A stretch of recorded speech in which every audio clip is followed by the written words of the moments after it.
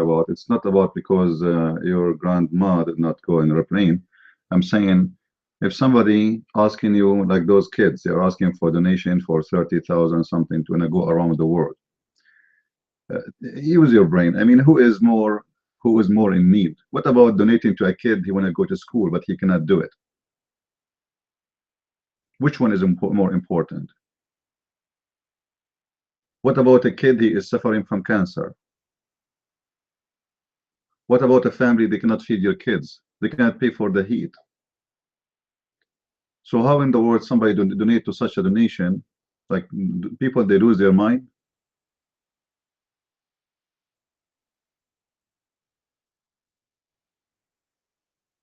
This is what we're talking about.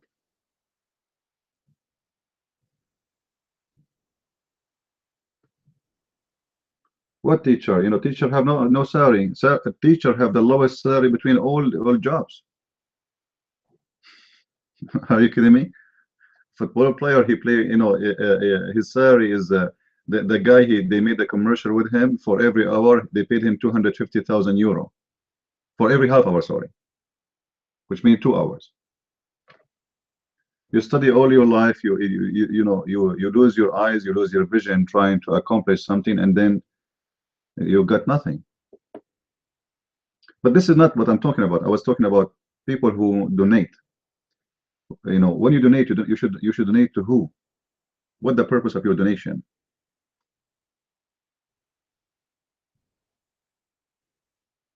You know, you should donate people who need donation, not, you know, if you have extra money, there's people, they are sleeping in the street.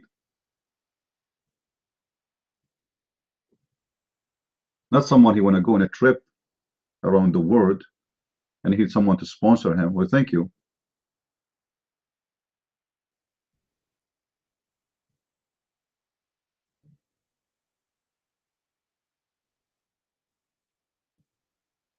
Well, the charity of Islam is not really a charity. The charity of Islam is about a charity to conquer. This is why you see Muslims really don't give a charity. As an example, I will tell you a story of a Muslim woman from Bosnia. I met this woman, and in the beginning, when she said from Bosnia, she said her name, I thought she is a Muslim because this is what I thought, you know, she is from Bosnia. Then she was saying she want to go to the next Sunday when she going to the church. So I said, you are Christian? She said, yeah. So I said, also you are a Christian from Bosnia? She said, no, actually I was a Muslim and I became a Christian. I said, can you tell me why you became Christian? She said, yeah, sure. During the war in Bosnia, there was Islamic charity in many locations in Bosnia. She have, I think, 5 kids, and there is no food. You know, it's war. War always is horrible for everybody. Christian or a Muslim, doesn't matter. Those people will suffer. So she went to the Muslim charity with her kids. They are giving out food. They give rice, etc. You know. So she went there and she stand in the line from the morning until her turn come. There's maybe 1,000 of people waiting. When she arrived, the guy in the door, or let's say in the gate where they give the food, he told her, get out. We cannot give you anything because you are not wearing hijab. Because what? You are not wearing hijab. The woman, she start crying. I have my kids, they are hungry. Please, next time I will come wearing hijab. They said no. We give only food to Muslim people, and you are no Muslim. She said, I'm a Muslim, my name, etc. This is my ID. And she said no. A Muslim woman is the one who wear hijab. The one who don't wear hijab is not a Muslim. So the woman, she went out of the line. He kicked her out, and then the people there, they felt sorry for her. They said to her, well, you know, wait a few hours from now, this guy, he will leave. Is like, you know, he have like a few hours shift. He will leave and another guy will come, but this time come and borrow a hijab. So they gave her a hijab to wear. Then she stand in the line again, and now this time she is wearing hijab. All right. After many hours, finally she got in the line. She is in the door, and the guy, now she is wearing hijab, but look like they suspect about her. The other guy told the other guy about her, etc. So the guy in the gate, he said to the child who is with her, "Do your mom pray? Do your mom pray to Allah?" The kid is a kid, is a child. He said no.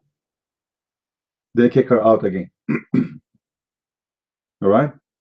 So this woman, she is desperately hungry. She have a children's. The people in the line after she left, they give her some from what they receive, but they can't give much. They are poor too. They are hungry too. So they told her there is a Christian charity in the other town, but in the Christian territory. Uh, she went there and she said, "Nobody asked me. My name is clear. My ID is clear. I am a Muslim. They didn't ask me anything. They gave me a shelter, not only food. They gave me a shelter. Uh, they did not mention the word Jesus to me. They did not say anything about being a Christian or being a Muslim. Nothing, nothing, nothing. They gave us food. The doctor, he came, he checked my kids. Her son, he is coughing or whatever. Gave him some medicine. They gave him warm soup. They gave him the food. They gave them blanket. They gave them a place to stay. And and she said, I stayed there, I don't know how many months, and nobody says to me anything about being a Muslim. And then she said, and this is what is God. Those are people of God, not Islam. So she became a Christian, her and her kids. So imagine the filthy charity of Islam. They want to give only charity to Muslims, and if you are not praying,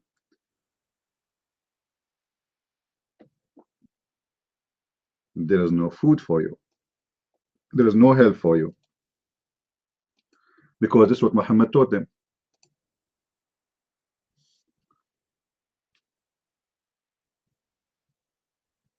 I don't know anything about her husband really. I think he's dead, or I don't know. I'll not talk about that.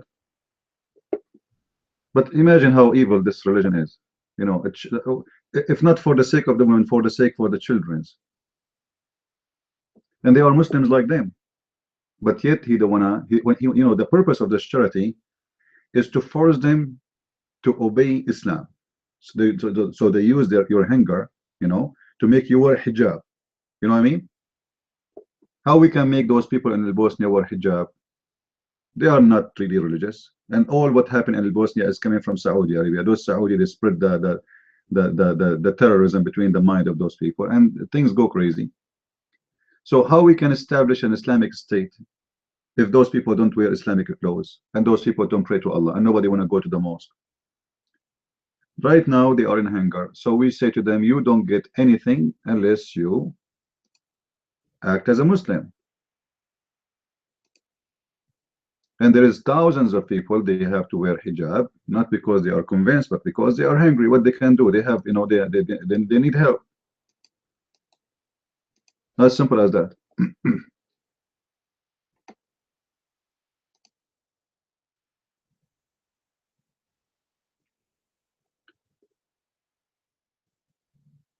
And this is how it works. Supposedly for them, they are fighting the enemies of Allah, and they are, let us say, they want to establish the Islamic State. But the fact, Islamic State, wherever it goes, Muslims, they hate it. Right now, go and see what happened in Al-Mosul. Whoever get out of Al-Mosul from the Muslims, those are not Christians. Christians already run away.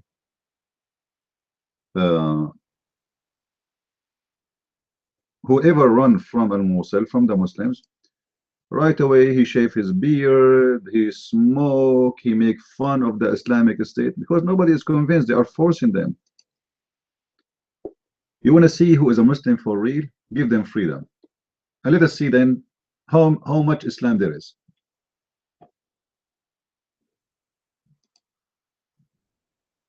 When the Muslim they say to you, Islam is taken over, there is no Islam taken over anywhere, even in the Middle East.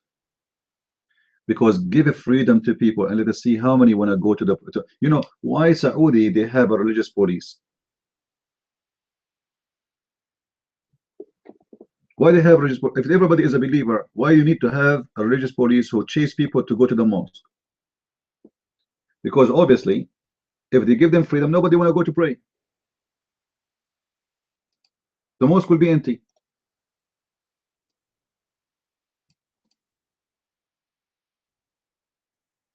Islam is growing out of the Middle East. Islam is growing nowhere, my friend. You see, even in Europe, if you go to Europe, Ibn Saleh, I don't know where are you from. I think maybe you are a Moroccan or something. I have no idea. What is number one people doing prostitution in Europe? Should I say to you? You know your people. What Islam is growing, my friend? You people are drunk, prostitution, gang, thieves. Number one people in jail all over Europe. You are growing nowhere. What Spain? All of you in Spain is not even a few thousands. Get lost. Yeah, growing in Spain.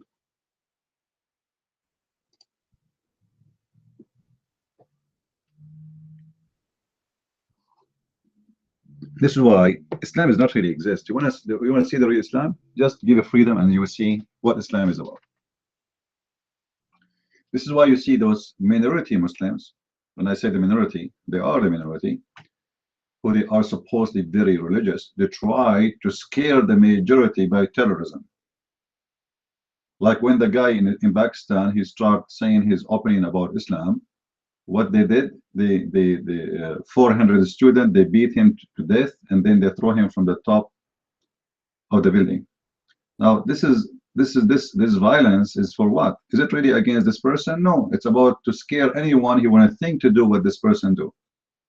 So they rush into violence, so they shut up the first guy, because if they don't shut up the first guy, then there will be second guy, and then there will be a third guy and fourth guy, and then it's going to be out of control. So what we do, anyone he try to say something we don't like to hear, then we have to shut him up. But that will not work no more because we have the internet. I am now being heard from people from Pakistan. Actually, I just received an invitation, I think, from someone who's from Pakistan to attend his wedding. He is here in the state. People from Pakistan, they love what I do, and they are very decent Christians. And actually, Christians from countries like Pakistan, they will make better Christians from anyone else because they are under a lot of oppression. Those are really Christians.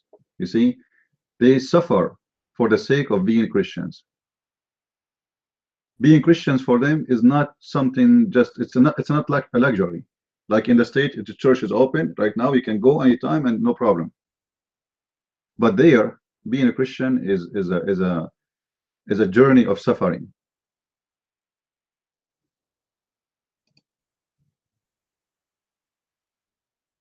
Yeah, you will win. Yeah, actually, even your prophet Ibn Salih, just to show you how stupid you are. Your prophet, he said, Islam start as a strange and will end as a strange. So look like your prophet was a liar. That's what you are saying. So if your prophet himself says that Islam will end as little, are you saying your prophet did lie? Are you saying that, Ibn? Not at the end. He is saying not at the end. See how he changed the coward? A second ago, he will win.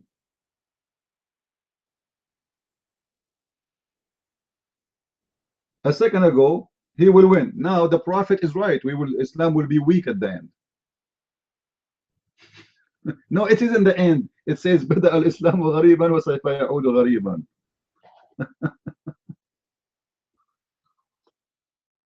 What is the second? Okay, listen. The hadith is so clear. بدأ الإسلام غريبا وسوف يعود غريبا. If there is a step after, did he say a step after? No.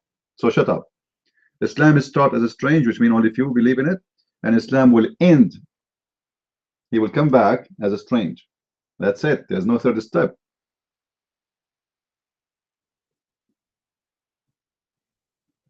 And when they speak about Islam will overcome, I laugh.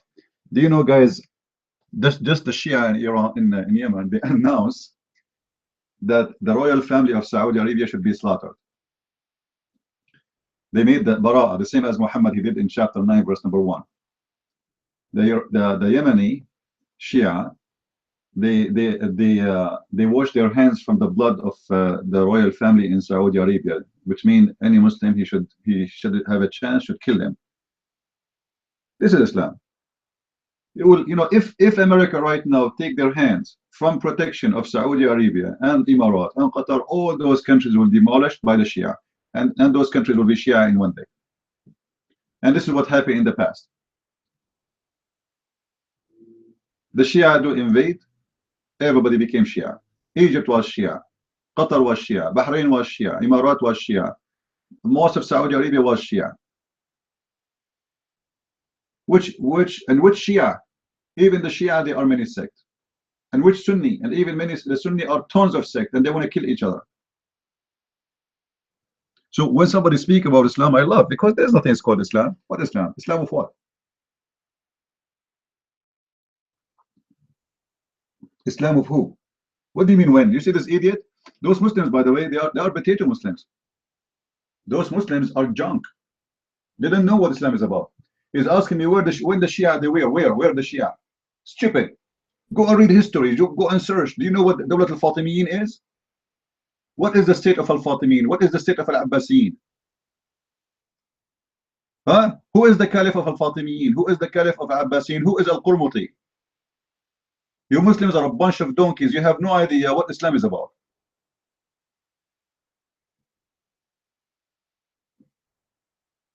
Yeah, you saw the map. Yeah, he looked for Islam in the GPS. A Muslim now is looking at the map.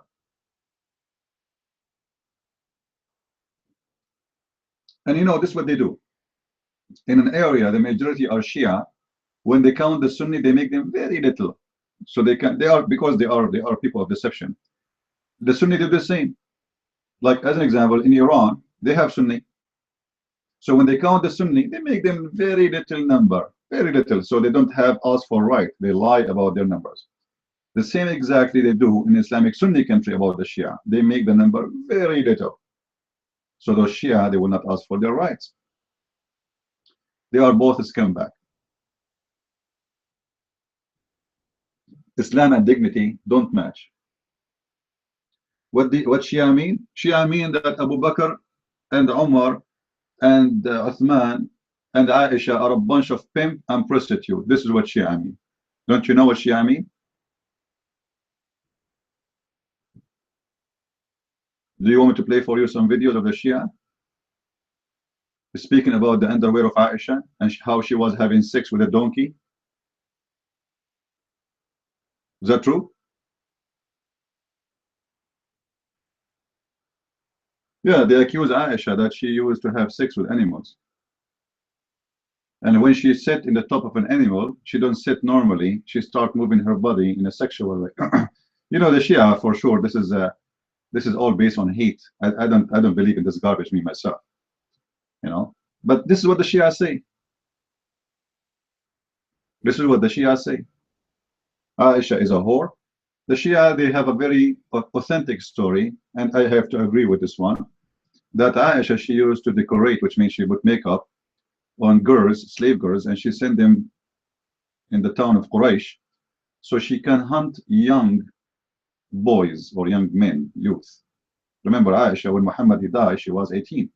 She's a young girl.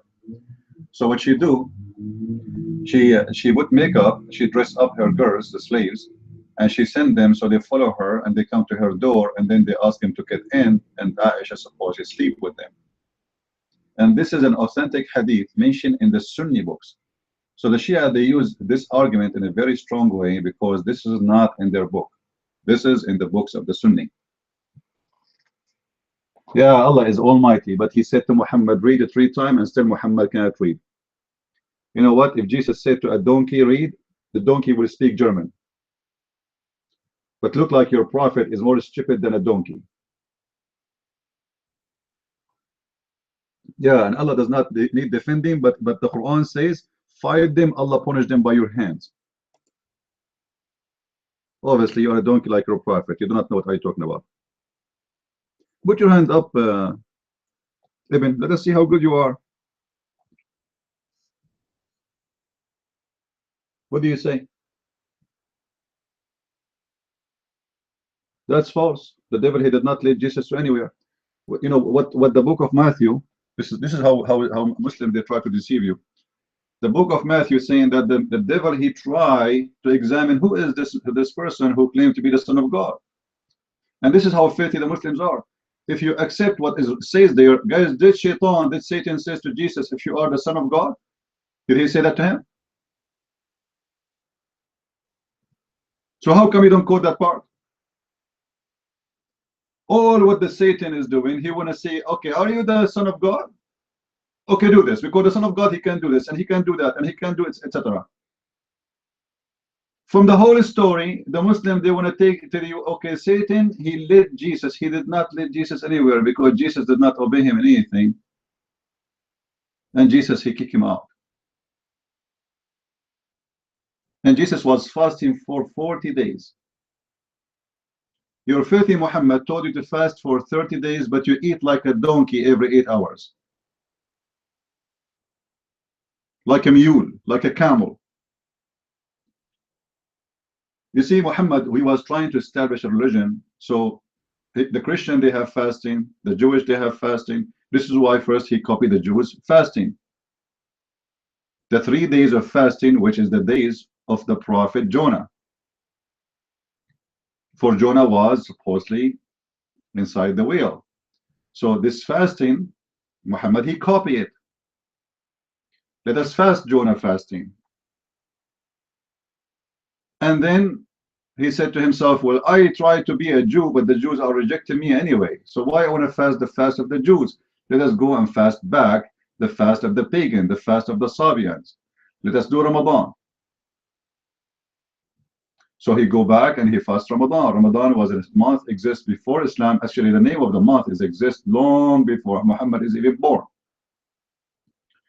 It's one of the month of the year. It's called Ramadan, and it used to be in a certain date. But because the Muslims, they changed the calendar to fit with their prophet immigration, Ramadan today is moving in a cycle which is very funny and very stupid. So sometime Ramadan come in July, sometime come in January, sometime come in February, etc.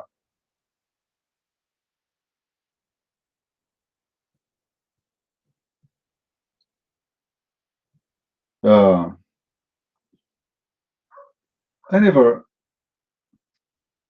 It is 30 years cycle. Okay, but Ibn Salih, Ramadan was not 30-year cycle. Ramadan was in a fixed month, and it's called Ramadan because it was in a hot month in the year. It's like July or August now. It come every year in certain date. But the stupid Muslims, they took Ramadan from the pagan Arab, for they are pagan too, but they changed the calendar.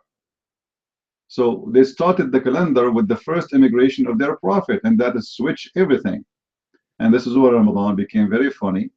And sometime in winter, sometime in January, sometime it keep moving 10 days every month or every year.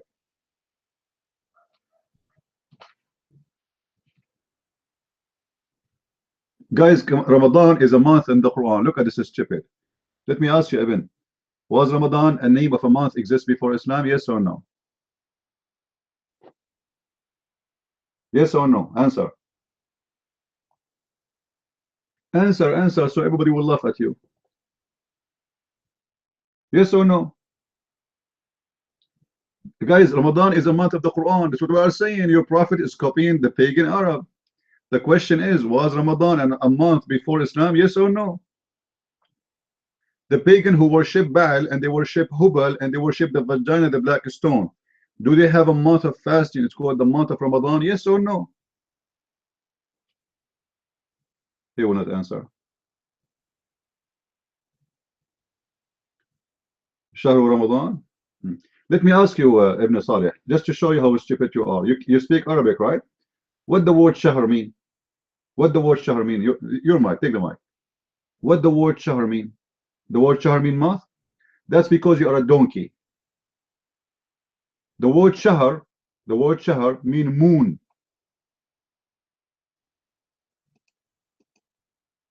Mean what? Mean moon. And this is an Aramaic word, you donkey. So the Quran says, whoever of you witness the moon of Ramadan. Shahr is a word mean moon.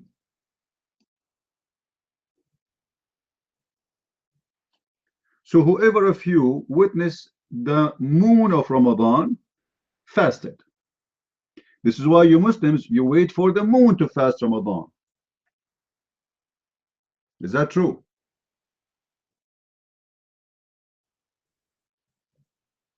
فمن شهد منكم الشهر فليصمه. فمن شهد منكم, the one who saw الشهر. So can you see الشهر? Guys, can we see الشهر? If the shahr is a month, can we see الشهر? Can we see it? Is it possible to see a month? Guys, are you listening? Can we see the month? No, it's not possible. It's not something. This is a calendar. This is a virtual. This is not real. There's nothing called month. We are the one who made those numbers. They are not real. So the Quran says, whoever of you saw ash-shahr, which is Ramadan, fasted. How you can see it? It's the moon. It's not month, Abdul. But stop being stupid. It's not month. It is moon. Because this may explain to you, Abdul Potato. Learn from your masters. Even the Quran says to Muhammad, "In kunta fi shakki min amrika is ahl al-dhikr." Oh Muhammad, if you don't believe me, ask the Christian. So come to Christian Prince. The the word shahr today in Arabic became about the month. Why? Because every shahr is a month. For every shahr, we change the date by the moon, and this is supposedly what the pagan in the Middle East they used to practice. The month, as today we understand, start with the moon. So every shahr is every moon, every new moon. And this is a very Aramaic word. This is not even Arabic. Actually, there's no Arabic. Arabic does not exist. Arabic is just a mix of languages, and maybe 80% of it is coming from the Aramaic. So whoever of you witnessed the moon of Ramadan. So what is the month? It is Ramadan. That is the month already.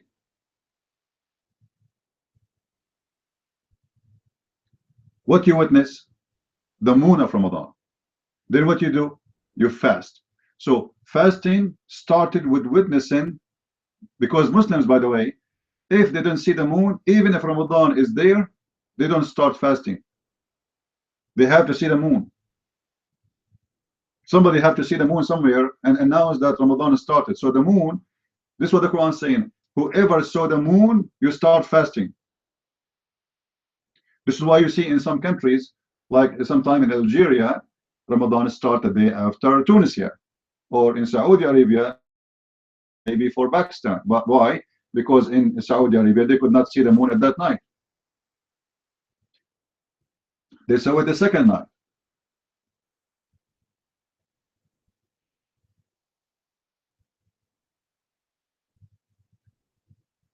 Okay, Evan, what about we make a challenge about this? Do you accept challenge? If I prove to you that the word shahr means moon, not month, and this is the origin of the word, what do you do? Do you accept the challenge?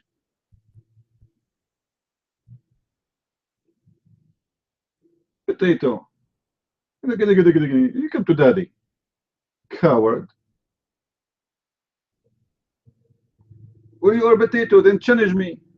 As long you are saying to me I'm lying, why you don't challenge me to prove it? Correct, guys? He is here, I am here. He speak Arabic, I speak Arabic. Why you don't accept the challenge? I let everybody watch. You kept using the word shahr as moth. Today the word shahr is used as a moth because people are ignorant. You see, the Muslims are a bunch of stupid who know they have no idea that Muhammad is a thief. He's stealing everything from the pagan Sabian who they are Aramaic. The Sabian, their language is Aramaic. And you will find tons of things. As an example, 2 days ago we were talking about noon. Anyone remember? Who is noon? Who remember? Who is noon? Who is noon? The whale. Okay. Do you know what noon is coming from? The stupid Muslims, you ask them who is noon, they think this is the name of the name of the whale. His name is Noon. But the fact this is an Aramaic word which is coming from the word Nuna, which is the big fish. At that time, the Aramaic people, they don't make differentiation between the mammals and fish. So the male, the whale is a fish. It's a big one. So the stupid Muhammad, he took the word from the Aramaic, he said the noon. Okay, the noon. Even Prophet Jonah, he was called the noon, the guy with the big fish. But Muhammad did not know that this is a big fish, which means a big whale. He thinks this is a name. This is how stupid they are. They are thieves.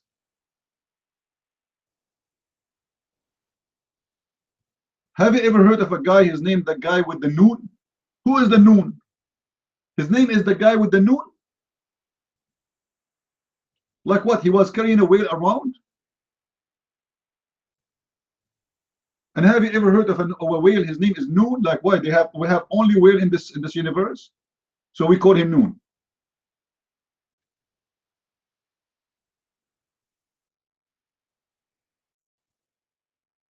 But the fact Noon is the word coming from the Aramaic, which is a fish, but this is a huge fish.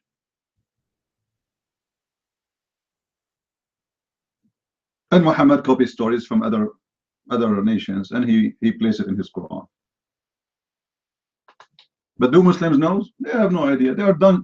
You see, Muslims, they will not even search because they are afraid if they search, they will find how stupid Muhammad is and how dumb his religion is. If we ask Ibn Salih, is it true that Mr. Noon, huh? Mr. Noon, you see, I'm respecting this Noon because he's a Muslim. We have to respect him. Don't insult a Muslim Noon. That Muslim Noon, the Muslim Noon, the whale, he is carrying the earth in the top of it. Is that true? Yes or no? Is it true that the Mr. Noon is carrying the earth in the top of it? What do you say?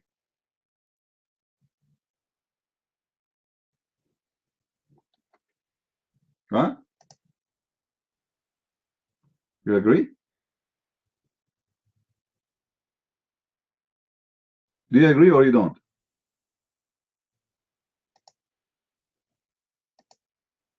It is deception. Okay, guys, it's a deception. That's mean, okay, I agree with you. It's deception. That's mean you Muslims, you practice deception to deceive Muslims. Thank you very much. Because if this is not deception, how you explain to me you Muslims saying this? Let me show you. This is absolutely deception. This is deception of the stupidity for the stupid one. From the narration of his authority of who? Ibn Abbas. Who is Ibn Abbas? The cousin of Muhammad, who Muhammad only named him as a scholar. The only one who named him as a scholar. A description. Oh, sorry, description. Okay. So it's not deception, it's description. Thank you. Let's see the description, guys. And from his narration, on the authority of Ibn Abbas, he said that regarding the interpretation of Allah saying Noon, Noon, he says, Allah swear by the Noon. Allah swear by the whale. Allah swear by the whale. Which is the whale that carries the earths on its back while in water, and beneath which is the bowl, and under the bowl is the rock, and under the rock there's a dust, and none knows what is under the dust save Allah. Allahu Akbar. Wisdom. Wisdom, pure wisdom. See, only Allah knows what is under the dust. The Muslim knowledge only stop with what the dust. They know about the bowl. They know about the whale who carry the earths, because Muhammad told them there's 7 earths. Huh? But the knowledge of the Muslim and the Prophet Muhammad stopped there, because after the dust, nobody knows what is there save Allah. I mean, this is amazing. Actually, this is a scary knowledge. Let us continue. Okay, so there is the whale who carry the earth on its back while in water, and beneath which is the bowl. I like the bowl. I mean, who hate the bowl? And under the bowl there's a rock, and under the rock is the dust, and none knows what is under the dust save Allah. The name of the whale, Luwish. Here we go. The name of Luwish Farrakhan is mentioned in the Quran. What do you want more? Do you see Luwish Farrakhan? Yes, do you see Luwish Farrakhan? His name there, Luwish Farrakhan. So the name of the whale who will swallow your money and sleep with your woman, Luwish Farrakhan. So the name of the whale is Luwish, and it said it is the name Lutia. Lutia. The name of the bowl is Bahamut. I love Bahamut. Bahamut, how are you doing? The name of the bowl Bahamut. Why he have a name? Who is calling him this by his name there? This guy he have. Why this bowl have a name? Who is calling him? His wife? Bahamut. Bahamut. And Bahamut answer says, Bahamut. Absolutely, Bahamut is a Babylon god. Thank you. You see, guys, all of those stories is a story from the Sabians, a story from the Aramaic people, from the Babylon. Here we go. Bahamut is in Islam, but who is Bahamut? He is the same as the source of the god Baal. Who is Baal? Anyone knows who's Baal? Who is Baal? Who knows who's Baal? Don't you know that Baal? Yeah, but Baal is what? No, Baal is a bowl. Baal is a bowl, my friend. He's a bowl.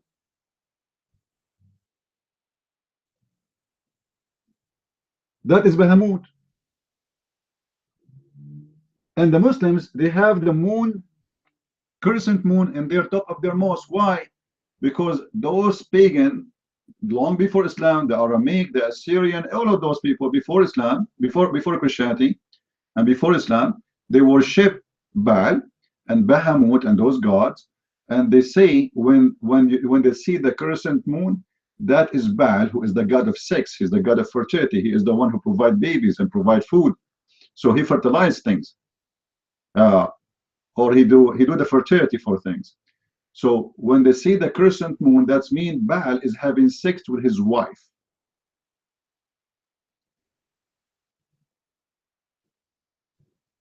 And this is the reason the Arab, they have a vagina of the black stone, and they used to go and worship it, and they used to touch it. And what they do, the women before Islam, they go and they touch their vagina when they have their period, and then they place their hand over the black stone and they pray to Baal so he can have sex with them so they can get pregnant. They think they have a period because Baal is refusing to sleep with them. So they go to the vagina, which is the black stone, because this is where Baal, he put his penis, hoping that Baal, by having their blood over the vagina of the wife of the black of Baal, Baal, he will leave some sperm for them, and he will fertilize them, and he will make them pregnant.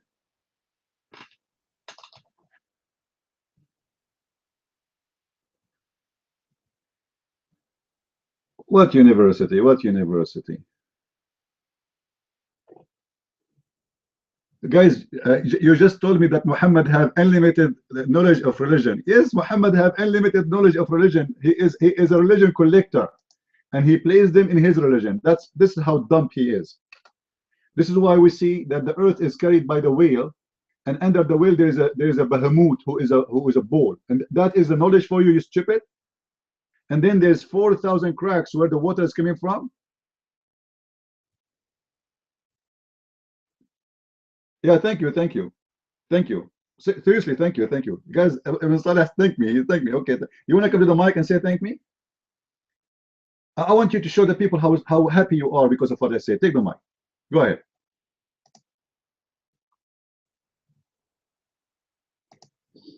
I'm amazed how you're praising the Nabi Muhammad sallallahu alaihi wasallam for having so much knowledge. Ya salam. So much.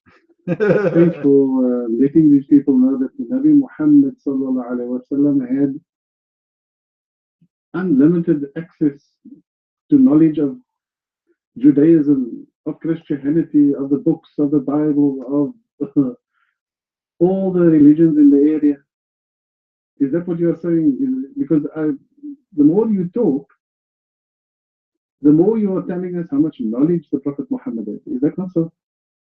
Mm. So I just realized as you were talking that there must have been a university somewhere. But hang on, universities were not invented yet. So the Prophet, where did the Prophet Muhammad sallallahu alaihi wasallam, how did he acquire all this knowledge? How you If acquire you can explain that to everybody, I think they will really appreciate it. Like free. You see, as I always say, Ibn, you Muslims, you are suffering from mental issues. Is it the Arab, they said to him, we know those stories, those are the legions of the old generation? Is it true? How the Prophet, he knew all of this? How he knew all of this? Oh, Christian Prince, he knew them already. Does that mean I'm a prophet too? But I know the source of them. Muhammad, he have no idea. And this is why he is copying them and he putting them in his religion because it's stupid. For me, I know where it's coming from. Your prophet, he do not know, otherwise he would not put it there. Do you know what the Arab they said to Muhammad when Muhammad he speak to them about his stories, Bahamut and Sharamut and Faramut and the ball carrying the earth, blah blah blah blah blah. They say to him in chapter 6, verse number 25, هذا إلا أساطير الأولين أساطير الأولين. This is nothing but the fabulous of the old generation, ancient generations. We know them. We heard them before. And those are stupid stories. This is what the Arab said to Muhammad. Chapter 8, verse number 31. إن هذا إلا أساطير الأولين. This is nothing but the fabulous, the fairy tales of the old generation. Chapter, look how many times. Chapter 23, verse number 83. إن هذا إلا أساطير الأولين. This is nothing but the fabulous of the old generation, which means we heard them before. This is the stories we know. Chapter 25, verse number 5, and they say this is the fabulous, this is the fairy tales of the old generation. He wrote it down, you know, and he say it's coming from God. Those we know the stories. This is what the Arab they said to him. In chapter 27, verse number 68, it says, well, this is our religion from the beginning, and they are telling us nothing. This is the fabulous of the old religion, which we heard them from our fathers. Chapter 46, verse number 17, at the end of the verse, the verse says, and this is nothing but the fabulous and the fairy tales of the older generations. Chapter 68, verse number 15, each time he read Quran, the Arab they say to him, this is the fabulous of the older generation. It's a fairy tale. We heard them, we know them. Nothing new. Chapter 83, verse number 13, each time the Quran recite on him or on them, they say this is the fabulous of the old. So you see how many times they say to him, we know them, and those are nothing but the fabulous of stories. Huh? So do you see how stupid what you say? MashaAllah, how the Prophet he knew all of them, they knew them. Those are stories. And let me teach you something.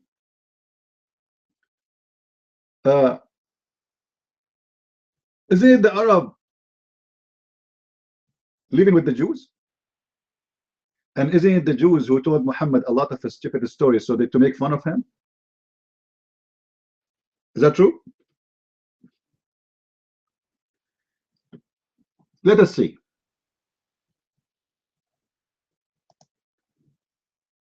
I will show you something. How Muhammad he have nothing. A Jewish woman. I mentioned the easy one. There is a long stories. There are different stories, but they are long. Look at this story. A Jewish woman, she came to Aisha and she said to her, I seek refuge to Allah from the punishment of the grave. Okay, it's a big deal. Aisha, she went to Muhammad. A Jewish woman, she came to me and she said to me that she seek refuge from the punishment of the grave. Is that true? There's a punishment of the grave. Muhammad, boing, boing, bingo. He got an idea. Yeah, he said, yeah, yeah. There is a punishment of the grave. Yeah. But Muhammad, he never mentioned in front of Aisha such a thing. The point, she never heard it. That's why she's asking him. And look what Aisha, she said. Let me pause the hadith. Let me pause the hadith.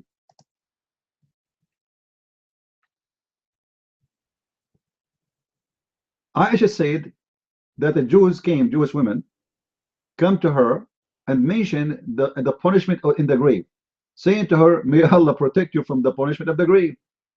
Aisha, she asked Allah Messenger about the punishment of the grave. He said, yes, there is punishment in the grave. Aisha added, after that, I never saw Allah Messenger but seek a refuge with Allah from punishment of the grave. Like, what the heck? Muhammad, he never did that before. Never did that before, to the point she never heard it. The second she mentioned to him what the Jews said, he liked it. Okay, the Jews, they believe it must be true. As long as Jew, he said that. And I believe strongly that the Jews, they came to Muhammad to get him in the trap, because they knew that this guy is copying them. Whatever they say, they take it. So, seek refuge from the punishment of the grave. Oh, okay. And Muhammad like, oh, bingo. Wow. Okay, punishment of the grave. This is scary. People, this is mysterious. People like mysterious stuff.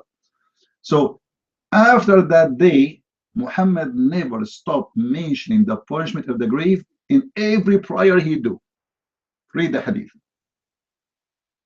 Each time he pray, he mentioned it. But the question is, how come Muhammad never ever mentioned that before? Right?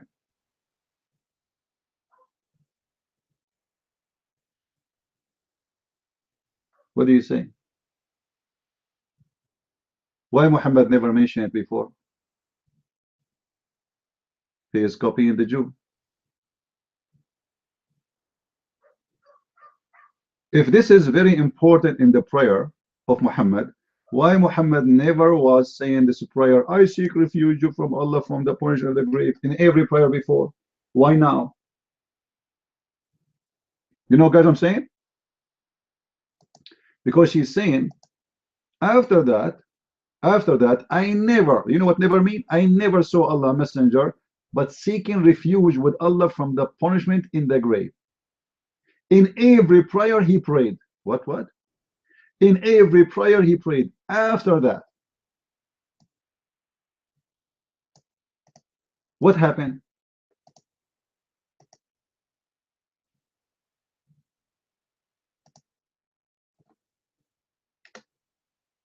Do you see it?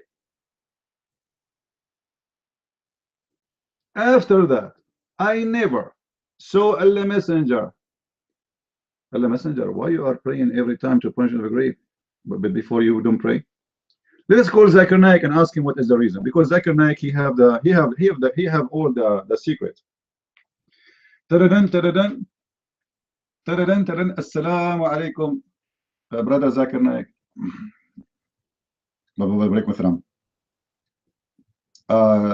Brother Zakir Naik, do you know who's calling you? Let me guess. I think this is the Christian Prince, isn't it? Yeah. So can I ask you a question? No, you're going to cut a quick question. First of all, if you go to chapter 13, verse 13, it says that if someone is the Christian Prince, he asks you a question, don't answer him. Thank you very much. What? If the Quran says if a Christian prince asks you a question, don't answer him. The Quran says that. My Christian prince, his name is in the Quran. So who is the Muslim when he answer us why Muhammad he never recited this prayer until this woman she came to Aisha and she is a Jew and she mentioned the punishment of the grave.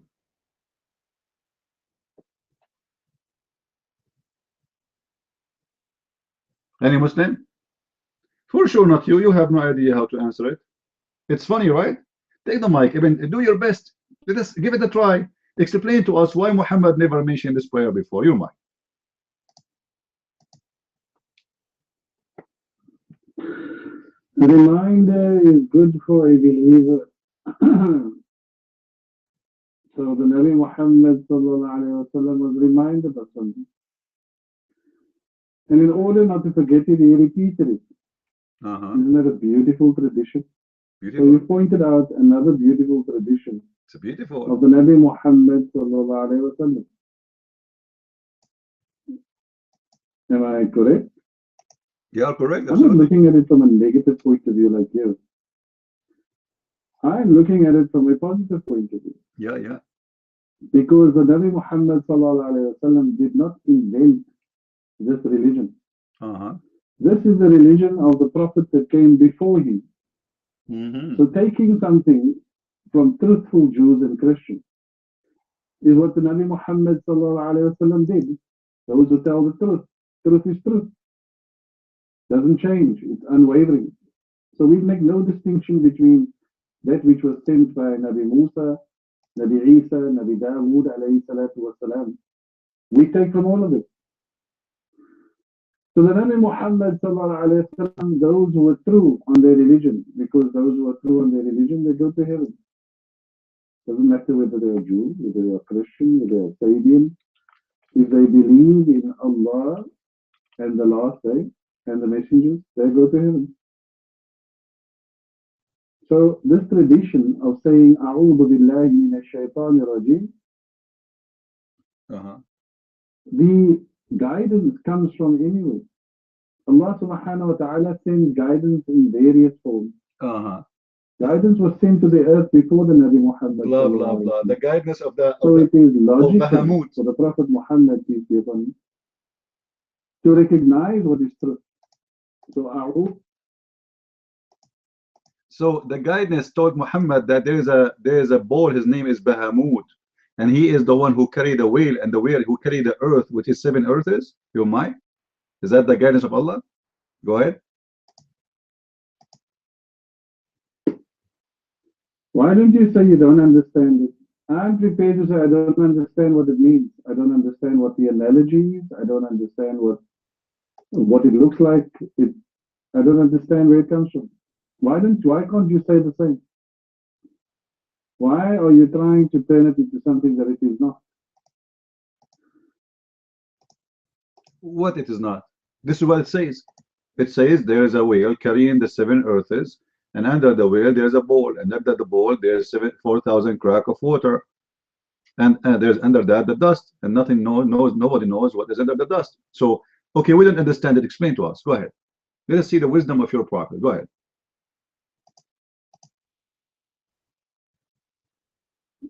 Tell me something, Christian friends. God is infinitely huge. So in the sight of Allah, we could be a little pond. The entire universe that makes sense. Could be the size of a pond. Right. You understand that? And in this pond, all of the organisms are in that pond. You see? Wisdom. Can you understand it? No, we cannot understand. What I'm saying to you. Tell us more. In this 7 it could be by Allah subhanahu wa ta'ala, this is small. It fits on the one finger of Allah subhanahu wa ta'ala. Or smaller than that, this entire universe. So if you look at it from that point of view, and you take an explanation, finger being a figurative finger, obviously. If Allah says Allah has a hand, that's a hand. So it fits on one finger of the hand of Allah subhanahu wa ta'ala to give us a perspective. Because our logic, in terms of how we think and what would make sense to us, these explanations are given in order for us to come to understand certain realities. But it's difficult for us to understand this reality. So they put it into a picture. They put it into a graphic form. Mic free.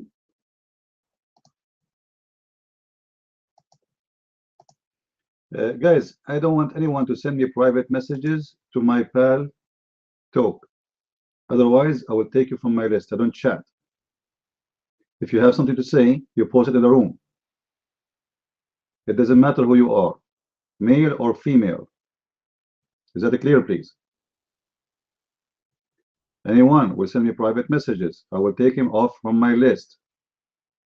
If you want to share something, share it in the room. Ibn, I like the finger of Allah. Even your prophet, he said, I am the same as the middle finger. I could not understand that until I went to America.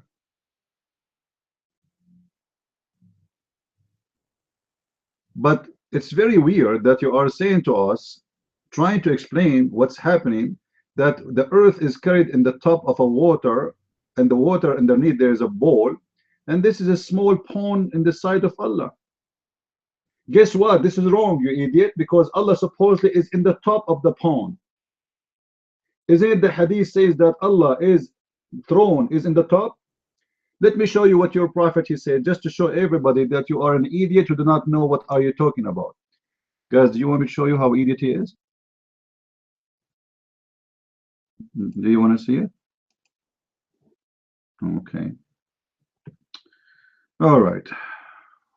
Just to show you that those Muslims, they have no idea. They have a big mouth, but they say nothing. They say what? They say nothing. Talk, talk, talk, but nothing. At the end of the day, it's hummus, falafel, shish kebab. Nothing there. All right. Let us see what your prophet, and you will see again, how your prophet, he mentioned the bowl and noon. And at the end of the time, by the way, when Allah he is done with the earth, he do not need the bowl, and he do not need the moon, the noon. So what he do? Anyone knows what he do? What Allah will do with the bowl and the noon? Anyone knows? No, Allah will slaughter them. He will slaughter them, and he will make the Muslims eat them.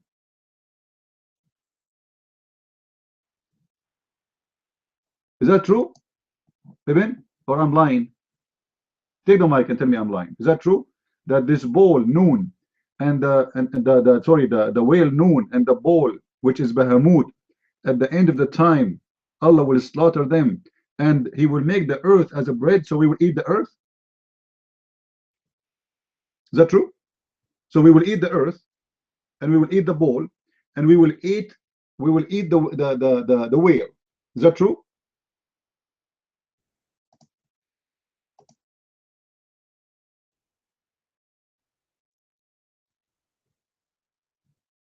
Never heard of the stories. I don't know where you're getting it from. If you're telling me you're getting this from hadith, it must be very, very weak hadith. If you're telling me you're getting this from Shia hadith, then I need you to post a reference for this, please. Can you do that for me? Because I haven't come across these stories. My career. I mean, Ibn, have you ever come across any of the stories I told you before? Isn't this what you say to me every time you come here? I never heard this before. Every time, all of you Muslims, not only you, every time you come here, you say to me, I never, it's recorded it in YouTube. I never heard this before. And right away you say to me, it must be weak. Right away, it's weak, must be weak. Just to show you how ignorant this guy is. Look, he did not say that this is weak. He did not say, know this with me. It looked like he forgot. He didn't say that this is not accepted. He was defending this about the earth is carried in the top of a whale. And in the top of the bowl. And he come to the mic to defend it and to explain it. This is acceptable, but eating the liver of the bowl is hard to accept. You see that? You see how small they are? The whale is carrying 7 earths, which we do not know where they are exist. And the whale is carried by a ball, is accepted. He was explaining to us about the finger of Allah and how huge Allah is, huge, big, very. Allah is Akbar, for sure. Allah is Akbar. Akbar means huge. He have no problem with this, but he don't like the hadith I said that Allah will slaughter the bull and he will slaughter the noon, which is the whale, and the Muslim they will eat from it, and 70,000 of them they will eat it. Yummy, yummy. That is not convincing for him, but the story we are posting here is very convincing. What do you think, Kevin? I want to hear your thought, your mind. I'm trying. Well, are you saying I'm trying to be Allah? Because Allah, he says, the one who Allah deceived, there is no guidance for him. The one who Allah he deceived, no one can guide him. Correct? Your mind.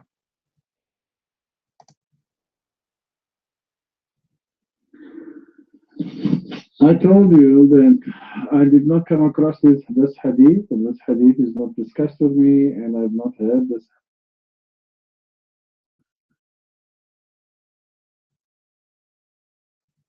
What happened?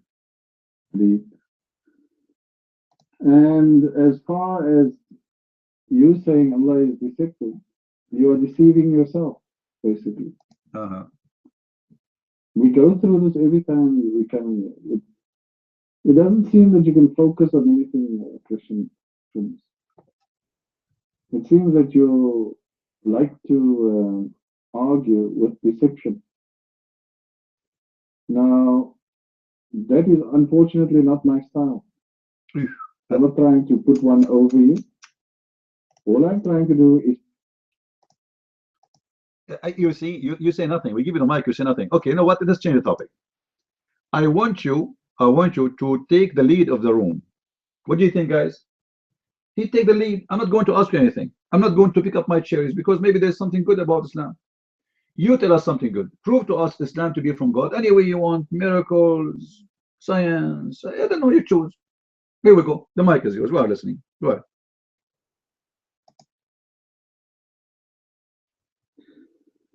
Islam is a culmination of all the religions, of all the knowledge that was sent before to the prophets, before the Nabi Muhammad sallallahu alaihi wasallam. It's a combination. I agree. Islam is a Christianity and Judaism and the pagan and the black vagina and the white vagina and Baal and the Hamut and the Noon. Yeah, that's what we are talking about in the last hour. Yeah, no. I want you to tell me something to convince us about Islam. We know those stuff. We know that Islam is a competition, is a collection of religions. This is what we are talking about. This is what we are talking about for the last hour. Now, tell us something to prove to us that Islam is from God. Your mind.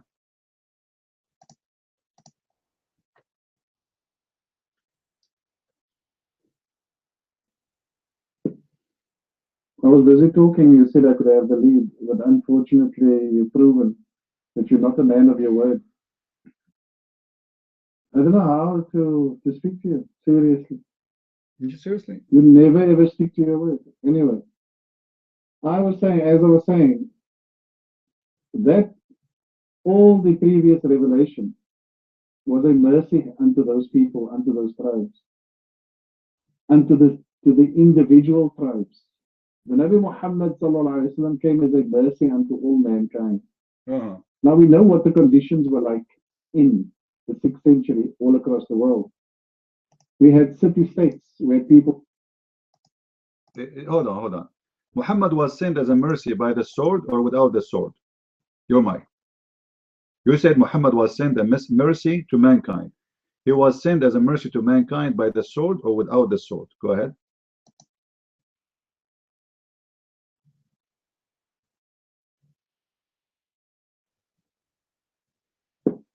Oh, you're taking the lead. I thought you said I could take the lead. So you basically lied. No, you are the one who lead the topic. Now we have questions. You are making a lecture. I'm sitting in the front seat and you are in the stage. You just said that the prophet,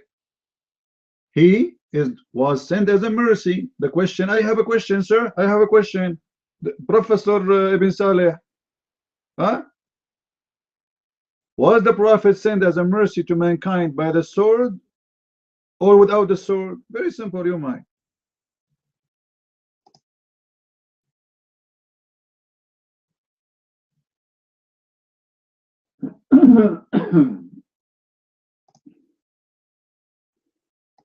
Islam defended itself with the sword. The Prophet did not come with the sword. The Prophet started out da'wah to ilallah. Not go out killing people. In Makkah, the Nabi Muhammad sallallahu alaihi wasallam called people to Islam. So Islam did not start out at all with any swords whatsoever. So I don't know what you're talking about.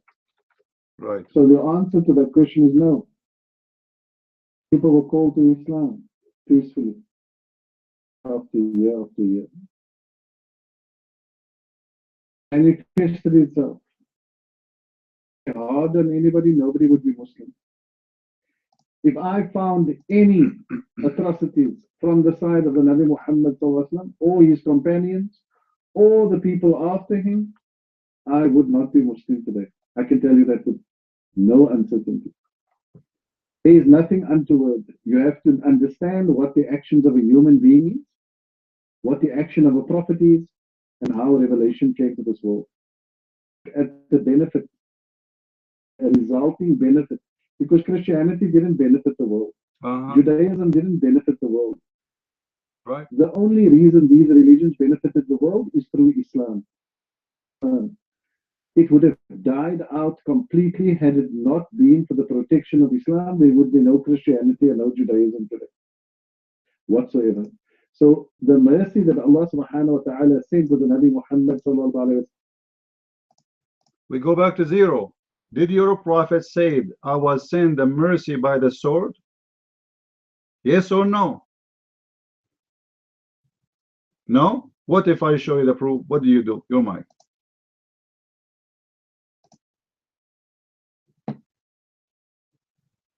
The saying is Rahmatul lil Alameen. The saying is not Rahmatul lil Alameen with the sword. I don't know where you're getting that saying from. I don't know why you would even bring that up. And we were given permission with the sword in order to protect ourselves from the Yahud, the Nasara, the Kuffar, the Mushrikeen, the Fasiqeen. Allah clearly defined who was who in the Quran. So a Muslim is given permission to defend himself, to go and be the aggressor. Because the Quran clearly says, be not.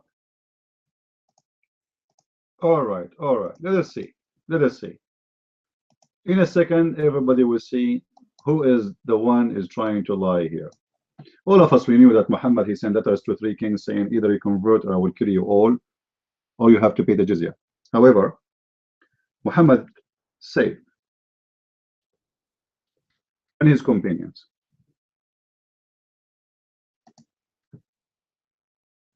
look what he said.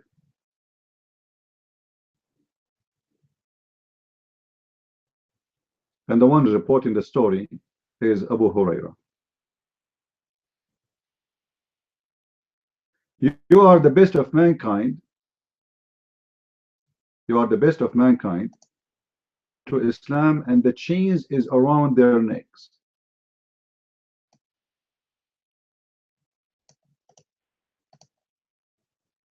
Is that the mercy?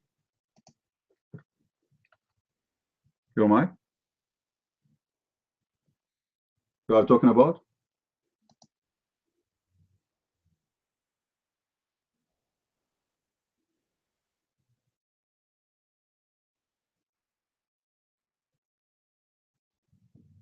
Give you a reference for this hadith. I don't know what you're talking about in this hadith. I don't know where you got. You know, I wish once you will tell me, I know what are you talking about, but always you do not know what are you talking about. You are the same as a husband, his wife is a cheater on him. Like Muhammad and Aisha. She's sleeping with Safwan, and Muhammad is the last one to know. Here we go. This is the reference. And this is from Sahih al-Bukhari. I can give it to you from other resource if you want. Your mind.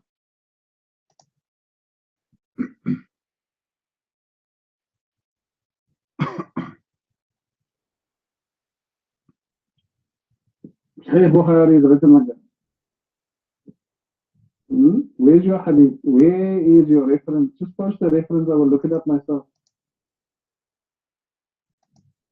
Abdul, what's wrong with you? I'm posting that. Don't you see what people doing? Look like Abdul, don't bring too much camera, you're in. Source. Here we go. This is another hadith, the same story. Here we go. Narrated from Abu Huraira, the father of the cats, the best reporters of the hadith in Islam. What if the father of the cats, he said? The verses, which is 3, etc., 10, whatever, it says, you are the true Muslim. Who are the true Muslims? Who is the true Muslim? Are the best of peoples ever raised up for mankind. Means that the best of people, of 4 people, as you bring them with the chains on their necks until they embrace Islam. You see the mercy Muhammad he came with? You see, guys, a lot of mercy. The Muslim, they will put the chains in your neck like a dog, and then they will force you to convert to Islam, and that is a mercy in Islam. And this is the benefit of Islam. This is why now people, they're spending billions of dollars just for security in the airports. This is because of the benefit of Islam, my friend. Everybody buy a car to ride it, except a Muslim, they want to ride it to kill you. Everybody buy a knife to use it in the kitchen, except a Muslim woman when to stab a woman in her back when she's pregnant. You see the benefit of Islam? Everybody go to the museum to visit the most ancient production of the human being history, and except Muslim, they go to destroy it. Do you see the benefit of Islam? Who can beat that benefit, my friend? Nobody.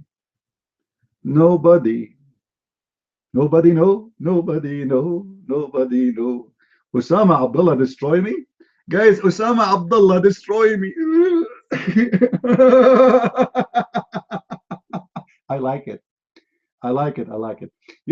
Just this shows you how stupid you are, Aboom. Do you know what Osama Abdullah he said about your prophet? Osama Abdullah, he said to me, Christian Prince, do you know why the prophet the guy he asked the prophet, why you are taking shower in a bi'r bida'a? I said, why, Osama Abdullah? He said, because it is stink. I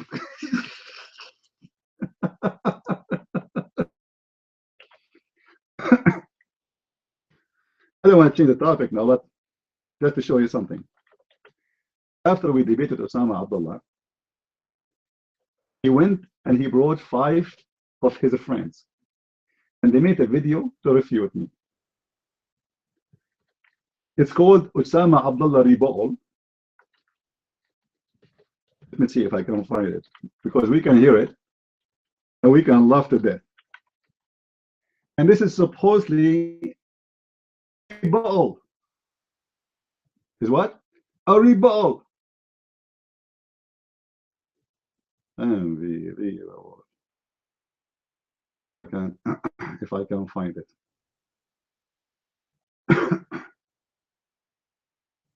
So we can laugh.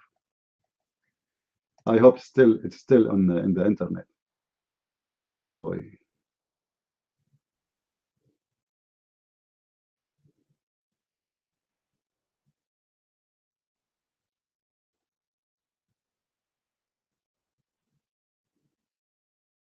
I think this is the one. Let us see. Audio rebuttal to some of the lies that Christian Prince raised against Islam during my debate with him, which consists of the following 7 points. Was the body of the water really a well, or was it a stream of water? Point number 2, provided ample scientific quotes from the United States government's Department of Energy and Wikipedia.org website, which is a scientific website, proving filters water from bacteria and microbes. The donkey, we are talking about a dirty water coming from the top, not from the bottom of the ground. This is not a spring of water. This is a sewage. This is the guy who destroyed me. Look what he will say more. Hold on. I provided that with ample scientific quotes. Point number 3, the Islamic standards. I've demonstrated the Islamic standards on cleanliness of water. If the smell, taste, and color of the water are not altered, then the water remains pure. But in the debate, he told me that the water stink. I have also proven that the water that the Prophet of Islam drank fit those standards. But we did not talk about the Prophet drinking the water. We were talking about the Prophet taking a shower in it. Point number 4, Prophet Muhammad, peace be upon him, was clean and even cleaned the lice from himself. Aboom, did you hear it? Did you hear how your Prophet is clean? He cleaned the lice of himself. Aboom, are you there? The Prophet, peace upon him, was so clean to the point he cleaned his lice by himself. So do you agree with him? This is the guy who destroyed me? Oh, hold on. The water that the Prophet of Islam drank fit those standards. Point number 4, Prophet Muhammad, peace be upon him, was clean and even cleaned the lice from himself. Oh boy, how clean he is. 5. And you know the funny, do you know guys how we mentioned the story of the lice with Osama Abdullah? Osama Abdullah, he took the mic, he says, you Christian are a bunch of filthy, you don't use water when you clean your ass, you stink, etc., and you have lice in your head. So I said to him, if somebody have a lice in his head, he is stinky. He said, absolutely. Are you stupid? You must be very dirty, disgusting to have lice in your head. And then when I showed him that he's a prophet, he have lice, now he's making a video to defend it.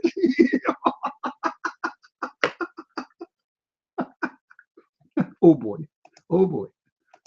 I've exposed Christian princes' lies on the water of Zamzam, for it is only a small stream of water and not a large one. Thank you very much. You see those guys, they're stupid. They try to defend something, but I trapped them. The same as Aboom yesterday. Yesterday, Aboom, I was challenging him to show me he's a prophet. He spoke to Allah. Do you know what he did? He did. He said, yes, I accept, but this is me and Muhammad is liar, because according to him, only Moses, he spoke to Allah. And what Aboom, he said to me? Was only Moses who spoke to Allah without hijab. What hijab, you idiot? Muhammad, he went all the way to the heaven. There's no hijab. He is in Sidrat al-Muntaha, where Jibreel himself cannot go through. Even Jibreel cannot pass that point. So who is the one who spoke to Allah without hijab? So this Aboom, he tried to prove me wrong, saying that he's a prophet who spoke to Allah, but by doing that, I trapped him to show him that Muhammad is a liar when he says only Moses spoke to Allah. Let us continue. As Christian Prince lied, the Saudi Arabian government today provides water to its people, whether the 2 million people who currently live in Mecca. So the water you Muslims you receive from Zamzam must be false. Because if little tiny spring of water, how this little tiny spring of water can give 2 million visitors water? He just said it's little tiny, it's nothing. Right? So it's fake, and this is true. The government of Saudi Arabia, as he said, they are pumping water out of Zamzam, inside Zamzam, to make them believe that this is Zamzam. May Allah Zamzam you. Medina, this number, according to him, I don't know if this number is true or not, but anyway, it provides the water, the fresh drinkable water to them from the Red Sea and the Persian Gulf. See? Basically, they have special processing plants that take water from the sea, and filter and clean out the salt. And now he in the video, by the way, let us see if they play it here. He will thank all those who helped him to make this video. How many people they helped him to make this video? This is where the Meccans of today get the water. The stream of Zamzam is not big enough to take care of all of them. Right. Point number 6, exposing Christian princes' lies on the bewitchment of Prophet Muhammad, peace be upon him. I've also demonstrated how Jesus suffered, quote, suffered. Quote, and had evil desires. Jesus have evil desires, guys.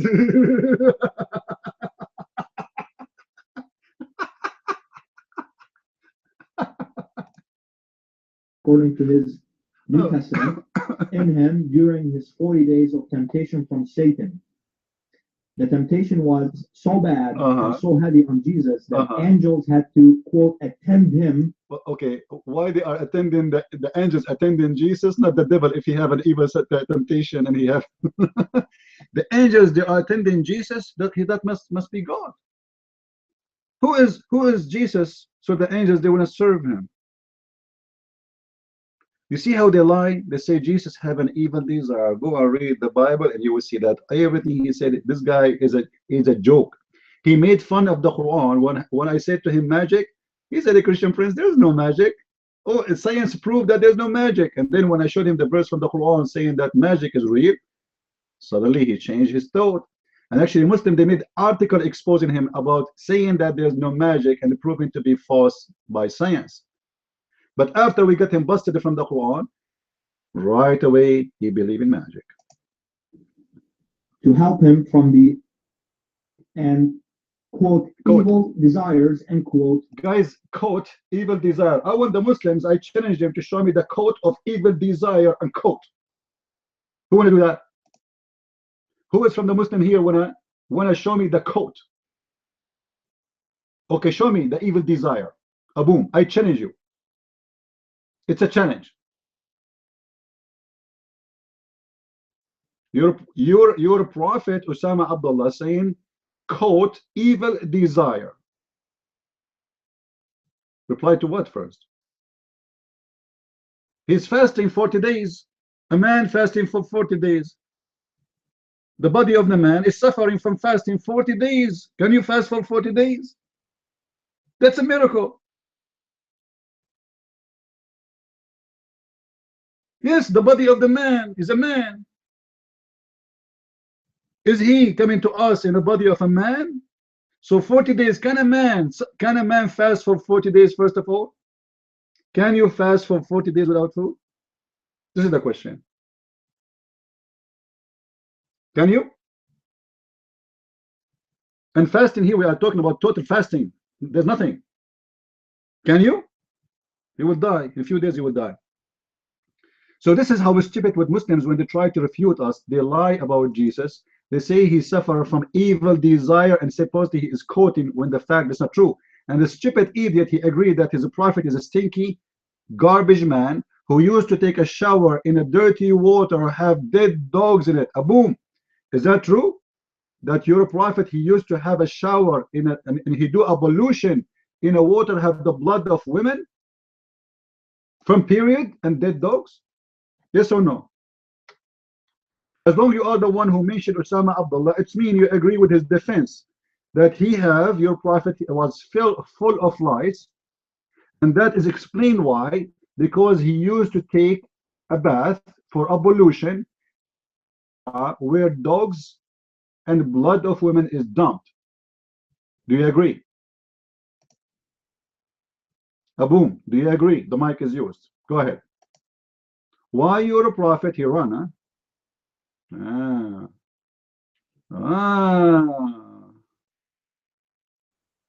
Run, run, run away, run, run, run. Must you run, run, run, run, run, run away, run. Run, da da da dum, da da dum, da da dum, da da dum, da da dum. And guys, then Osama Abdullah in the video he said, and I want to thank the brothers who helped me to do this rebuttal to Christian press. You see, when the Muslims they start making videos about debating me, that means that this debate was a humiliation. Because if you were victorious, you do not need to make a video to explain what happened. Why you did not say those things to me supposedly the debate? No, he came with 4 of his brothers that he had from Satan. You know, Jesus was losing his mind according to the Bible. Yeah, he's losing his mind. He needed the angels to attend him to end the suffering and the evil desires that he had from Satan for 40 days. So no. I've exposed Christian Prince on that, and I've demonstrated that from the Bible. Right. He demonstrated that too. And point number 7, Jesus and Paul did not care at all about body cleanliness, allowed their followers to eat dead and rotten animals. Oh boy. Oh boy, Jesus and Paul, they allowed that. I want to see that. Just to show you how stupid they are. The Quran is the one who allowed that. In chapter 3, verse number 7, you donkey. Come to me, come, come, come, come, come, come. Huh? Who is the one who mentioned the word makhmasa? Any Abdul here? Who is Abdul here when I try Christian friends? Who want to try me? Try me once, never again. Ibn Salih he run, and Aboom he run. Look like I shot two in the head in one bullet. The Prophet was taking a shower in a water. This water is little tiny, and even Osama Abdullah, he exposed me saying, this water was very tiny, Christian Prince. It was like 6 foot big. Suppose he exposed me now. So in 6 foot wide water, to the height if you're less than your waist, your private part, there is dead dogs. Dead dogs, not one dog. Imagine, guys, you have 6 foot. It's like your bathroom, but it's like a jacuzzi. It's not like it's like a square. It's like a circle, let's say. So it's a 6 foot hole in the ground, dirty water, and dump. It's a garbage place. Obviously, it's a garbage place. Nobody uses this water because it's not drinking water. It's garbage. It's a stinky water. This is why they dump there. Remember, in the desert, nobody will dump anything in water, because water, he was in the video himself, he was saying that water in Mecca is scarce. It's like it's very rare. Nobody would dump water. This is desert. Water is priceless. So the water is in this well. This is not a normal well. It's just a hole in the ground which nobody use, and there's dirty sewage water in it. And women, they dump their rags from blood. Women, they dump their period blood. And they have dead dogs. And Hadith says that all of this in 6 foot size little hole in the ground, and Muhammad is showering in it. And then when they ask him, Muhammad, why you do that? Muhammad, he said, oh, if the water is so clean always, and nothing make it impure. Read it. You see it? Indeed, water is pure, nothing make it impure. Do you see it? And this is expose Muhammad for what he say, because Muhammad, he says, if you touch women or you come back from poo-poo, you are not clean, right? So how now you are washing yourself with women blood from period, and the water have dead dogs, and yet it's pure, and nothing will make the water impure. We know what the sewage is water too. 90% of the sewage is a pure water. When I say pure, I'm talking about the water itself. But according to Islam, this means we can do ablution with the sewage, because nothing will make the water impure.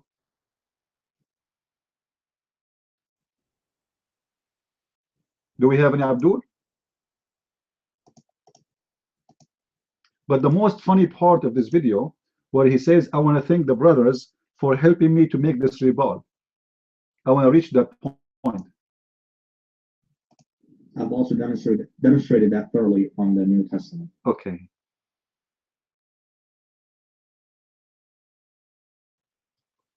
From the commentary right now, okay, just to prove.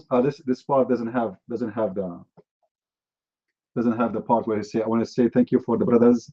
He mentioned Sami Zaktari. What is the other one? What is the other kids? They used to work with this guy, and later they are biting each other. Sami Zaktari.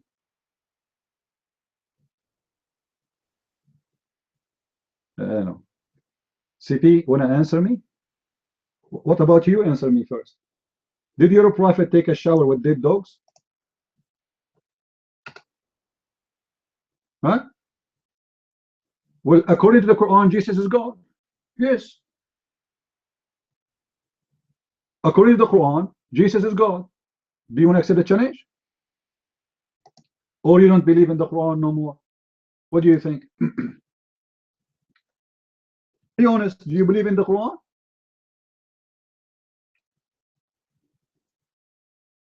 Let me ask you now, what about the questions we asked you yesterday and you run away? And what about the question I asked you right now and you run away again? Is it true that your prophet was taking a shower? After you answer this, I will answer you, no problem. Is that fair, guys?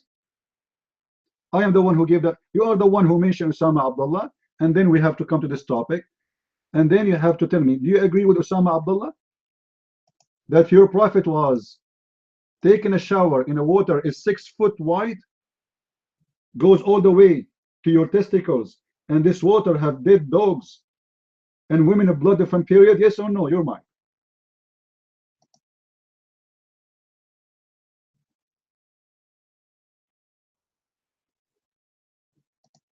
Why, your mom at home? Your mom is at home? Why you don't want to answer us? What kind of a prophet? Obviously, guys, obviously, Muhammad is mentally ill. There's nobody will do such a thing. Even the Arab, they were walking by, they said, Prophet, why you, how you doing? This is why this hadith came to existence, because they asked him, are you crazy? What are you doing? You are acting like a pig. Your prophet is a pig. Look what he is doing. He is jumping in the water, have dead dogs in it, and women of blood different period, and even their rags is there. Even in different hadith it says, actually, this is why they call it Bi'r Bida'a. Bi'r Bida'a, I mean the whale of garbage. Bida'a.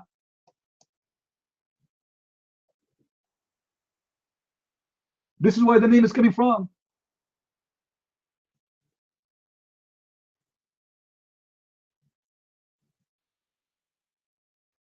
Look, a people, they were walking by and they asked Muhammad, oh Prophet of Allah, are you doing ablution in a water? Look, guys, read with me. This is a different hadith. This is more details. It was said, O Messenger of Allah, you perform wudu from the well into which bodies of dogs and menstrual rags and garbage are thrown. Guys, do you see the word garbage? Do you see the word garbage? So what we have there, we have a mascara of a stinky, disgusting water which every garbage in the town is throwing there. Look what we have. We have women of blood different period, their rags, dead bodies of dogs and animals, and we have garbage. And yet Muhammad doing ablution from this.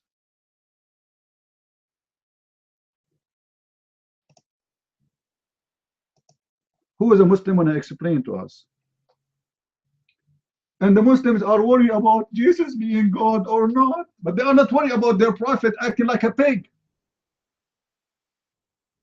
You see the worry of the Muslims, guys? They are worried how Jesus can be God. Really? Well, because he's perfect. What? Show me one bad thing Jesus he did. Show me one sin he did. He's perfect. Even in your religion, Abdul, Jesus is alive until now. He is just a man, but he's alive for thousands of years. How stupid are you? And then we look at your prophet, we find nothing but a stupid man, a crazy man who do stupid things, and he act like a pig. He act like as a pig in his cleaning. He act in hygiene. He act as a pig when he speak to women, when he act with women, and he act as a pig when it's his sexual desire. He don't care for anyone. Even your Muslims book says if the prophet he saw a woman, her eyes fall into a woman, her husband have to divorce her so the prophet can have her. That is a pig.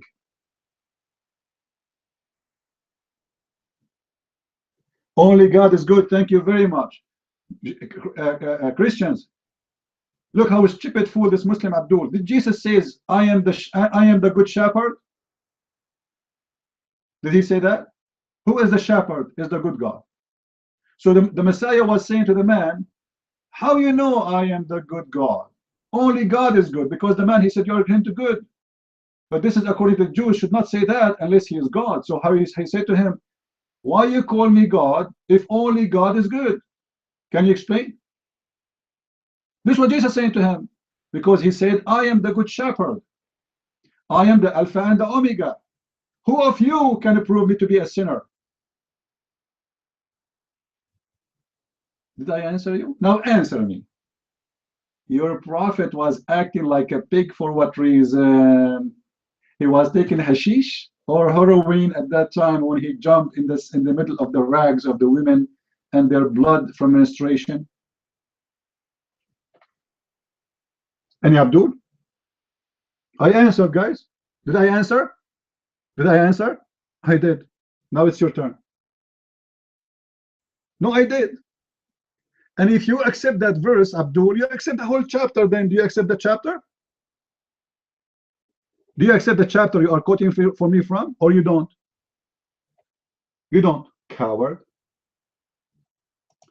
Aboom. I wish I can have a little container in my backyard, and I put women blood from menstruation and rags and garbage and dead dogs, and I invite you to take a bath. And I will make a video about it because I want you to practice the sunnah. I want the Muslim to practice the sunnah of the Prophet. This is sunnah. What sunnah mean? Is what Muhammad he did. Do you want to do that? I want to see a Muslim practicing sunnah.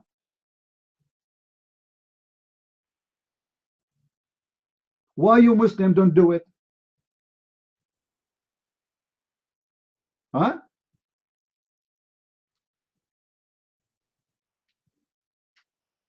Any Muslim? No mic, right? Cowards.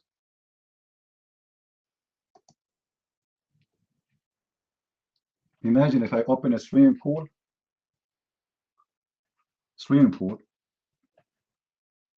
and in this swimming pool we ask people to donate, women to donate divers or whatever they call it. I don't know what they call it. With my respect to women, I'm not making fun of anyone, of their menstruation. And anyone have a dead dog, please dump it in our pool. And anyone have a garbage, dump it in our pool, because we have Muslim party. Because we want the Muslims not to be offended. For Muslims, they practice this, and this is Islam. For their prophet is the best of the prophet, and he did this. And the funny, they ask this hypocrite actor who was in Emirat, I think, or Qatar. They ask him, what is your Jean-Claude Van Damme? They ask him, what is your role of life to keep yourself healthy? Example, look at the habit of the prophet. Like what? And the health style of the prophet. Yeah, right. Absolutely. Are you kidding me? The prophet had the best lifestyle. Who can deny that? Who? Nobody.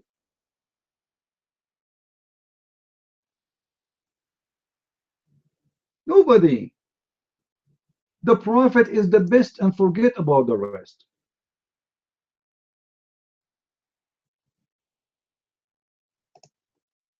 Do we have any Muslim here? Any brave Muslim? You know, if honestly, if I have money, I will rent a billboard and I will print a graphic of dead dogs, blood of women, and garbage in a small tiny swimming pool or jacuzzi. And I will put a picture of Muhammad taking a shower there. I will put it in every billboard in USA. And I will write the story with big text in the top of the picture. And then I challenge the Muslim to say, this is an insult to the Prophet.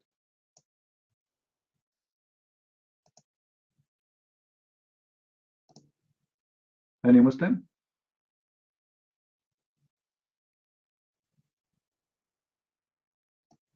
Any Muslim here?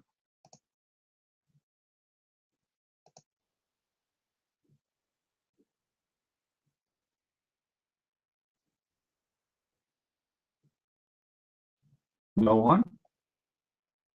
Not even one Muslim? Okay, what about half Muslim? We have a free swimming pool full of dogs and women, period, from blood. What do you want more? What? And we have lice for free too. And guys, the Prophet is so clean to the point he cleaned himself from lies. Did you hear this in the video? The Prophet is so clean to the point he cleaned himself. I mean, this is very convincing. If the Prophet is not so clean, how he cleaned himself from lies? I mean, come on, be logical.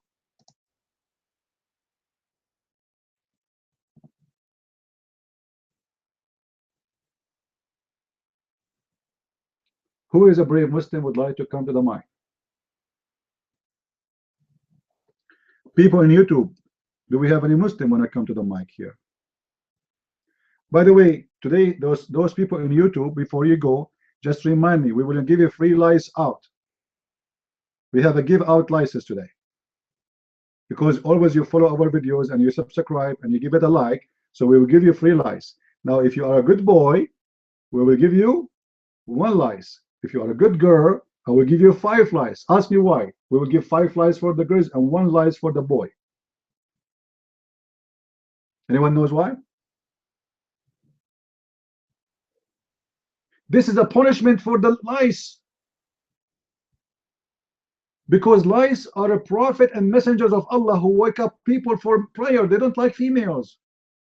So we punish them by giving them to the females and they suffer more. Those are Muslim lice. They hate females. Same time, if we give the lice to the girls, they have a lot more hair to work in. The boys mostly they shave. The lice will not suffer, will not live there for long. Especially if we give a lice to Sam Shamoun, brother Sam Shamoun, what will happen? The lice will not even have a shelter for a second.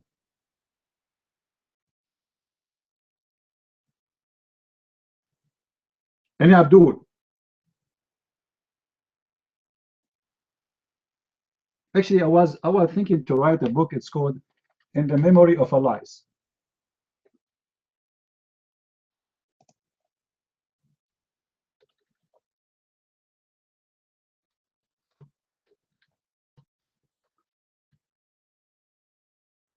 In the memory of a lice. Is that true?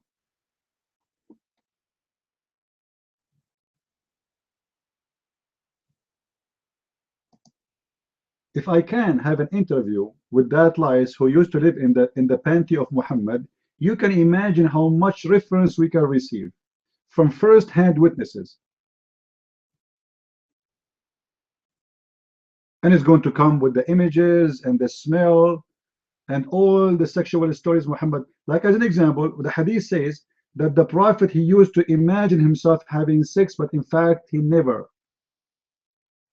Who is the one when I tell us what Muhammad having sex with at that time? It is the lice who live in his underwear.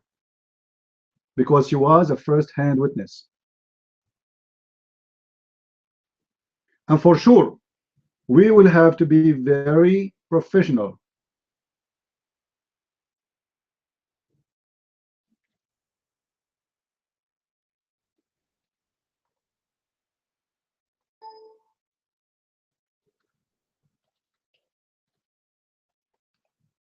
We have to be professional.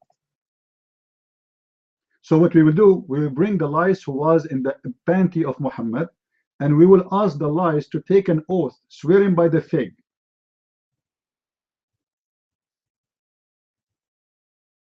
Because Allah himself is swear by the fig. I mean, think about it. The lice will jump in the top of the fig, and she say, I swear by the fig, I will say the truth and only the truth. I swear by the fig and the moon, I swear. I swear. And by the way, this lice, the benefit of me taking care of this case, because lice, they speak Arabic. This is the language of Allah. Allah like Arabic, you know. So you guys, if you try to investigate the stories of the lice with Muhammad, they will not tell you anything because simply they will understand the question. So you have a barrier of language between you and the lice. However, if any of you, by the way, have a lice in his house and you need an interpretation, like somebody to do interpretation for you, like a translation, hire me. I charge $20 for translating to you whatever Allah says in 1 hour.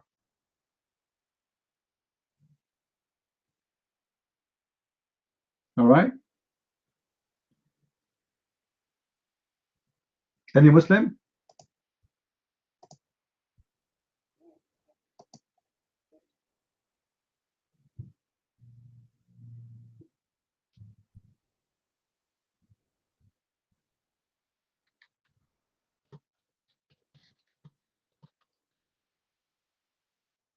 Do we have any Muslim now?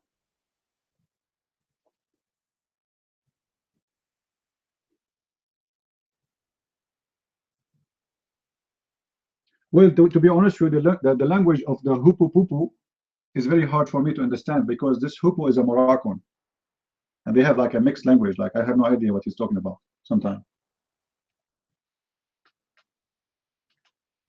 But I can speak the language of the ants, you know. Like, you know, the Quran says that Suleiman, he heard the ants speech, but the ants don't talk. The ants are even deaf. They are mute. They don't talk. What do you mean he heard her speech? He heard her speech and he smiled. And the ant, she said to the ant, hide, because Suleiman would like to destroy you.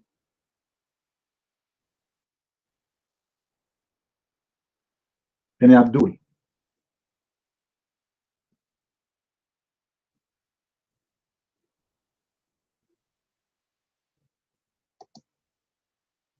Who is a Muslim when I give it a try?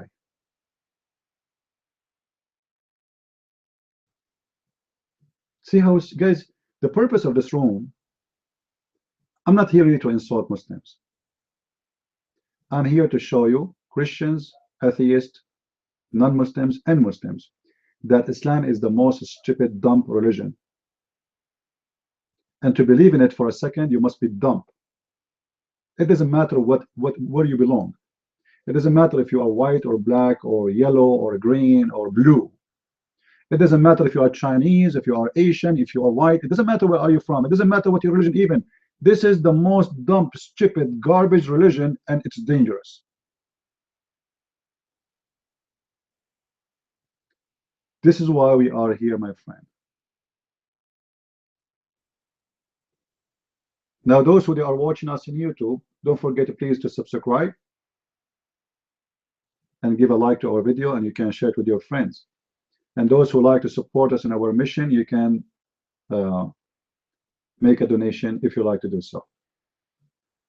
And those who like to help us by ordering our books, you can go to Amazon.com and you can order our books. We have our books in German, my books, in English, in French, in Swedish, and in English. And I hope soon in Russian and in Spanish.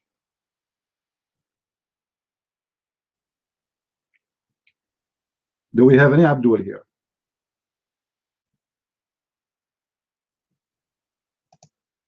And you know, today I wasn't going to open, by the way, because I have a little pain in my throat. My allergy is acting. But I said to myself, you know, I will feel guilty. Those people are waiting for me. We promise them every Friday and every Sunday. And yesterday we opened, you know. So I said, oh, really, I will feel guilty if I did not open. Nobody knows really who is Muhammad. You see, a scoffer. You give a question. Let me give you an answer for something kind of mystery about this person. You see, if you go to Wikipedia, they give you a date of the birth of Muhammad. There is the date he died, the date, etc. But the more you search about Muhammad, you find that all those dates are not real. And nobody knows really who is his father, because look, the Muslim books itself prove that Muhammad was born 4 years after his father's death. Muslim books. So if we accept those dates to be true, then there's something really wrong. You know what I mean? Muslim books is nothing but a chain of contradictions, the same as the Quran. So for me, I mentioned those numbers sometime, I mentioned those dates, but not because I accept them. I accept no number, I accept no definition for Islam. I accept nothing about Islam from Islamic source because all of it is written as a collection of contradictions.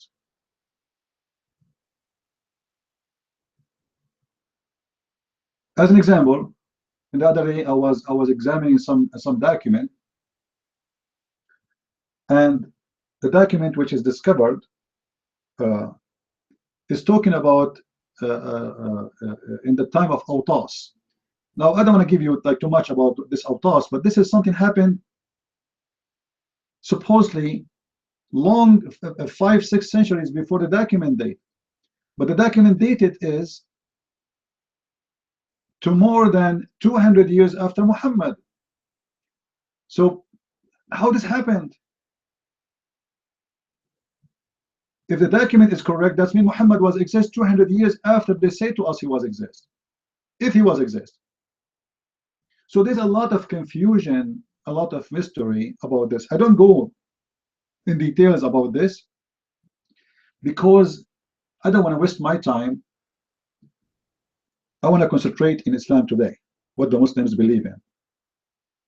I destroy what Islam is today, and then if I have extra time, then I can go, maybe I make a book about where Muhammad was exist, and maybe he were not, where he was relocated, maybe he have different name, maybe he have different origin. There's a lot of information there. You see, Robert Spencer, he made a book. It's about Muhammad is not exist, right? But he have reasons to say that. I don't agree with him. He does not exist. I believe he exist, but I believe is not the person the Muslims they speak of.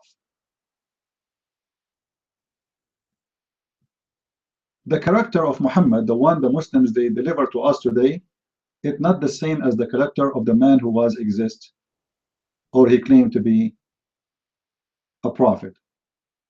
Somehow, like sometimes based on my reading, sometimes I feel like Muhammad is nothing but a person he claimed to be the Messiah. It's look like someone he tried to claim to be the Messiah, and he came after the Messiah. And remember, there's many they claim that. You can go right now and search. There is a prophet. His name is a prophet Mani. The reason I'm calling him prophet, not because I believe he's a prophet, but this is what they call him, Prophet Mani. Anyone heard of him? We spoke about him before.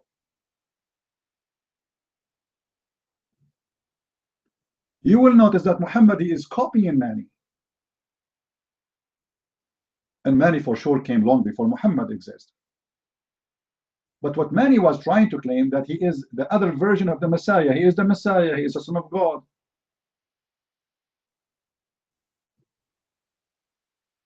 And Mani is a man who mixed between religions, the same as Muhammad did. And Mani he received messages from Jibreel. If you read the story of Mani, it's almost the same story of Muhammad.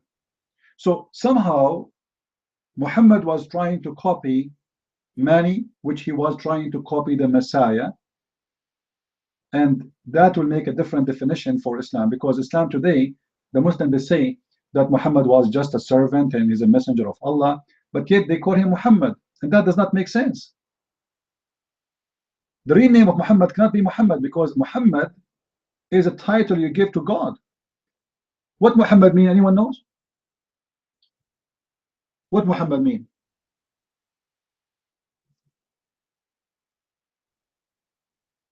The praised one. How a man can be called the praised one? You know what I mean?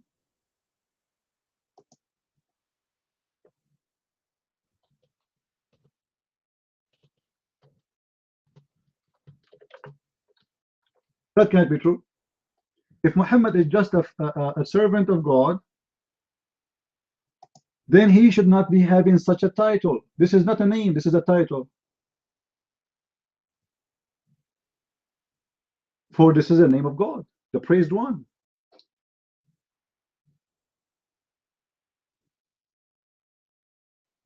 So the name even contradicts the character of the person which the Muslim try to provide us with.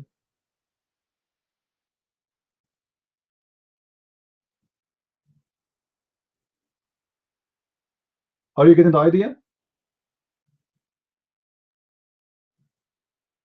How Muhammad is just a messenger, but yet they call him the praised one? We shall not praise anyone save God. We should not praise the angels. We should not praise the saint. We should not praise anyone. We praise only God, the praised one, only one. Actually, his name even the praised one, not the praised, which means there's only one, correct? When we say the praised one, when we say the praised one,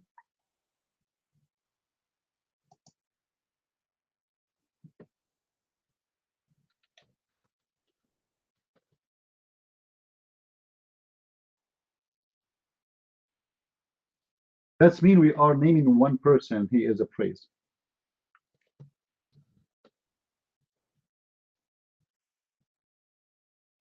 As simple as that.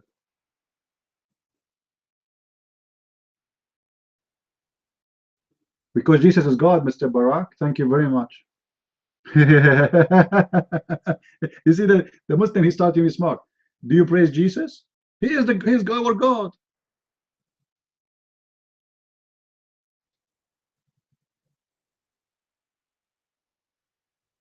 There is no way that we should praise anyone unless God he is. Andy, you're mine.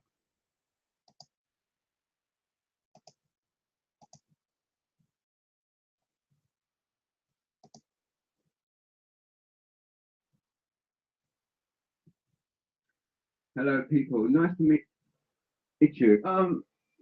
Firstly, the first rule.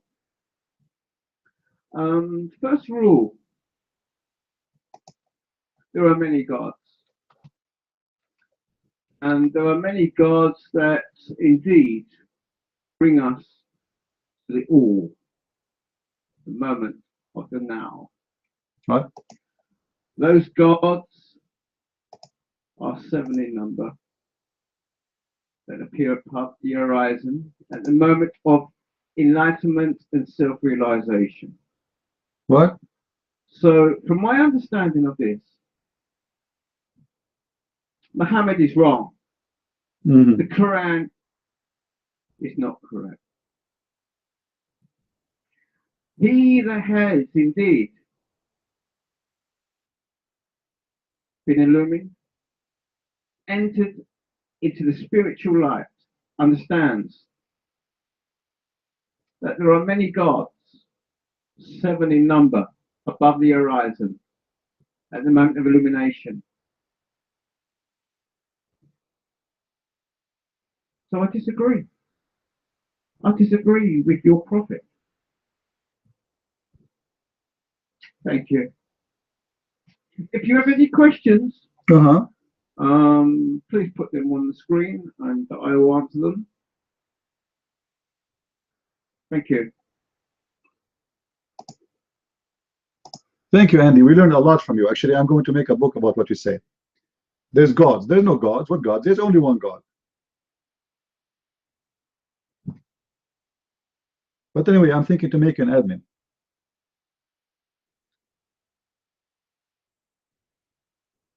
Do we have any Muslim here? Do we have any Muslim here?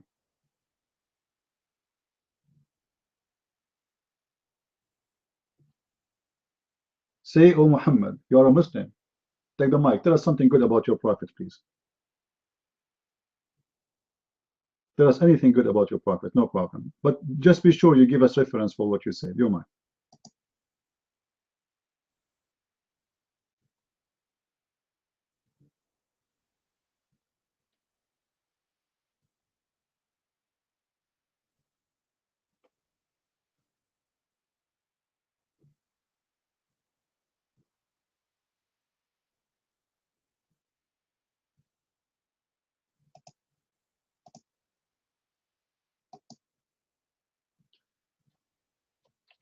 Ancient reveals to us that there are 7 gods.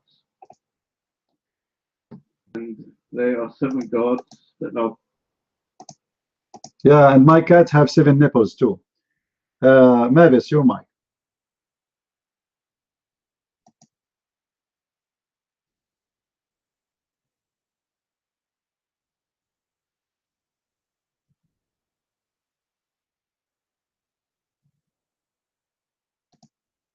Mavis, are you there?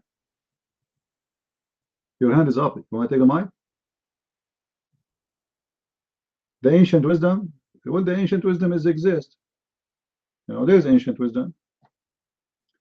The ancient wisdom speak about the seven God, who there are seven midget in the seven seas, in the seven river, and the seven whale, and the seven earth. This is where Muhammad is taking his stories from. You see, those people, they share the same fictions. 7777. Muhammad, you see, Muhammad, he hear a number, he copy it, he like it. The Bible speak about 70. Jesus, he said it's 70 times, correct? 70 times Muhammad, he copied the number 70. The Bible says 7, Muhammad, he copy 7. The Bible says 3, Muhammad copy 3.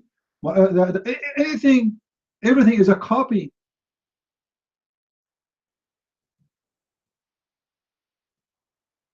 Everything is a copy. Even the Muslims, as an example, guys, do you know the Shia, the biggest sect of Shia, what they call themselves? The biggest sect of Shia. Anyone knows? No, no, no. The sect of the Shia, what they call themselves.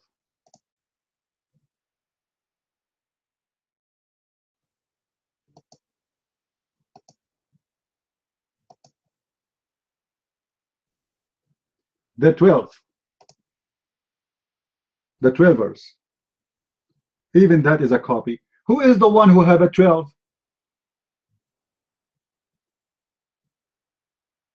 That is the Messiah.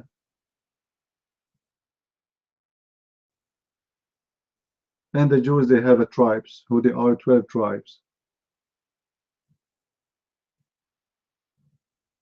Everything they have is a copy, for they have nothing real.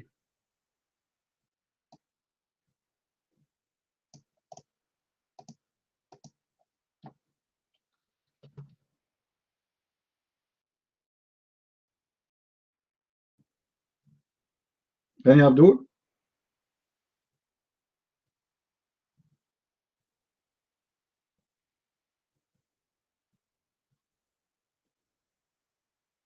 Any Abdul?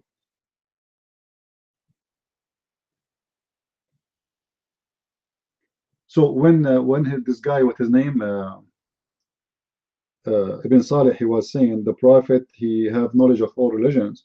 I laugh because, you know, this is what he's saying to us actually, that Muhammad, exactly what we are saying, Muhammad is a collector. He is a collector of religion.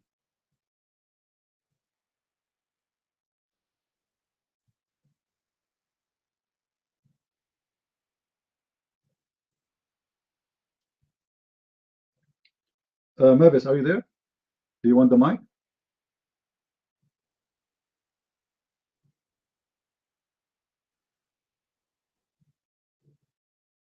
Do you want it? I understand. Do you want the mic?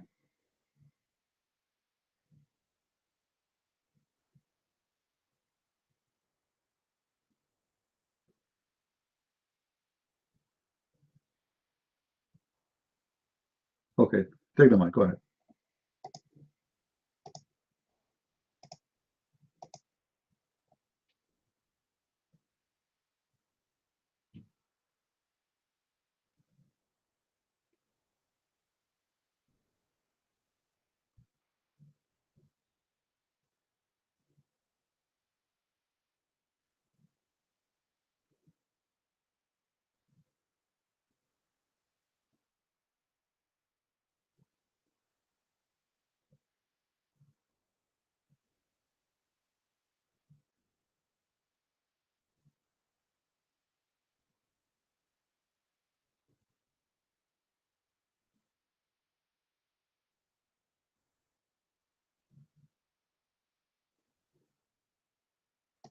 Look like you are not going to take the mic.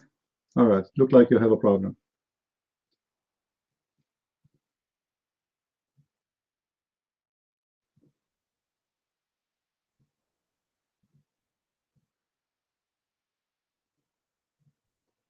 Do we have any Abdul here?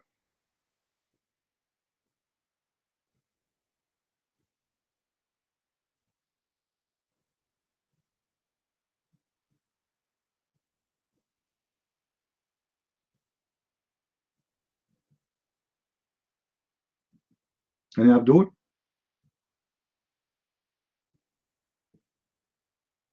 Do you know, guys, that Muhammad, who is supposedly against the Trinity, everything in his practice and his religion is based on the Trinity?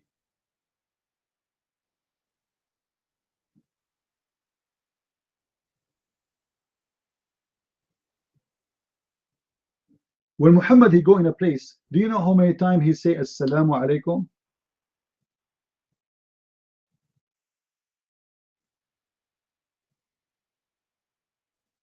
Three times. Ablution, any part in his body he when he have to clean it, 3 times. Divorce, to be perfect and complete, 3 times. Witness, when he take an oath, he have to say it 3 times. I mean, why 3 times? When they say Allahu Akbar, they have to say it 3 times. Even the Quran, he ordered Muhammad to pray 3 times, that's 5.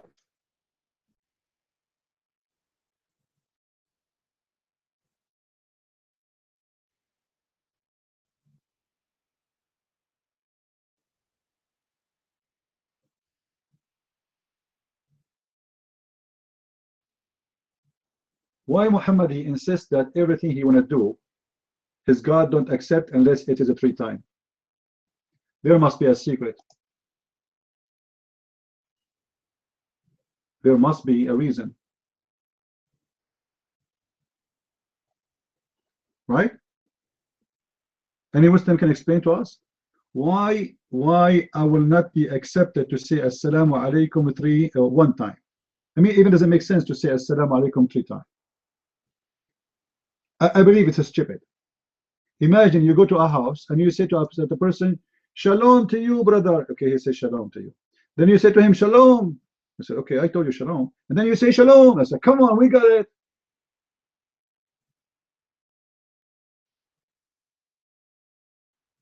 Why we have to say it 3 times?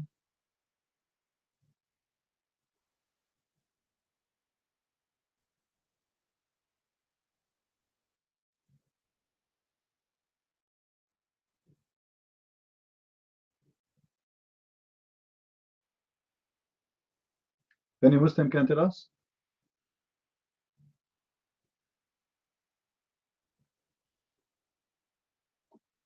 No?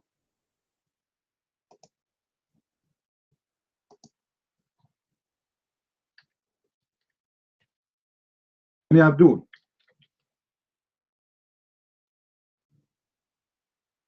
Do you know, guys, when you want to convert to Islam, how many times you have to say the Shahada if you want to do it correctly?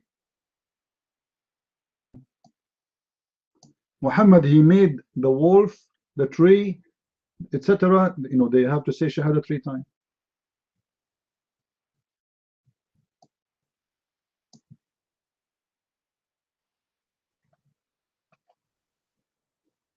Anyone knows why? I thought Muhammad is against anything have to do with number 3. Even Allah names is 99 names, which is nothing but the multiply of the age of Jesus with the Trinity. 33 x 3, which is nothing but the multiply of number 3. Why Allah names are not 100? Perfect number. Why 99?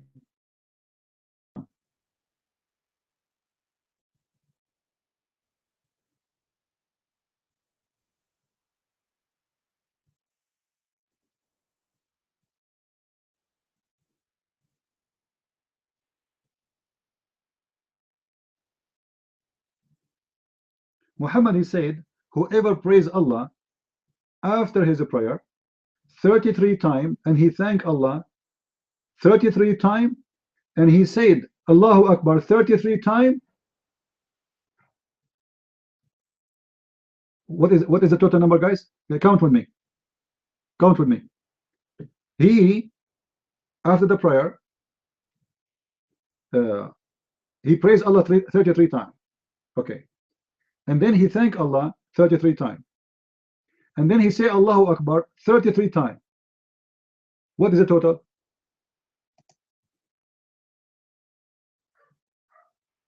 99. But why 33? Who is the one who have his age is 33? That is Jesus.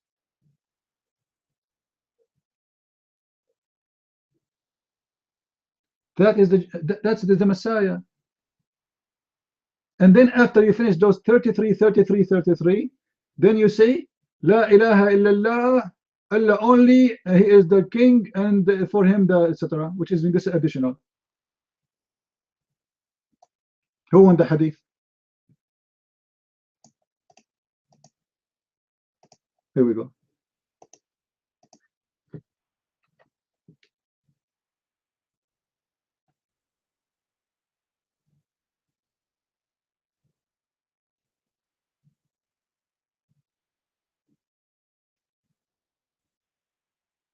Any Muslim want to explain to us why it's wonderful to say? Sure, I can give you the link, no problem.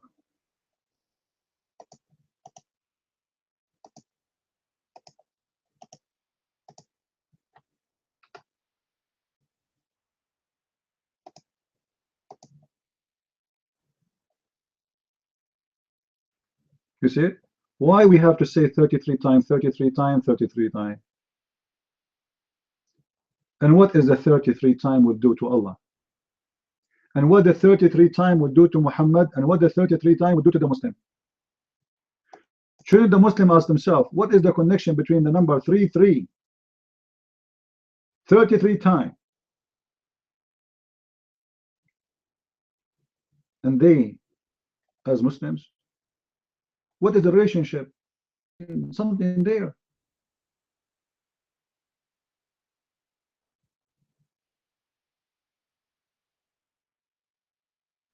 Any Muslim?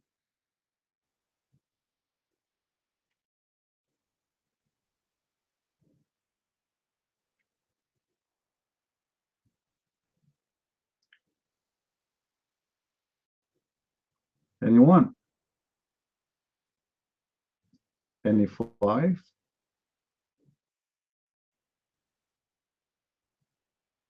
Look how Muhammad he do ablution. Do ablution. Let us read together.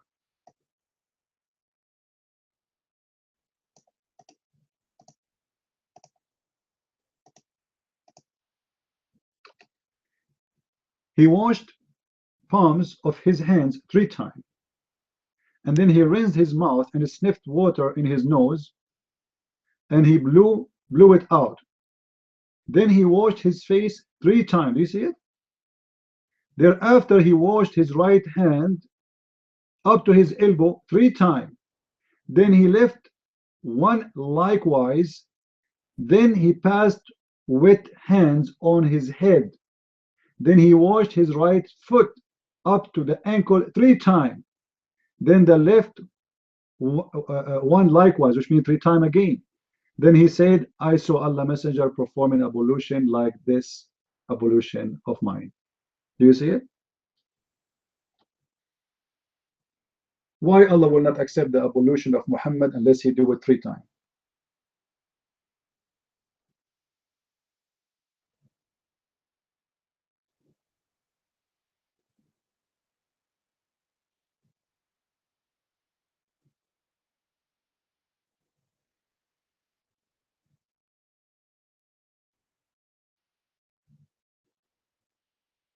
Any Muslim? What will happen if Muhammad did it each 1 time, or 2 times, or 4 times? Why 3? Guys, what is the 3 in the Bible? 3 is a sign of what? Or is symbolic of what? What is the 3? God. What is God present? No problem, Trinity. What the Trinity present? Perfection. So he will be perfectly clean if you do it 3 times. Right? And here clean is about what? It's about cleaning or let us say cleaning the one is accepted by God. Correct? Who is the one I'm preparing myself to supposedly pray to? Supposedly God. Okay. What is the requirement to pray to this God? We have requirement is ablution. All right. The ablution required that I have to do it 3 times. My right hand, my left hand, my foot, my face, everything have to be 3 times. Otherwise, my ablution is not good. You get the idea?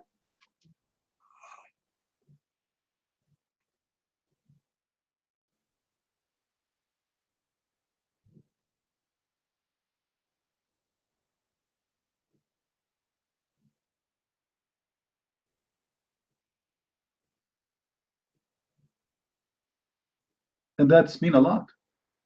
That's mean Muhammad is not what the Muslims claim to be. Muhammad is not really, by doing this, he is not really anti-Trinity. This guy, he practiced Trinity in every step in his life.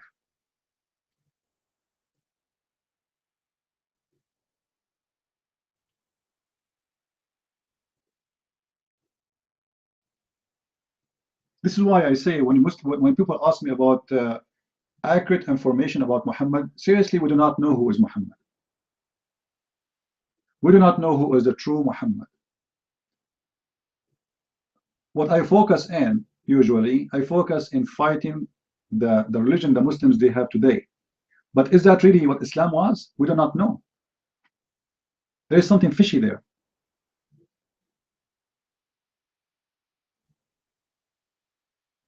You know what I mean? If you wanna study Islam really for real, you will find that everything we know Islam present today doesn't fit with those things, even in Islam today. Like there's a lot of mystery in this cult, and it's an endless contradiction. How this guy is fighting Trinity, but everything is for him is about Trinity. He's trying to confirm to us in every behavior he do that the perfection come only with number 3. It's not with number 1, it's not with number 2. Even the word Tawheed, which the Muslim they keep using all over, it's not even exists nowhere.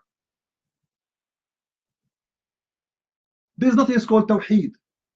Actually, Tawheed is a stupid word because Tawheed in Arabic means unification. How you can unify someone is one? The word unification should be used for someone who's more than one, which means he is the unity here is about not numbers, it's about unity of person or persons. When I say United States of America, I'm not talking about numbers, I'm talking about uniting states. So we have states, not one state, and those all by unification they make America.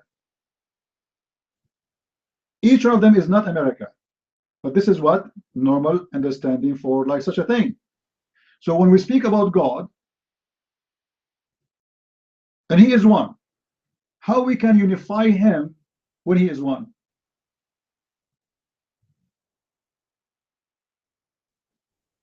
That's not right. He is one already. We do not need to unify him.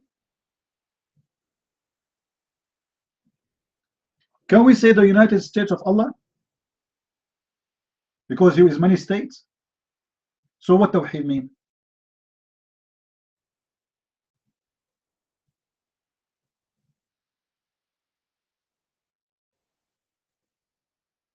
And Abdul?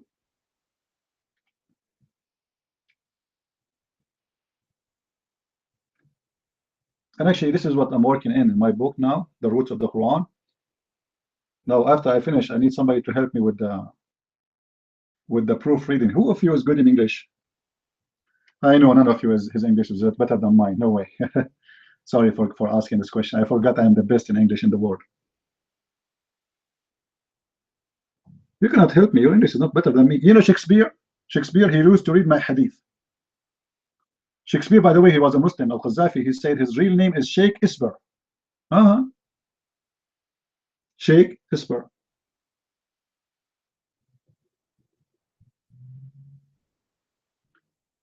But Mavis, is your English is good?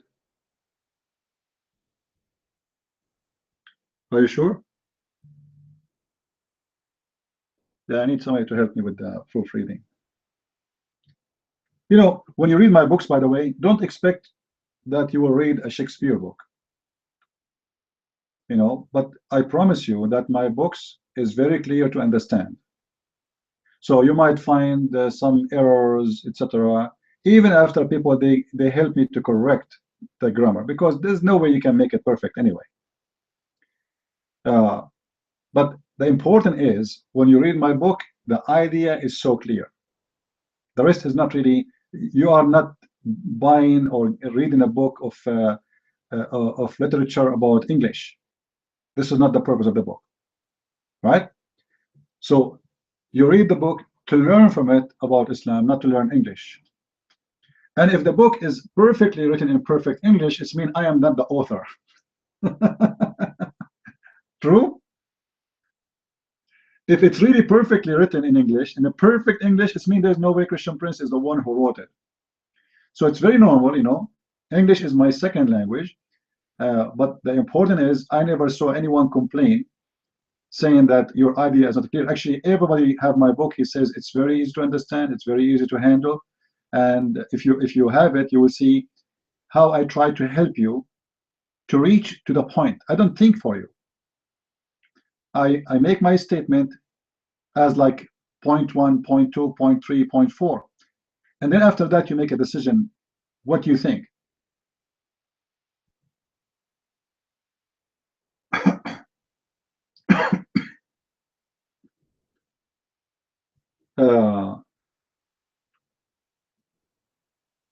But you know, always, like, notice, you see, if your English is perfect, it means something else will be missing, and that will be the Arabic. And this topic needs Arabic.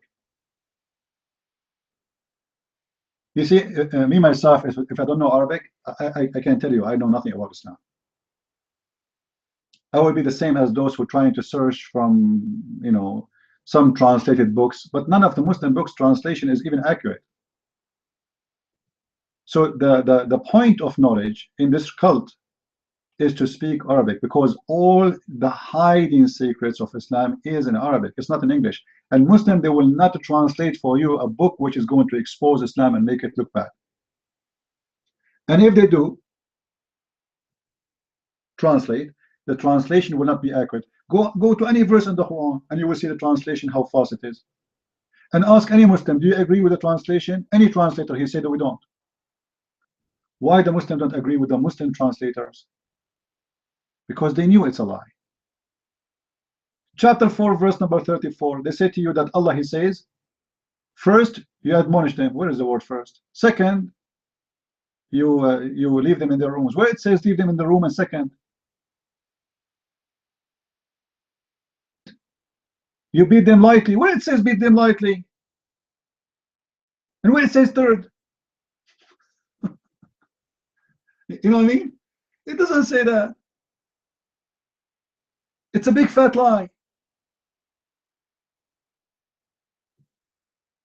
There is a woman. She is a convert. Her last name is Armstrong, and the Muslim, they were so happy that her name is Armstrong, like it's supposed to be something big, which is very funny. She said that the word daraba, some Abdul, he told her that the word daraba mean, like in Arabic, it can come as stay away from them, and she made a book about it. And the Muslim, for sure, they sponsor the book and they buy it and they spread it around and etc. Just to show you how stupid those people are. How the verse says, leave them in their rooms, in the same verse translation by her, and then it says, and leave them in their rooms, because if daraba mean leave them, that means he will leave them twice.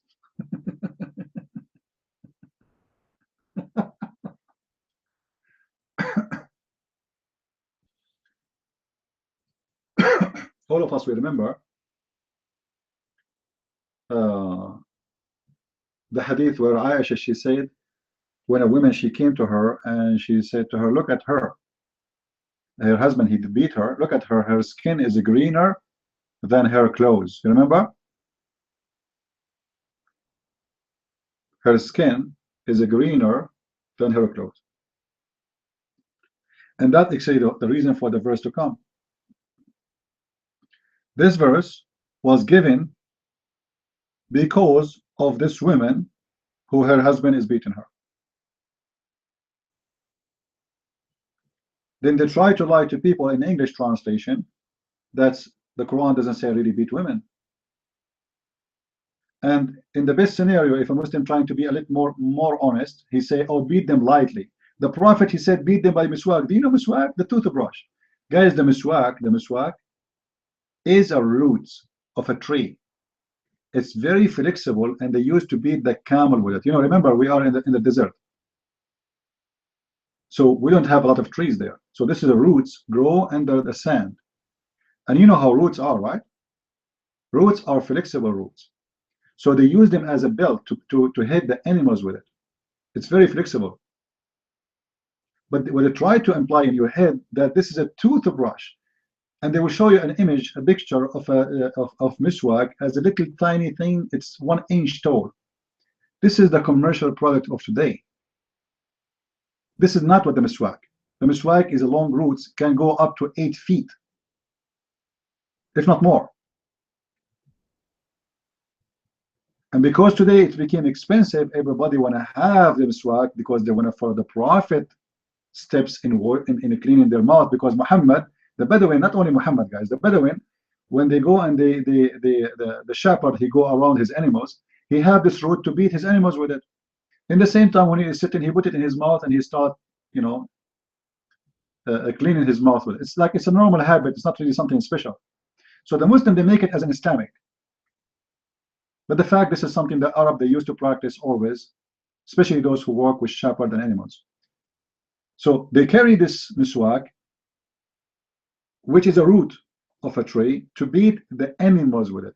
So what Muhammad, the Muslim, they say to you, oh, the Prophet of Allah, he says you beat them by the miswak, but the miswak is not really what you know. This is a root of a tree.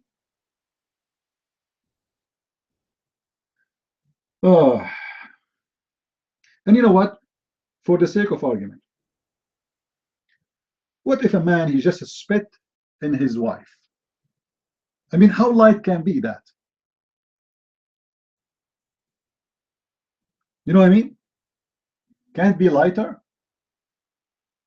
Spit. Have you ever heard of somebody get killed or have harm really because you spit on him? It's water coming from your mouth. Any woman will accept that? Women, do you accept that your husband he spit on you?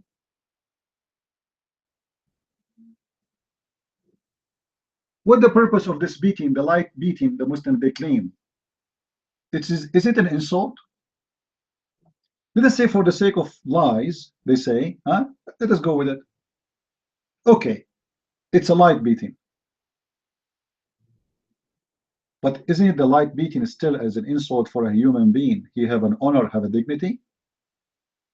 Who are you to beat her? Light beating or harsh beating, it doesn't make it any different.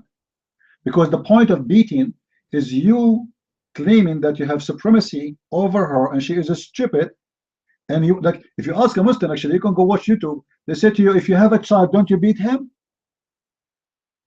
If you have a child, you want to correct him. What do? You beat him, right? So your wife is a child? Absolutely, because they marry children.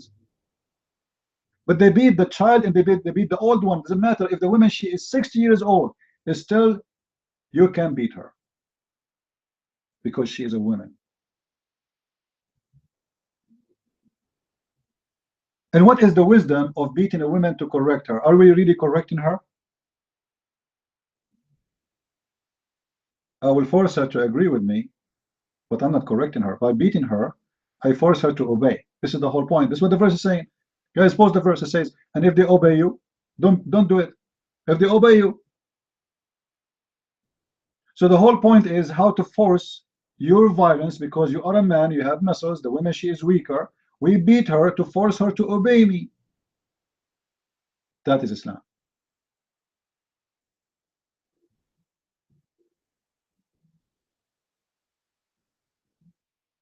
If Muhammad really is a good man, he should teach what Jesus said.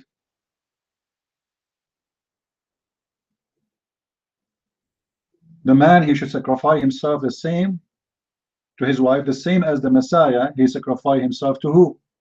To who? To the church. So the Messiah, he made the women equal to the church.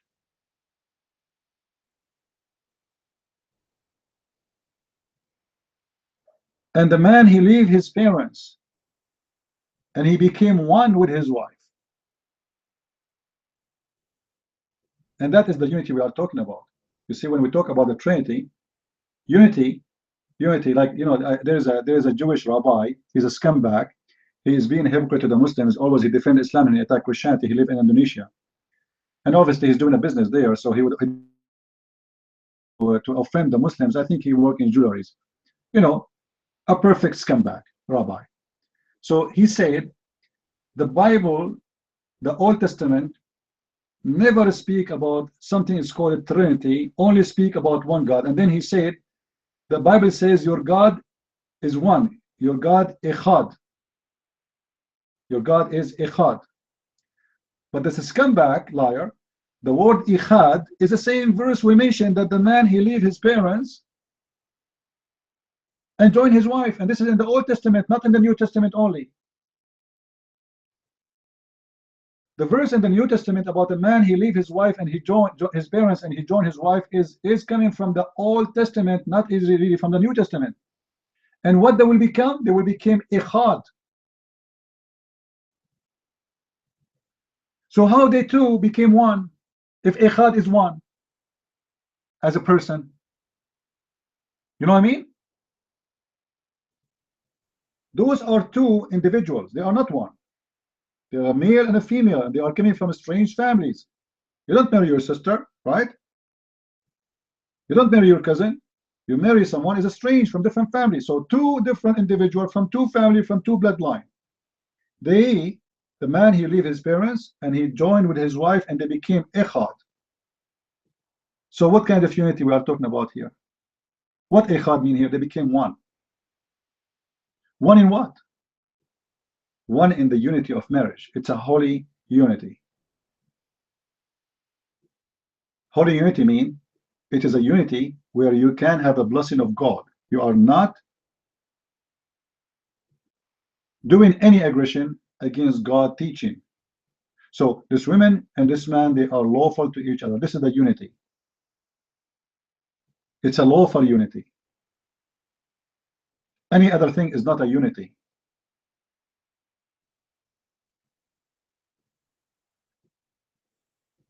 So when they try to lie to you, yeah, echad is not about numbers. Echad is not about number. It's about a unity. You know what I mean? It can be for two, it can be for three, it can be etc. So your God is echad, huh? And actually, this is why I was, you know, the word tawheed, by the way, is coming from echad, but it's the wrong word. Do you notice the similarity between the Arabic and the Hebrew? Listen to this. What is the Arabic word for one? Wahid. Wahid. What is the word in Hebrew? Echad. It's the same word. Actually, in Hebrew it comes as ahad too. Ahad. So the difference between the Hebrew and the Arabic, the Hebrew, they add the dot in the top of the letter ha, that make it kha. The Arab, they make the ha, ha. It's the same word. And then Muhammad, he said in the Quran, say that Allah is echad. قل هو الله أحد.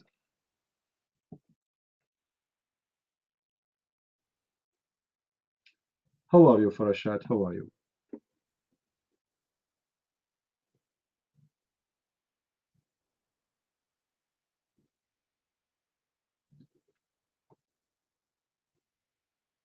Do you have a microphone, Mr. Farashat? Who is a Muslim would like to come to the mic?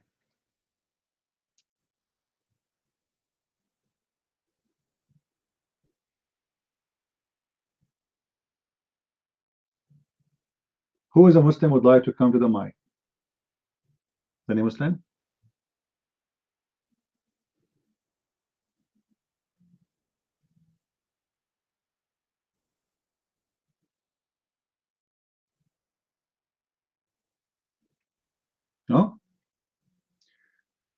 Are we learning, people here? Are we learning? Now, you know, I named YouTube, by the way, the name of YouTube today. Muhammad was a great man. For doing what exactly? And until now, we could not get an answer. For saying fairy tale stories, believing in them, the whale carried the earth, the ball carried the whale, flying carpet of Solomon, or because he was a rapist, or because he was a criminal, or because he was a thief, or because he was accused of stealing underwear, or because he was a child molester. So Muhammad, the great man, was called the great man by Muslims for doing what exactly?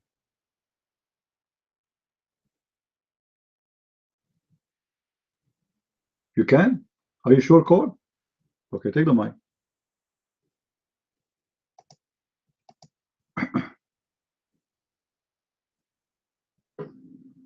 Good afternoon.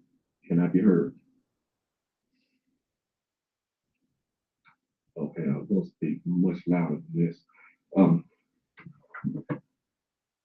Frankly, what you have with the Arabs at that time in Arabia, you sound like you had a bunch of poor tribes backwards, very little power in the region, and he basically gave them a belief system, something that they could rely on and pull themselves together and conquer everybody else. So you have people that were basically at the bottom, and he gives them what they need to go to the top, and they worship him for it. Simply put, it's not really about right or wrong because there's not much right about it in the sense that we know right and wrong, but it makes them powerful, and that's why they appreciate it. That's the thing.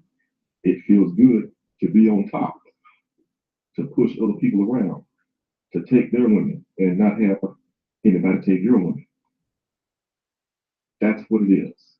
And if you listen to Muslims talk now, the ones that speak honestly about Islam and doing jihad and things like that, that's where they're trying to get back to. And they'll tell you that outright. That's what ISIS is. I was looking at their propaganda magazine a while back, where they have their map for Islamic conquest. You know, they still think of Spain as being Muslim territory. And that's really what it's about. It's the religion. I mean, it's there's nothing good in the religion relative to other religions, but for them, for that particular people, it gives them what they need to put power in their own hand. You know, and afterlife be damned. They're not really worried about that at all. And that's what it is. And in that sense, he is great.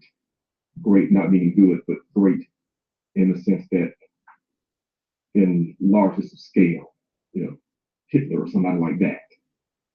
Not good, but still great. That is what that is. Yeah. Great in theft, great in lies. He basically BS'd himself to the top. But he gave other men like him a framework upon which their own power and lord over other people. That's what it is.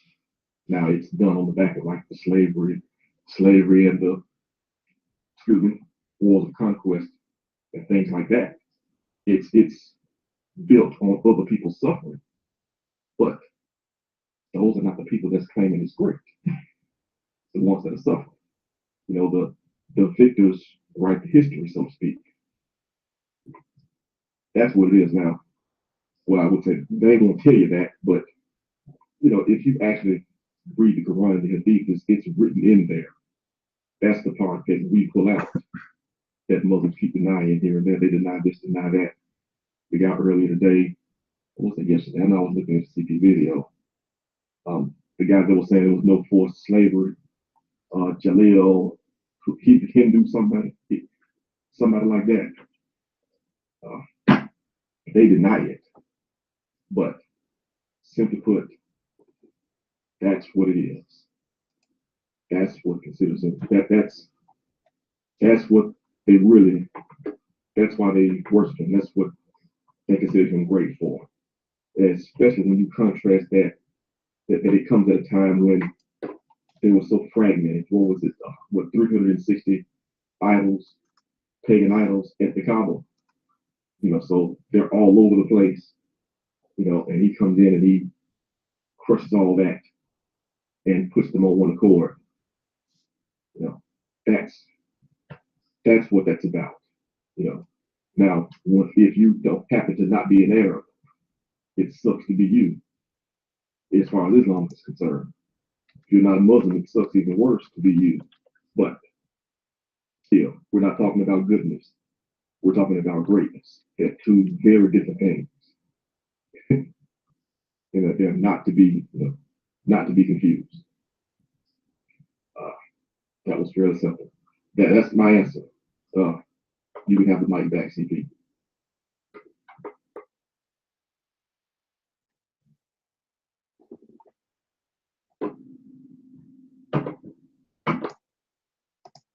All right.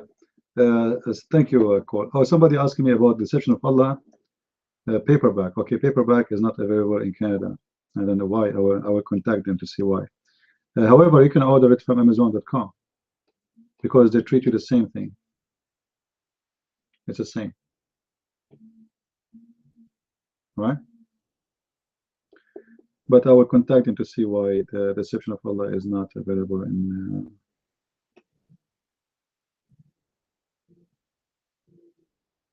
there.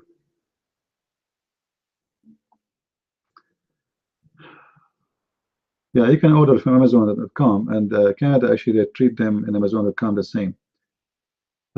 And I think it doesn't make any difference. I think even if you order from Amazon.com to Europe, it's still like you will get the free shipping.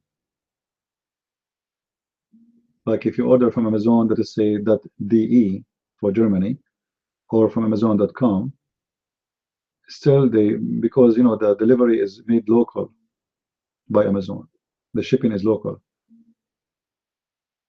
They ship from the local address you have. So if you order the book from Germany, they don't ship from America, they ship from Germany. They have the book there. This is what Amazon they do. Yeah, so go to Amazon.com and you can order the paper book from there. Anyway, I will contact them to see why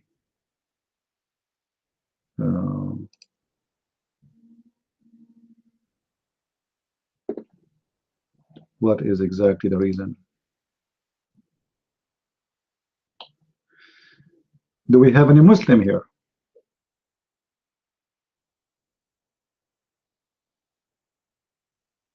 Yeah, actually, because both they complete each other, the deception of Allah and the Quran and Science and Depth, both they complete each other.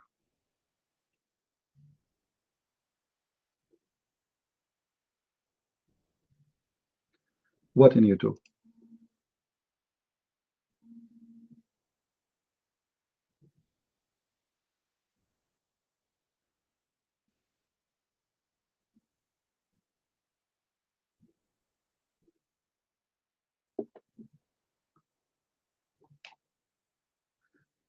فرشات ولماذا أنتم تتحدثون عن المسيحية وأنتم مسلمون؟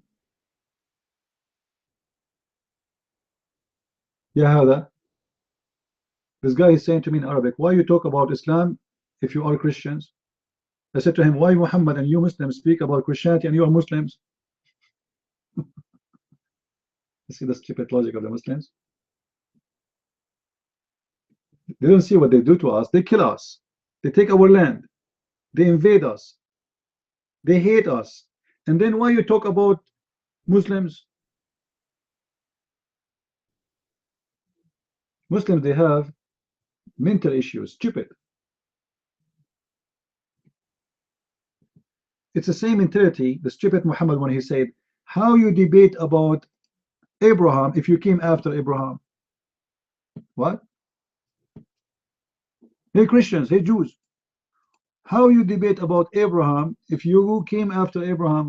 Aren't you the one who came at the end, you idiot?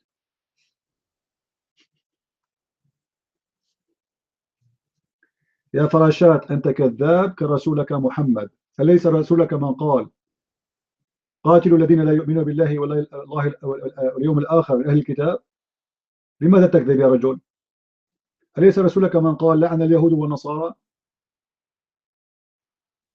أليس رسولك من قال هم شر البرية وقرآنك قال هذا؟ لا نقطع الآية. تعال على المايك. اطلع على المايك لو كنت رجال. قاتلوهم حتى يدفعوا الجزية عن يد وهم صاغرون. هل تريدنا أن نجعلك تدفع الجزية عن يد وأنت صاغر؟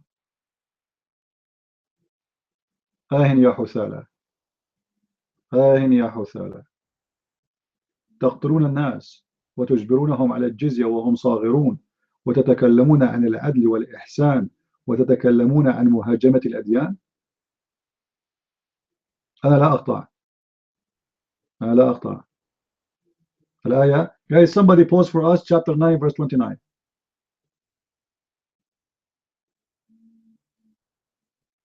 شعب كذاب بلا ضمير ولا إحساس، ناقصات عقل ودين. هذا ما قال عنك محمد.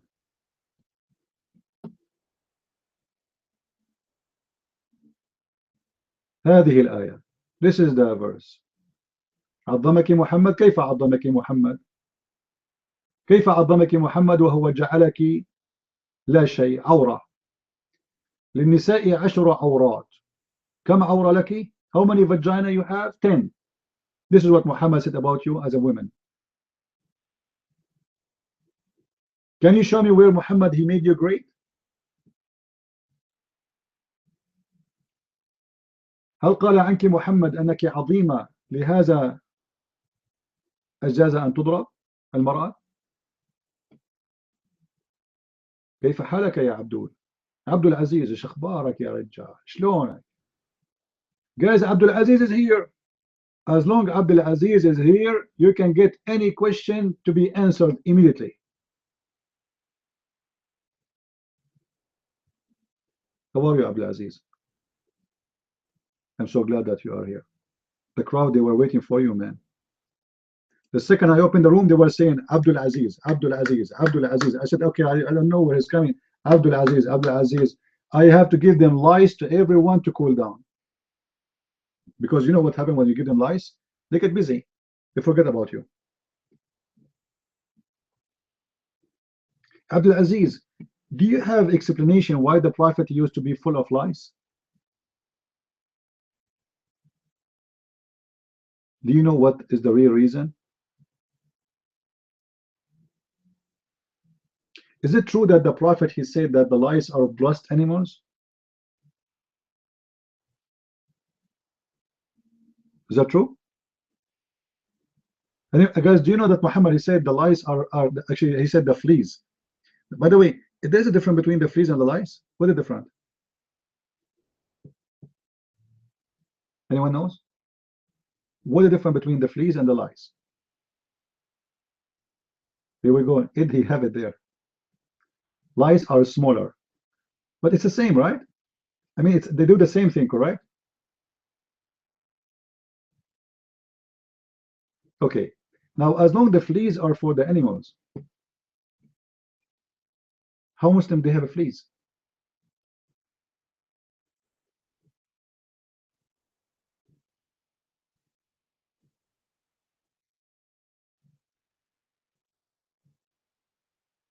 Any Abdul want to tell us why the fleas are blessed animals? According to Muhammad, they are animals and they are blessed. Why they are blessed? You never heard of this, Abdul? You know, guys, you see what I'm suffering from? Each time I speak to a Muslim about something, he said, I never heard this before.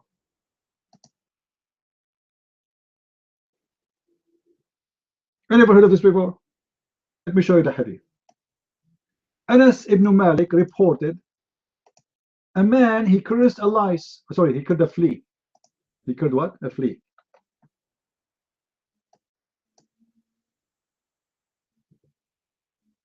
In the presence of the Prophet got upset.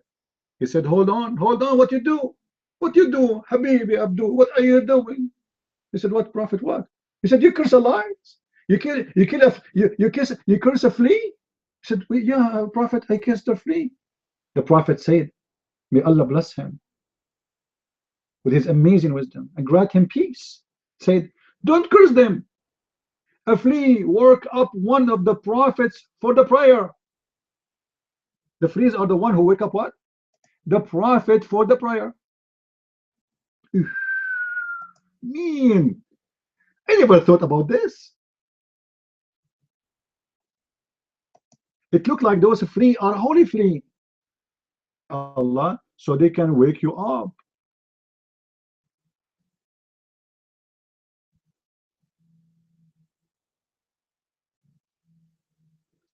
Now, as long the fleas, usually they go to animals. Muhammad, when he jumped to defend the fleas, is that because he was full of fleas?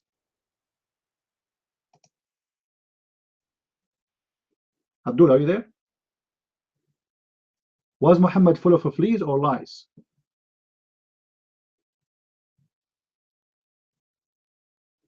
Abdul, hey, come on, buddy, don't die on me. Don't tell me your phone is dead now. Muhammad, no. Lice or fleas? What Muhammad used to have in his body? Lice or fleas? Who wanna give me the correct answer? Lice. Anyone have a different idea? You are wrong. The Prophet, he used to have lice and fleas, because this is the Prophet. You think the Prophet, he will accept to have only lice? Are you crazy? This is the Prophet of Allah, peace upon him. Look what the hadith says about the Prophet.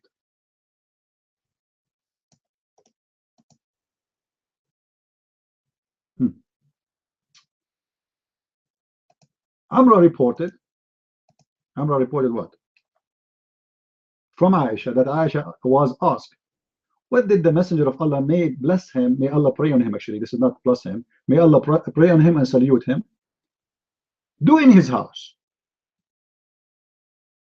What Muhammad is busy doing in his house right now? What Muhammad is doing in his house right now? What he is doing in his house right now? Guys, do you see what he's doing in his house right now? Do you see what he's doing in his house right now? She replied, he was a man like other men. He removes the fleas from his garment. What Muhammad he do in his house? Now the idiot who says to us, Da'if, Abdul, okay, here we go. This is Sahih. What you will do now, Abdul? Are you going to commit suicide? This is Sahih. Oh boy. This is Sahih.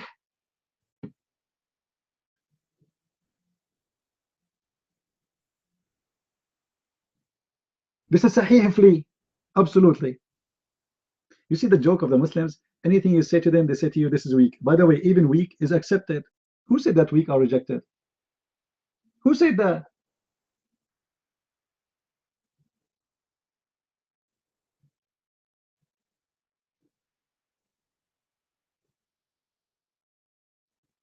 Who said that weak hadith is rejected?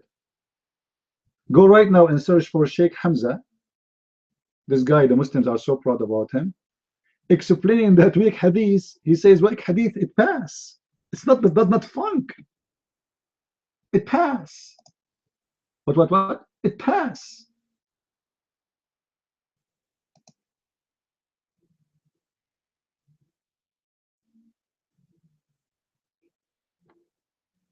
Do we have any beautiful Muslim here who would like to come to the mic?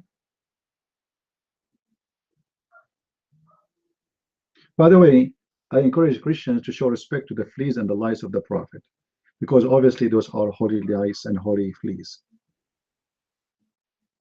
And if you curse them, the Prophet, he might take you to court. Imagine if we do kill them then. If you're just cursing them, Allah Prophet. You see, and you guys, you say the Prophet, he don't protect animals. Are you crazy? He got upset just for cursing the lice or the flea. This is how much he protect animals. It's true that the Prophet, he says, kill any pure black animal. Any pure black animal? Any pure black animal. Doesn't matter what it is. Dog, bird, cow, horse, donkey, cat, anything. Why? I will look up some words in the hadith and take the mic. Okay, take the mic, no problem. Abdul. Why we should kill any pure black animal? What the problem with the animal in this case? What those animals they share together, guys? Black animal, black dog, black horse, black donkey, black snake, black bird. What they share? What they share? They share the color, right? All of them, they are black. Okay. And why the black should be killed? Because the black is shaitan.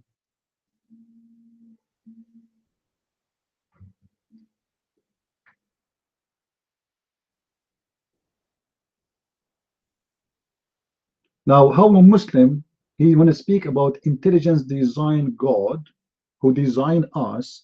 He designed the birds black. He designed the dog to be black. He designed even a human to be black, and that is supposedly a bad behavior. Who is the one who made them black? Is it the devil or God? Why the black dog, and why the black bird, and why the black snake, and why the black donkey or horse? If they are pure black, they should be killed. Because they are shaitan. Why they are shaitan? So when shaitan go inside you, he turn you black?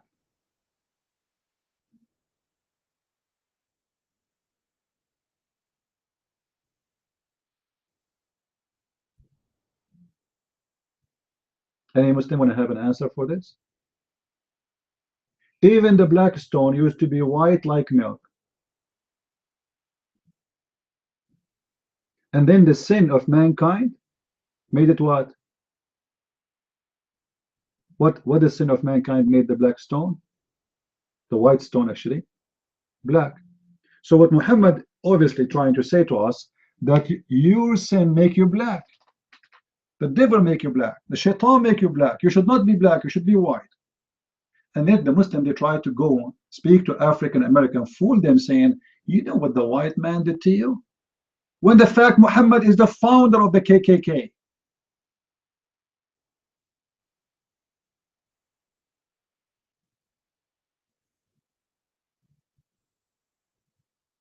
This guy, he hated the black color. Obviously, black color for him is satanic.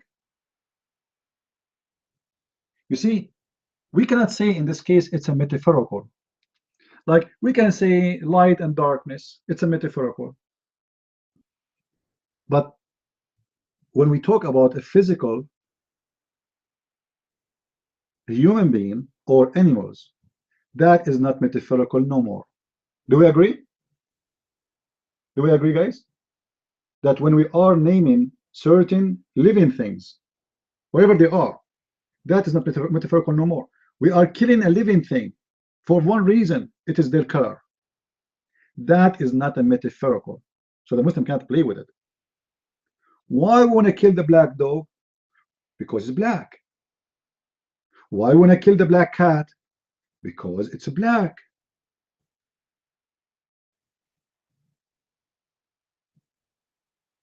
Yeah, yellow is okay, white is okay, blonde is okay, but the black cat, the black dog, the black donkey, the black horse is a problem. Even horse, beautiful horse, actually will be very beautiful if you have a black, pure black horse. That would be amazing.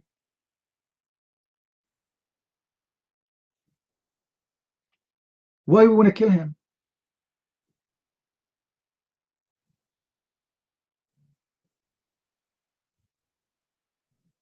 And what's wrong with a human being to be black?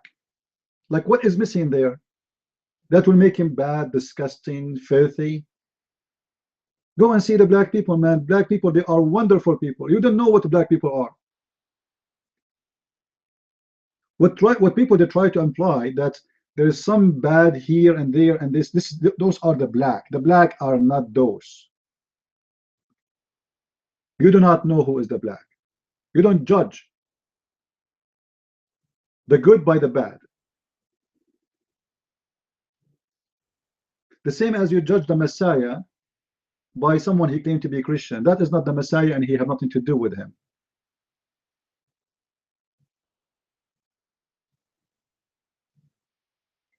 And anyone he want to hate anything based on the color, he is being a stupid fool. Not only racist, because I believe racism is a stupid idea. Because then a human being is fighting himself. He's just trying to kill himself, as simple as that. Because if you kill other race, the other race will kill you too. So what's the point of this? Why you want to kill them? Or why they want to kill you? Why you cannot live in peace? Why we cannot live together? Racism is antichrist idea, actually, because the Messiah, he came for all mankind. So if you hate his mankind, you hate him. Do we agree? Christians, do we agree that if you are racist, you are no Christian? Don't claim to be Christian and you are racist. Don't claim to be Christian and you think a black person is not equal to you, or a black person, he think that a white person is not equal to him. You all are children of God. You have one Lord, and he created you, and he loves you both. And when the Messiah, he will come, he will not say this guy is a black and this one is yellow. This garbage is not exist.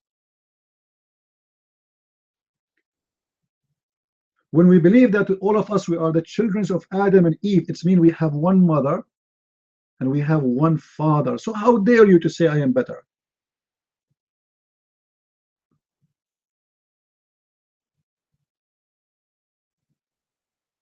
This is why I warn you, if you are a Christian, don't ever have a friend he is racist. It doesn't matter who, he's a black or white. Racism is a satanic idea which spread hate between people, and it's not what God he wants from us.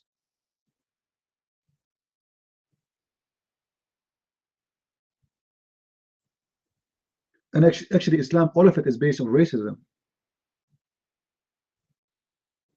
All of it is based on racism. You know, when Muhammad, he says you are the best nation exists for mankind, what Muhammad he meant? Muhammad trying to create a new race, and that race is not based on a color as much as based, for sure the white is the leaders, but it's not based on the color as much as based on who follow Muhammad. Whoever follow Muhammad is from his race, and whoever don't follow Muhammad should be killed.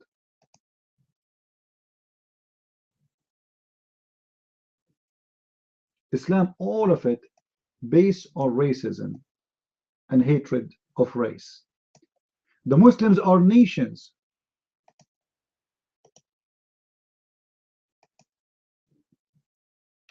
Read with me. And somebody post for me chapter 3 verse number 110. The Quran confirmed, it says, Kuntum khayra ummatin ukhrijat linnas. You've been the first nation came to mankind. The Muslims, they try, by the way, to play with this verse, try to give it different interpretation, but the interpretation is there. What make them the benefit? What the one who benefit mankind, according to the Muslim translation, look what it says in the two bracket. You are the best of people over raised for the mankind, between two bracket, the benefit. You see the benefit and you see the benefit. What is the benefit of the Muslims? Then they quote chapter 3 verse 110.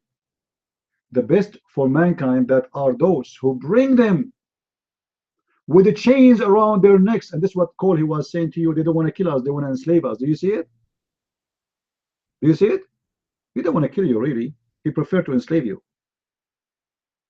And then he sell you as a slave. Either he forced you to convert to Islam after he enslaved you. And actually, in most scenario, he will not even accept.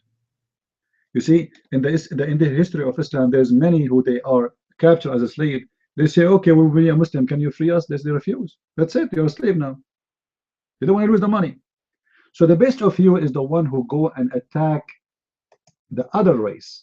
Who is the other race? Is those who they are not Muslims. But in the same time, Islam is racism is extend to color. You see, all the African American and all the African slaves brought to Europe, they were captured by the North African white Arab. Not even a single African passed through. He did not pass without buying them from the Arab African. And those Arab African are not black.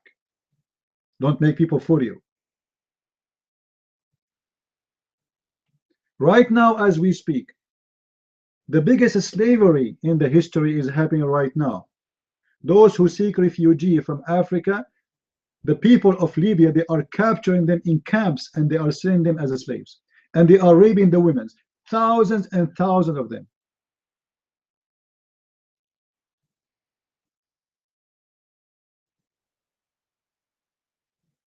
They capture them and they mobilize them to different territory to make them work as slaves. Now they have a war. So what they do, they capture those poor black African trying to immigrate to Europe because this stupid miracle says refugee are welcome, so everybody want to go. But how they can go? The lucky one, he will pass the ocean. Mostly they will be captured by the Arab right now and as today, and they will be taken as slaves. Any one of you heard of a country? It's called Mauritania. Who heard of Mauritania? Okay, do you know the population of slaves there?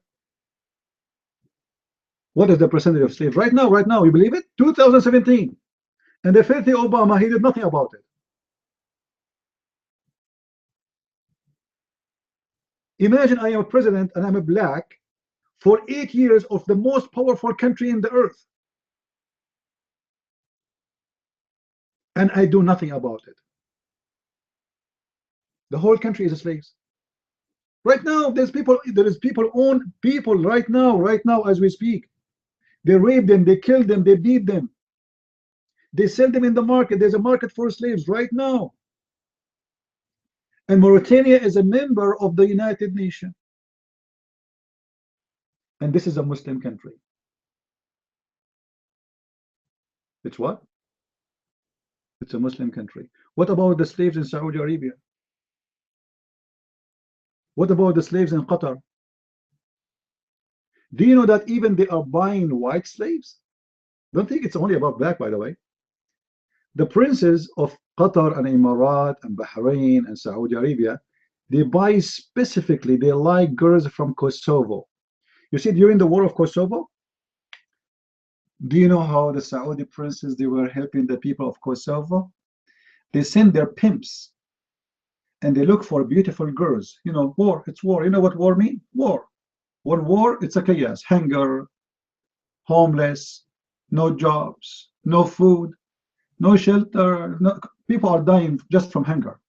If the war did not kill them, the hunger will. If the hunger did not, the cold will. So the pimps of Saudi Arabia and Emirat and Bahrain, they flood that area, and the pimps are Muslims too. The pimps are from Kosovo, the pimps are from the Muslims.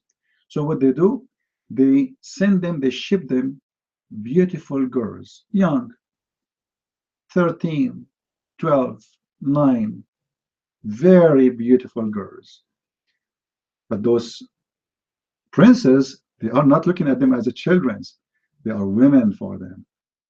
And they take them there as sex slaves. And until now, there's thousands of them, and nobody dare to speak about it. Just 2 days ago, I saw in the news that the princes from Emirat, those are princes, women. They were accused of a human trafficking while they are living in England. I think it was England. I think so. Imagine they are living in England and they are doing that. Do you remember the Saudi prince who killed his servant, who he sleep with him and he have sex with him? He killed him. And he got away with it.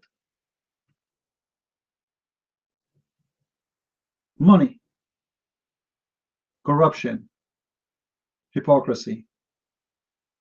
If you are a person who passed the red light, all the law of the country will be upon you. The police will chase you. You are a criminal. But those people, they do whatever they want, and none of your leaders open his mouth.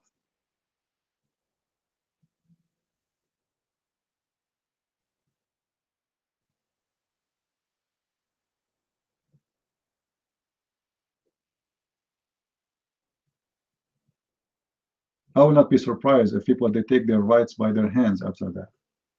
Because if the government don't want to protect the people, then the people should do something about it. If somebody, his daughter was raped by one of those princes, so what if he have a diplomatic passport? He can get away with it? Where's justice? Imagine this is happening to your daughter. Do you remember there's a movie? It's a movie, but it's coming from a true story actually, about a guy who worked in the CIA and his daughter with her friend, she went on vacation. Anyone remember? I don't know what the name, maybe missing. But the movie there, he told you true facts about what's happening. Who are the one who kidnapping them? Anyone remember? Where are they from? What language they speak? They are Muslims from Kosovo and from Albania. Muslims.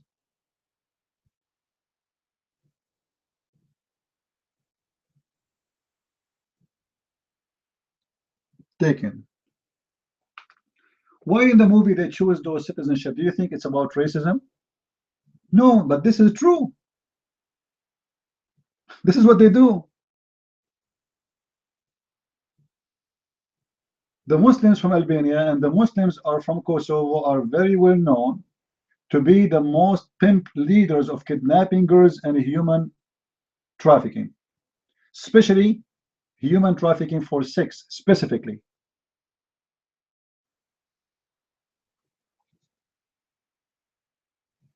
This is why if your daughter want to go overseas, don't think those are movies. This is not true. Those are real stories. For sure, the movie, they will make the hero, he hit them all, but sadly in the real life it's not like this. Your daughter will be kidnapped and you will never see her again, because even she will lose her memory. They will give her drugs, she will be a different person, and she will not live long.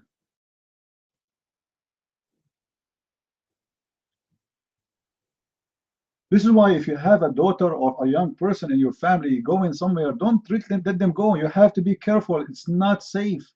Don't think they are going to Europe, it means they are safe. That's not true.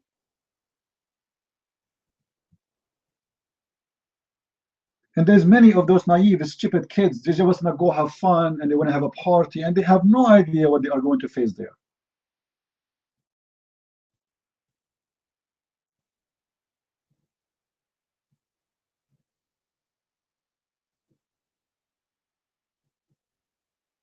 And absolutely, Cole is right. For them, it's lawful to kidnap those girls, especially if they aren't Muslims. But by the way, they do it even to Muslims, just to let you know. Those are animals, they are not a human. You know, those are animals who wanna make money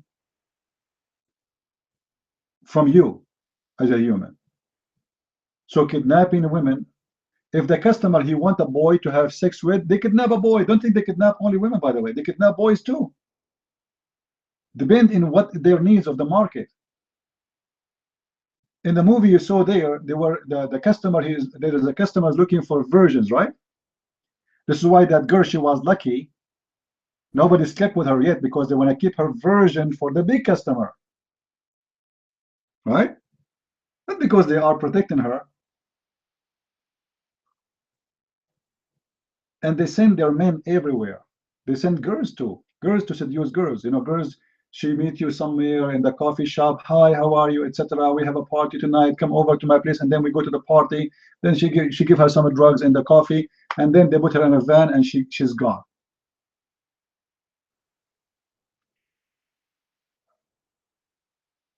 And that's it. The story is over.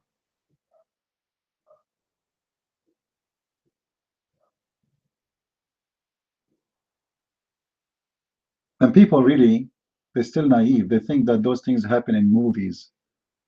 Those are not movies. Those are real. kidnapping people. Muhammad is the first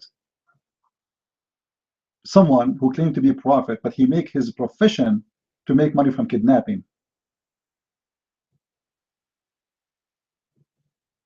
This is why you see the Muslims, like if we go and see the what it's called the Palestinian Hamas, and before Hamas Fatah, what is the income of Fatah?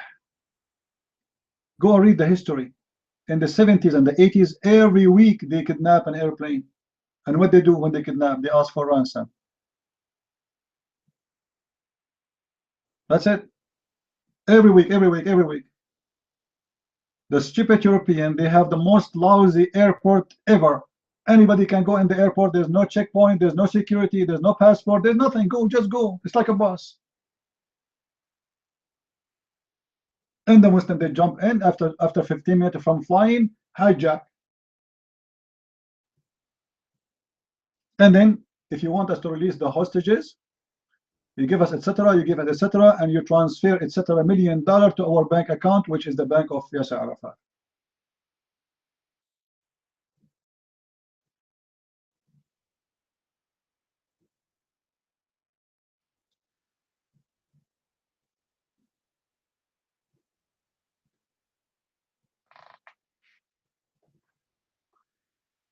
Anyway, Elfino, how are you, Elfino? We miss you here. I can't express how much we miss you.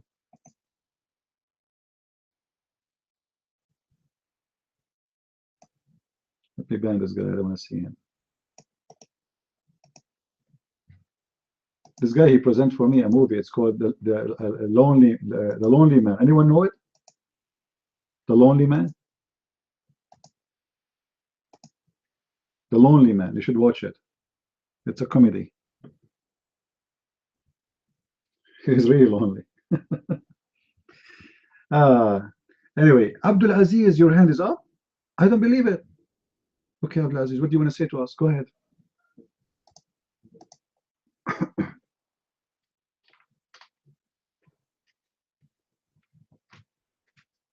Hello, back to the flea hadith. Thanks for giving me the mic.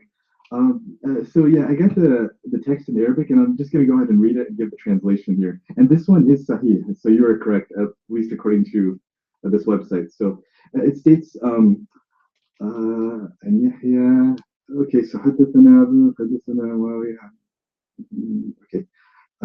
so okay, so Aisha was asked, ماذا كان رسول الله صلى الله عليه وسلم يعمل في بيته؟ قالت كان بشرا من البشر يفلي ثوبه ويحلب شاته. Very simple. So Aisha was asked, what did the Messenger of Allah, peace be upon him, used to do? What kind of work did he used to do in his home? And she said, he was a man just like other men. He used to he deloused his clothing or removed fleas from his clothing, and he used to milk his sheep. So okay, let's understand what the purpose of this hadith is. So as you pointed out, CP, very correctly, that fleas are not found on people, fleas are found on animals. And so if you imagine Prophet Muhammad, peace be upon him, if he's milking a sheep, then he's in contact with animals. So he's close to them, obviously he's brushing up against them. And so any fleas on the animals, from time to time, probably get transferred to his clothing. So this is basically a transfer flea for a farmer, for somebody who's taking care of his things. And that's all it was. So the idea is that basically cleans his own clothes and he milks his own sheep and he does his own work around the house. He's not like a royalty where where servants and other people are doing everything for him. It's just to show that humility and that's really and this doesn't indicate that like son is his interaction with the animals, and that was it. Thanks for and back over to you. Okay, so what I understand from you, Muhammad, he don't have lice, and that would be dirty. He have only fleas, which is because he was. Is that correct? If he have lice, that will make him dirty. Having fleas, this is animal thing, so Muhammad is not being dirty. It's because correct. Just say that again in the mic, please, just so people they understand you. Go ahead.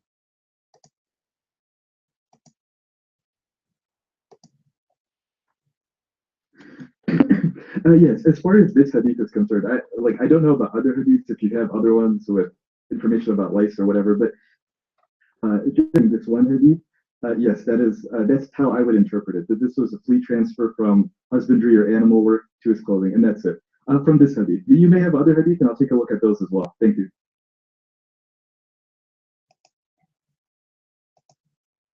Yeah, but what we said is clear, and you agree, you should correct. That's if a man have a lice, that will make him dirty. If you have a fleas, that's normal because he is milking his sheep. So thank you very much. Now let us see if Muhammad, he was full of lice, because remember you are the one who said if he have, that will make him dirty.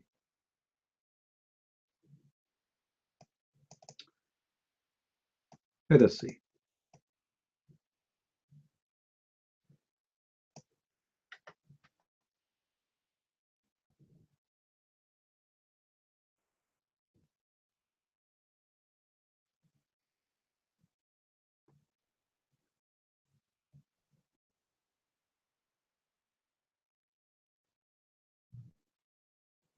All right.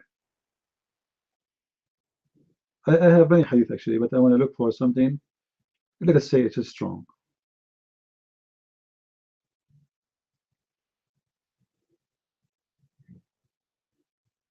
Because there's many hadith speaking about Muhammad full of lies.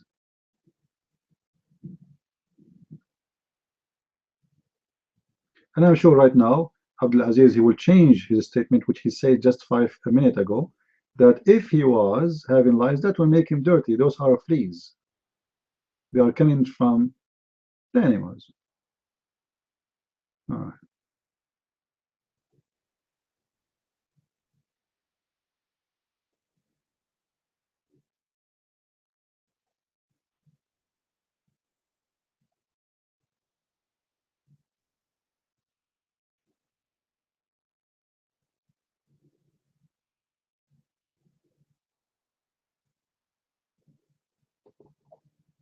Cole, take the mic. You wanted to talk? Let me get this hadith for him, and then he can talk after that. Go ahead.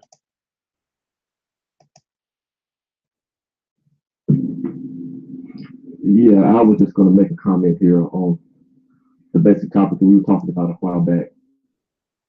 Hidden girls and why it was that Muhammad was great.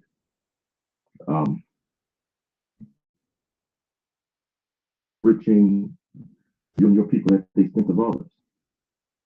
That's really the point. Another case of the love of money being the root of all evil.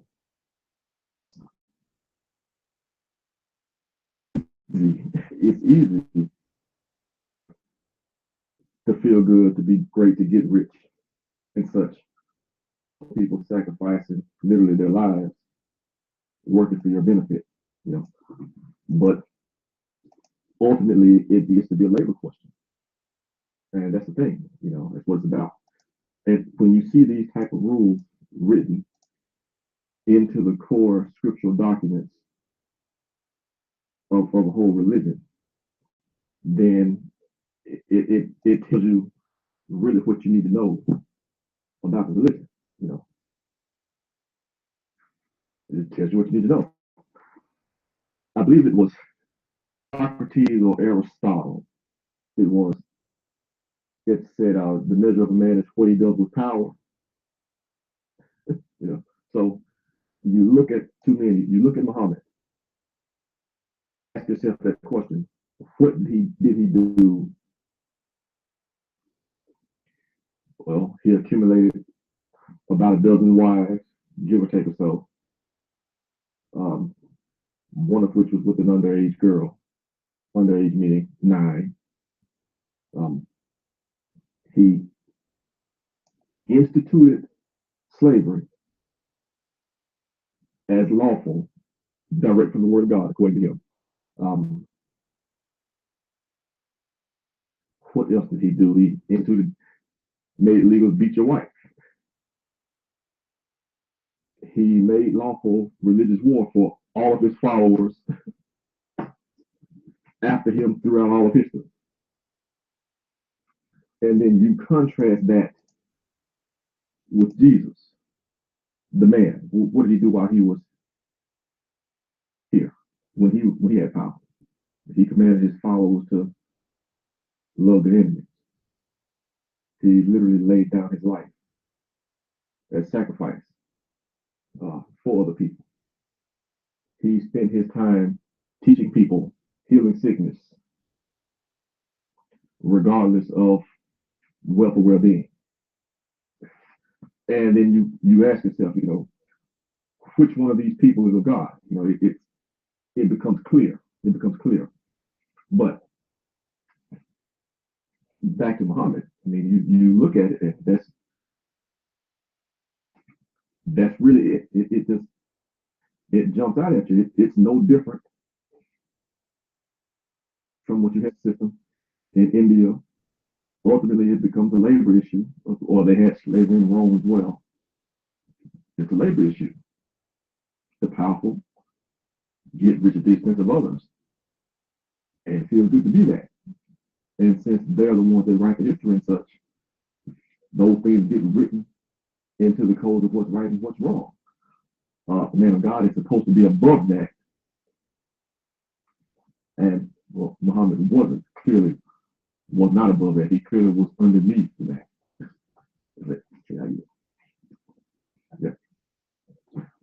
Yeah. He clearly was underneath that. I don't really know how you can get that across to a Muslim, but we try it, And I do find it funny though when, well, if you can't tell by my voice, I'm African American, I'm Black American. And I know a few people, that are Muslim. And oddly enough, they're like, Black righteous power to the people type. But he's a Muslim. Following the belief system that literally sold us into slavery. American slavery. It is funny and ironic and kind of sad because we should know better. We should know better. We should get better than this at church. I shouldn't be learning these things at 40 years old. I should have known it, better than that. I was always too much of a Christian to bite that, what did the white man look at what the white man did to you? I always figured that God, even when I didn't know much, I figured that God, had to be bigger between the struggle between blacks and whites to me. Yeah, you got black people, you got white people, but you got Asians and Indians and all types of sub races throughout the world. So your view of God, it just has to be bigger than that. Any theology that shrinks it down to that, it just can't be enough. It can't encapture the whole of God. It can't be. So I never really bought that. I did not know that it was so direct that you still had legalized slavery, that you actually had slavery legitimized throughout the whole religion, Islam, and that most likely that there were in fact Muslims were the ones that sold us, that us being the other African tribes they had captured and such into slavery, fueling the Middle Passage, so to speak.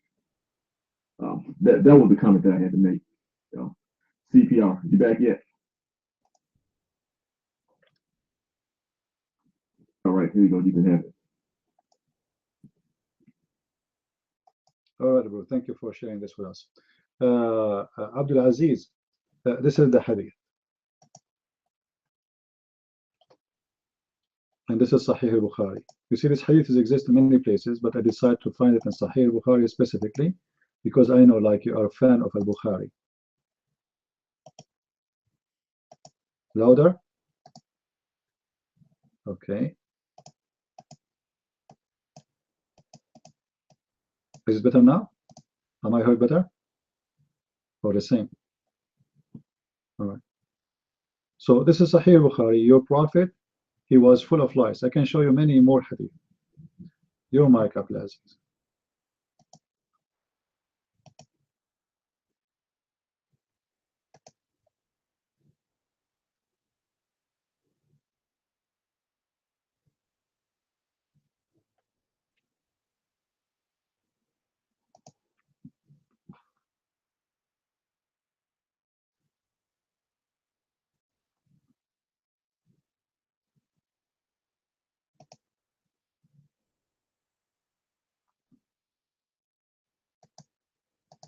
Yeah, it doesn't take time. Come on, Abdulaziz.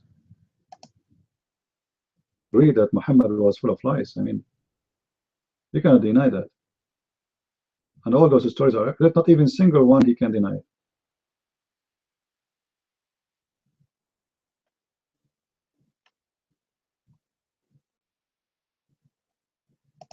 So, are you ready?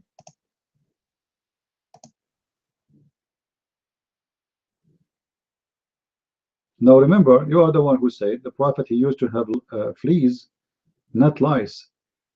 Fleas, you are right, Christian princess. They are existed with animals, but that because the prophet, he was in the sheep, so obviously he got the fleas from there.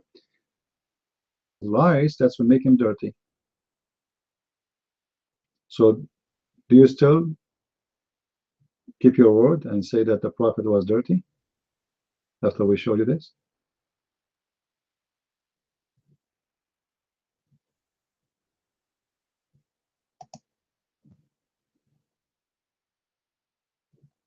And this is the same Sahih hadith in At-Tirmidhi, and it says there Sahih.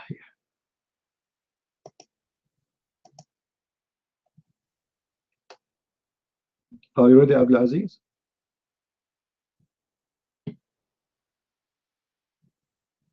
This is exactly the same hadith, but it's in At-Tirmidhi, and you will say it says there Sahih.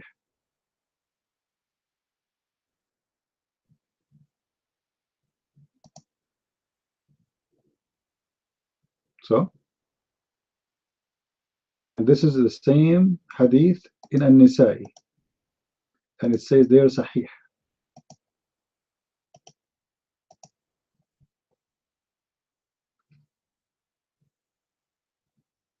You see, all those, they are Sahih.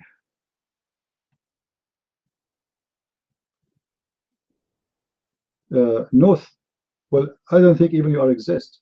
Are you exist? Prove it to me. Maybe you are a virtual hacker script.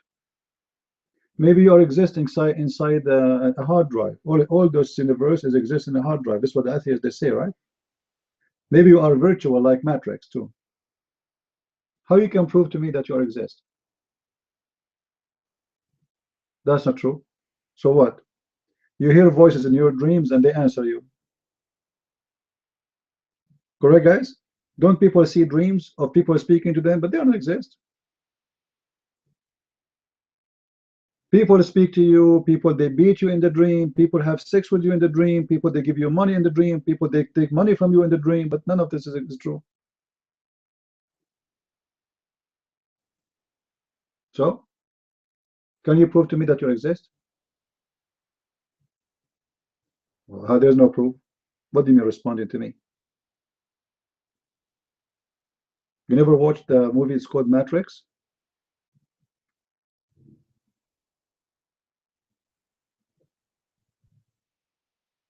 Let me ask you a question, North. I'm not speaking dirty, by the way. I'm just asking a question of logic. Do you have a penis?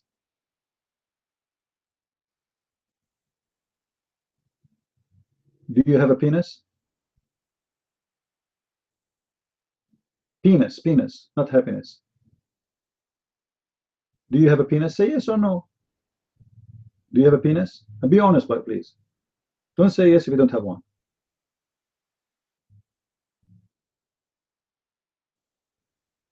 You have, okay. How you can prove to me that there's a vagina exists based on your penis? and why you have a penis, and why there's a woman have a vagina. Who is the one who made you have a penis and the other one have a vagina? Can you yourself decide a vagina for yourself? Can you design one for yourself so you do not need a woman? Why you, as an atheist, as long as there is no God, which means you are the one who create yourself, why you cannot create a vagina beside the penis? And that's it. Don't you, you atheists, you say that everything exists for a reason of needs. Okay, what is the needs of a penis to have a vagina? And why the penis, Mr. Penis of the atheist, cannot have a vagina in the same body of the atheist?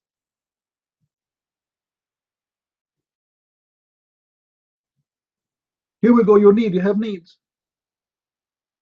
Your body is responding to your need. Okay, you have a penis. What is the purpose of having a penis unless you have something work with it? And why does something work with it is not in your body, it is in the body of someone else. That means there's someone, a smart designer, he made you male and female. Otherwise there's no need. Because you can create yourself, you can create your eyes, you can create your heart. So you create a penis and you forgot about the vagina?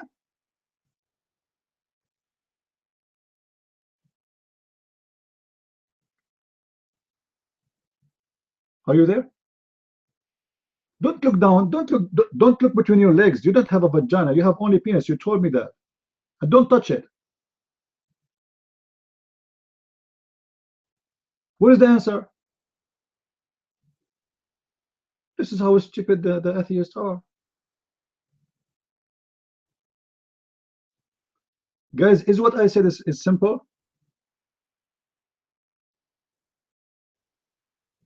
Great. There's some animals they don't have one. That's a proof that everything you atheists stand for is a lie.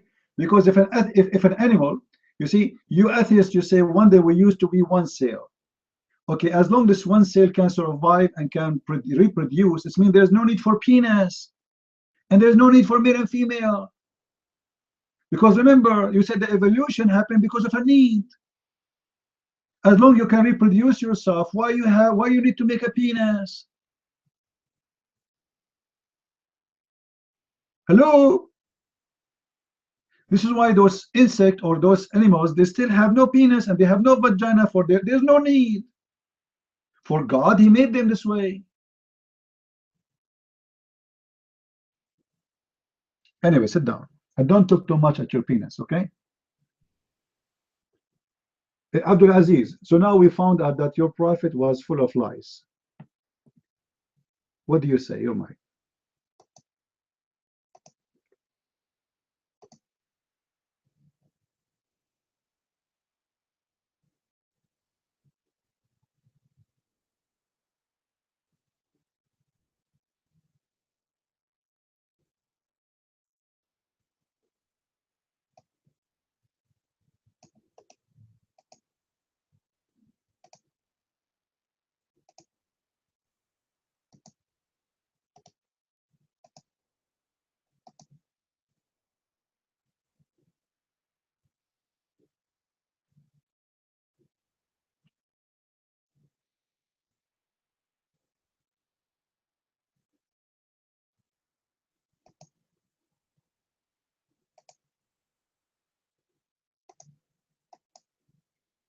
Well, I hope that Abdul did not go to find the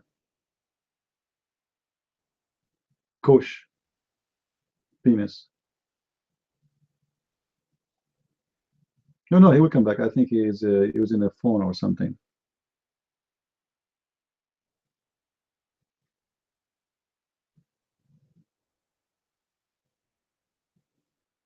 Any Abdul here? But do you guys understand what I said about this atheist belief? Anyone have a confusion about what I say? If we do not, if the body create things because we need it, this is what evolution is about, then we do not need to have a penis, because obviously they were surviving, the human being, whatever he was surviving, reproduction is exist without a penis. If we used to be a cell, why we need, there's a cell, it's called permission. Paramecium. I don't know if I'm saying it correctly in the Latin word. This cell is one of the smallest cells exist in the world. And this cell, simply the same as the bacteria, but the difference between it and the bacteria doesn't have water. This one have water. It have a liquid inside. So this paramecium reproduction is very simple. Just divide itself. That's it. So why this paramecium don't have a penis until now? Because there's no need. Because simply this is how it's made. Abdulaziz, the mic is yours. So what do you think about your prophet full of lies? Your mic. Okay, this is Abdulaziz. Okay, I'm gonna go ahead and read the hadith, and then we'll discuss it. Okay, so it says, okay, يقول, the introduction part, and then يقول كان رسول الله صلى الله عليه وسلم يدخل على أم حرام بنت ملحانة وكانت تحت عبادة ابن صامت فدخل عليها يوما فأطعمته وجعلت تفلي رأسه فنام رسول الله صلى الله عليه وسلم ثم استيقظ وهو يضحك. Okay, and then the hadith continues. It's a long hadith, but the rest of the hadith is not relevant to our discussion. So what this is saying, let me go ahead and translate. It says, okay. Oh, so the Messenger of Allah used to visit Haram, the daughter of Milhan. I don't know why her name was Haram. And she was basically the wife of Ubadah ibn Samit. So he visited, or he basically entered upon her, like came into the room one day, and she fed him, or she prepared some food, I guess, and gave him a meal. And went to search or examine his head for lice. And then he fell asleep, or the Messenger of Allah sallallahu alaihi wasallam fell asleep. And then later on he woke up while he was laughing. And then he goes on and relates his dream. So the lice part of it incidental, but let's take a look to see what it's saying. I'm guessing this is obviously not a young woman, because the rule in Islam is that once a woman reaches menopause, after that point, she doesn't have the requirement for hijab and things like that. And What? Obviously, she's not an old woman. She's a wife of somebody. Can I go and put my head in the lap of someone else, the wife of someone else? What are you talking about? So here we have two problems, Abdulaziz, and you notice that right away. Right? You're trying to be smart. So the man, he put his head in the lap of a foreign woman, and he entered upon her always, and he sleep in her lap, and she pick up the lice from his head. So now we have two problems. Muhammad is breaking Islamic law that he should not be with a woman alone, and not only that, he is touching her lap, he's touching her feet, her legs, he's sleeping in her lap. And what the woman she is doing? She's picking up lice from his head. Why Muhammad have a lice, and why she is doing that to him? Who is she?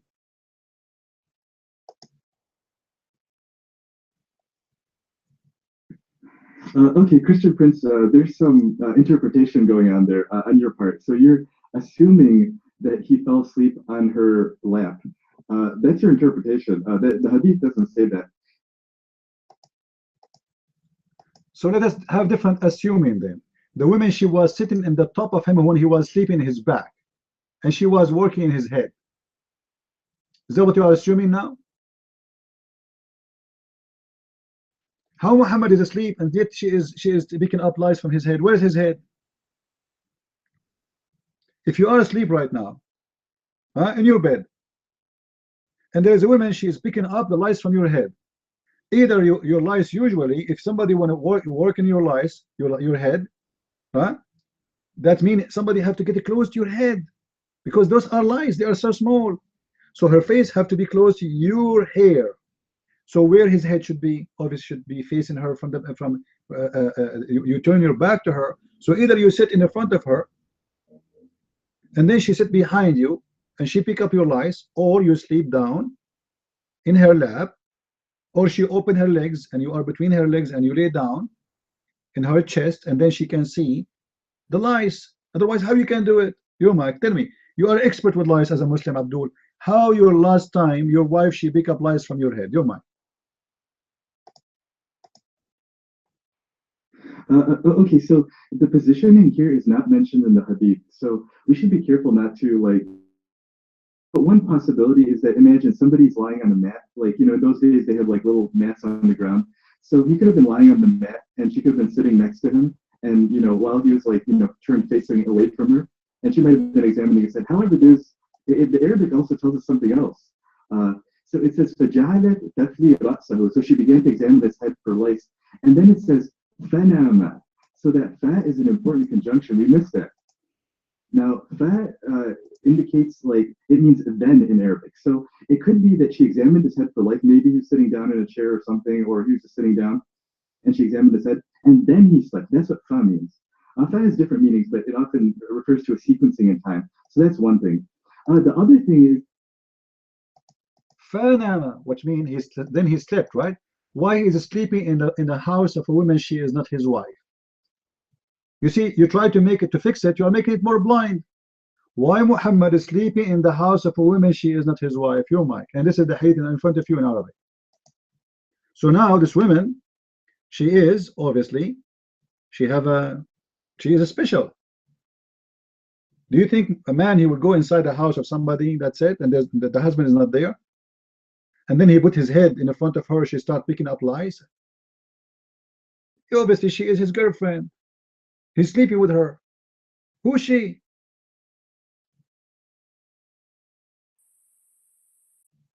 And in the top of that, he slept in her house. You don't sleep in the house of somebody unless, and she's a woman, unless you do it always. Correct, guys? This person is relaxing. And not only this, it says she feed him up. She did what? She did feed him. Like, what the heck? This guy is like home.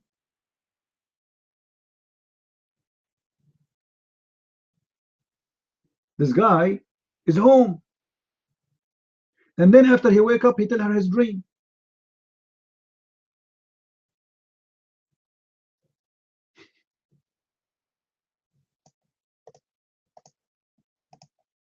So who is this woman who is expert? Do you think this is a lycée clinic, Abdulaziz?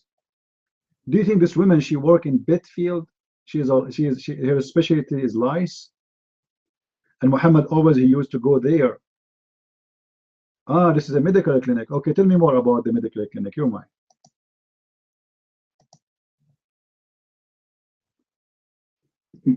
Okay, no, I was just kidding about that. I'm just being facetious.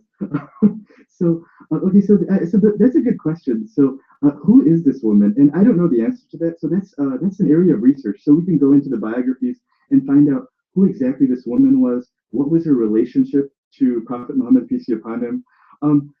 Again, there isn't that much information given in the hadith. What I would assume is that this is probably one of those older ladies in the community, like a granny type person.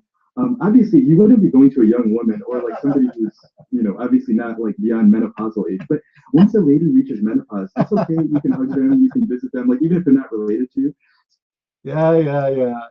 Abdulaziz, give me the address of your grandmother. I'm going to go and put my my head in her lap, and I will sleep in her lap. Are you kidding me, Abdulaziz? Is that what the Quran is teaching you? That if a woman she is old, we can do whatever we want with them? Where do you get this from? Same time, Abdulaziz, didn't your prophet he went to his son wife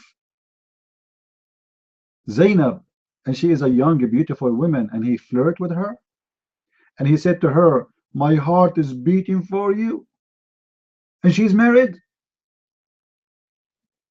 So why you don't accept the prophet? No way he would do such a thing. And right away you assume she is a married woman and she is old. Okay, it says there she's married, but it doesn't say she is old. How you know she's old? And how an old woman she have a strong vision so she can pick up lies from your head?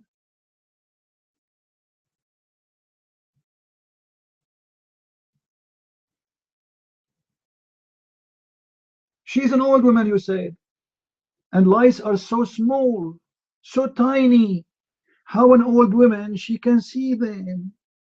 Muhammad, okay, put your head, my son, in my lap. My hands are shaking. The lice is there. This is grandma. This is not my head. This is my ear. Okay. Okay. Sorry. You know my eyes. I'm looking for them. How the woman she's old, but she can pick up lice? Somebody told you the lice is in the size of a locust? Somebody told you a lice is the size of a chicken? It's a lice.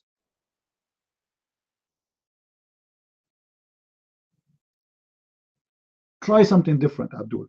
Give it another try. Go ahead.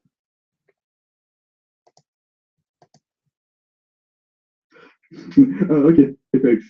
So again, we don't know the woman's age, and that has to be researched. So something worth looking into. The other thing I wanted to mention was the hadith does not state that she found the lice. All it states is that she searched for lice. So again, that's an assumption on your part. You may or may not be correct about that, but you can't assume it. There's no evidence for that.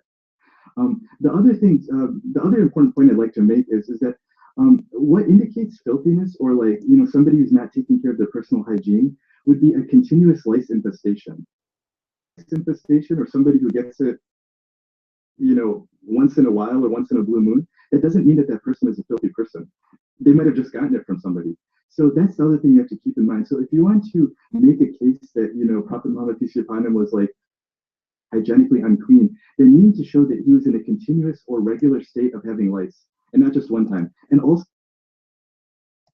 well, thank you. The hadith says that.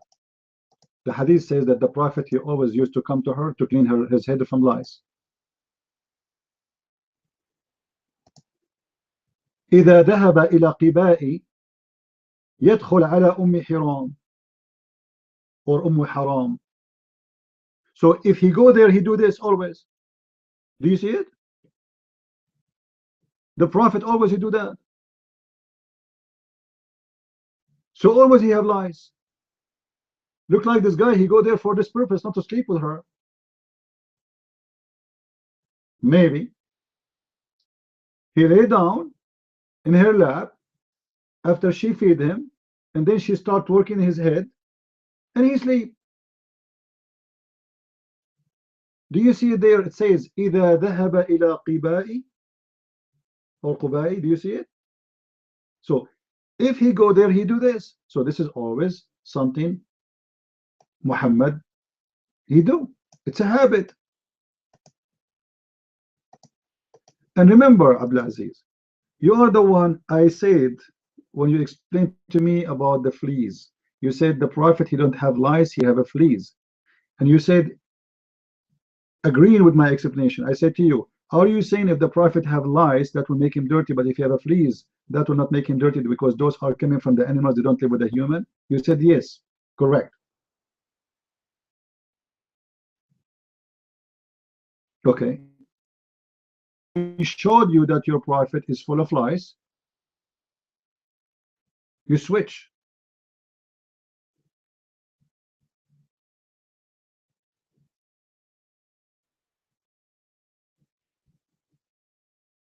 You see, always I see a hypocrisy, even with the Muslim who try to be honest with us, but he have desperate. Okay, what about the hadith about Fatima? This is a different woman. Always she do pick up a fleas from the head of the Prophet. Sorry, lice. Different women, different story. What do you say? Your mic.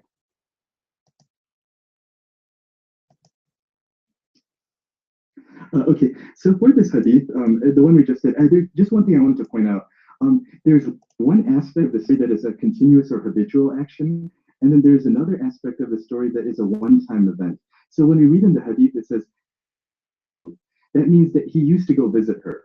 So that was like a continuous, recurring type of occurrence. However, we can't jump to the conclusion that this lice incident was recurrent, because it states later, فَدَخَلَ عَلَيْهَا يَوْمًا.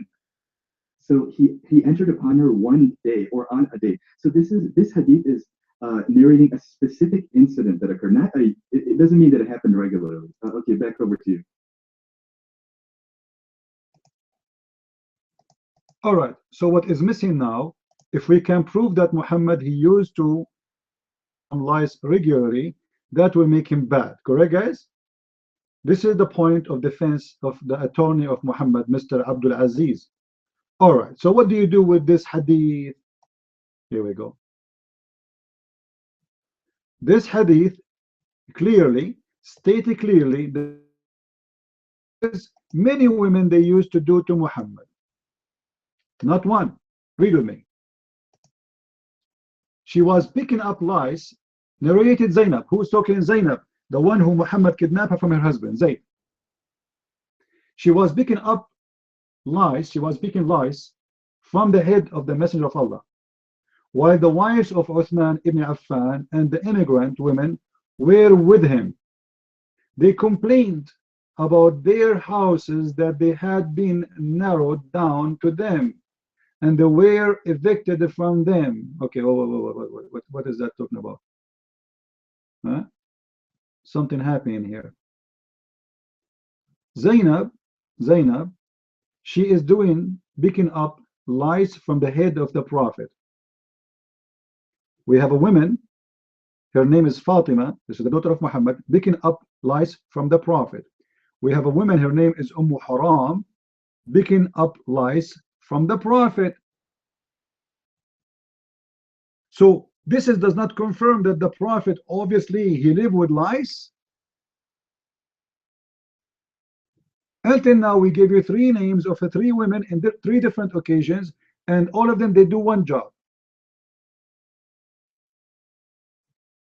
And it says, you speak Arabic, okay? Look what it says. عن زينب أنها كانت تفلي رأس رسول الله. كانت تفلي. This is something she practiced. Let us show you more. And this is the hadith for those who want to save the reference. Until now, we show three occasions, 3 women, 3 stories. Not the same story, remember. Not the same story. Remember, and by the way, this is Sahih. All right.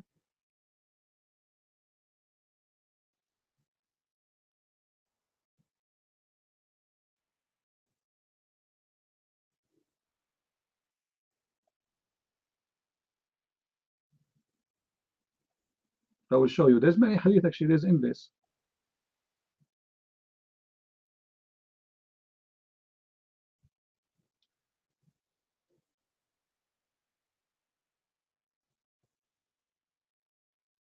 Do you have anything to say until I show you more?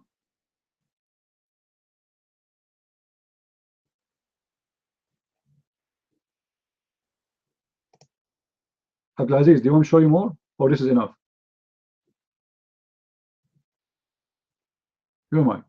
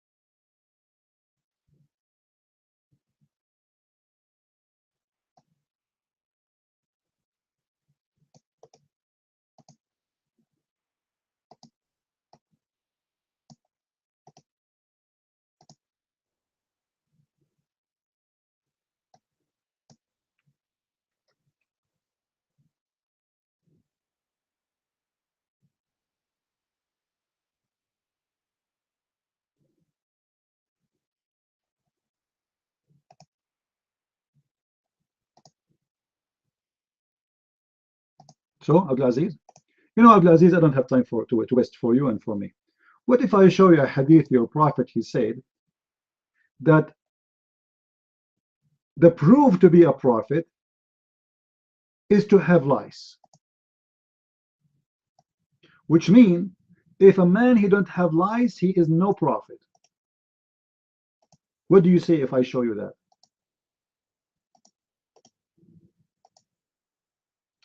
Based on this, I'm not a qualified. Are you there, Abdul Aziz? What if I show you that your prophet said that to be a prophet you should have a lice? It's a trial from Allah. Allah is the one who sent the lice for the prophets. A prophet who don't have a trial from God, which is lice, he is no prophet.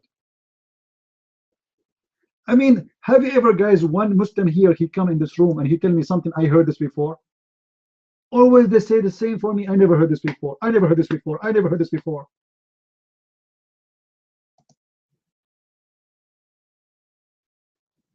When we will find once a Muslim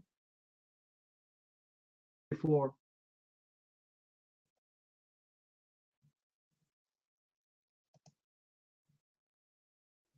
it's amazing.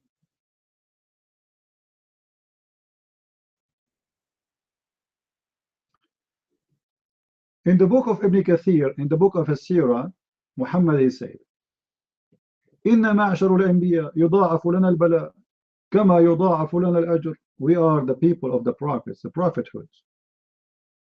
Allah double our suffering as He double our reward. And if the prophet of the prophet, he was suffering from lice until the lice almost killed him. What? How much Muhammad is suffering from lice? The lice is killing him.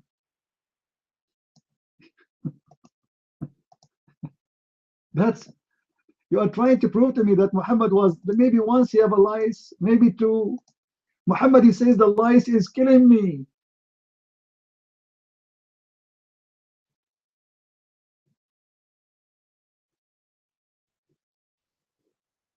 He is not only infected with lice, he is dying because of it.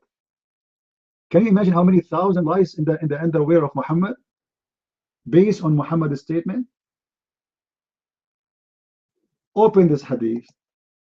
English, sadly, Muslim, they will not translate this. Open and read. I can give it to you from Ibn Kathir, I can give it to you from many books. So what do you say?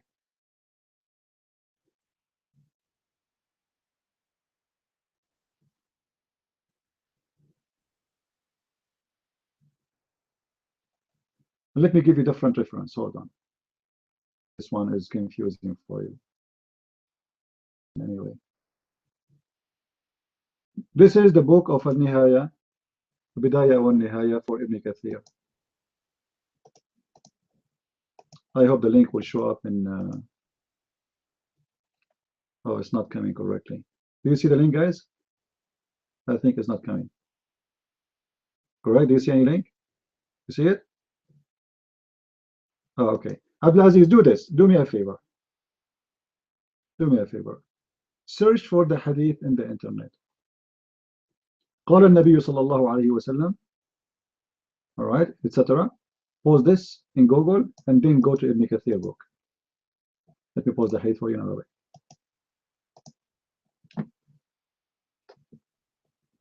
You see it? And not even single Muslim, he says this hadith isn't correct. Even they have in the fatwa website, they are explaining what happened. That Allah, He examined His prophet by sending lice on them. Ooh, how sexy. Ooh, boy.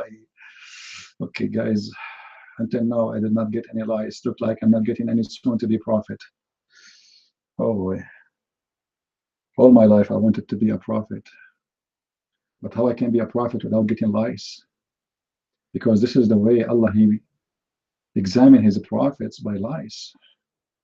This is very well known. Even those lice are sent by Allah. And this is proven by science, by the way.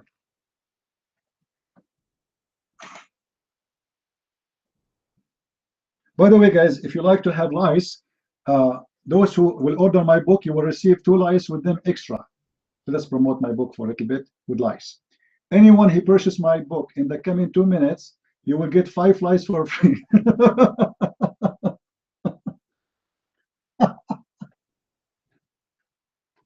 Dancing lies. What jumping lies? Dancing lies. Dancing. Oh, oh boy. Anyway.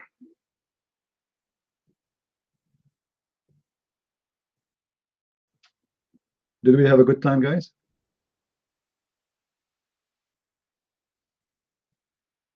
Did we have a good time? There's people, they call me in YouTube, they call me liar. I mean, liar about what? I'm posting everything I say in the screen. And yet they call me liar. Do you believe it?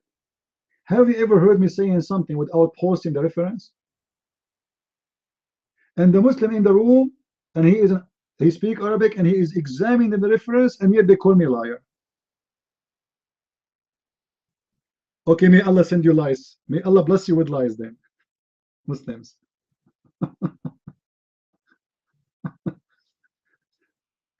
Oh boy. Thank you, Papa. Thank you. It's for sale. Do you want to buy it? I can give you the room with everything inside it, and 5 flies in the top of it. Name your price. And all the wisdom of Muhammad and his lies with it. Any Abdul? Who is a Muslim when I come to the mic? Tell us something. Sharp blade. Your mic, Mr. Sharp.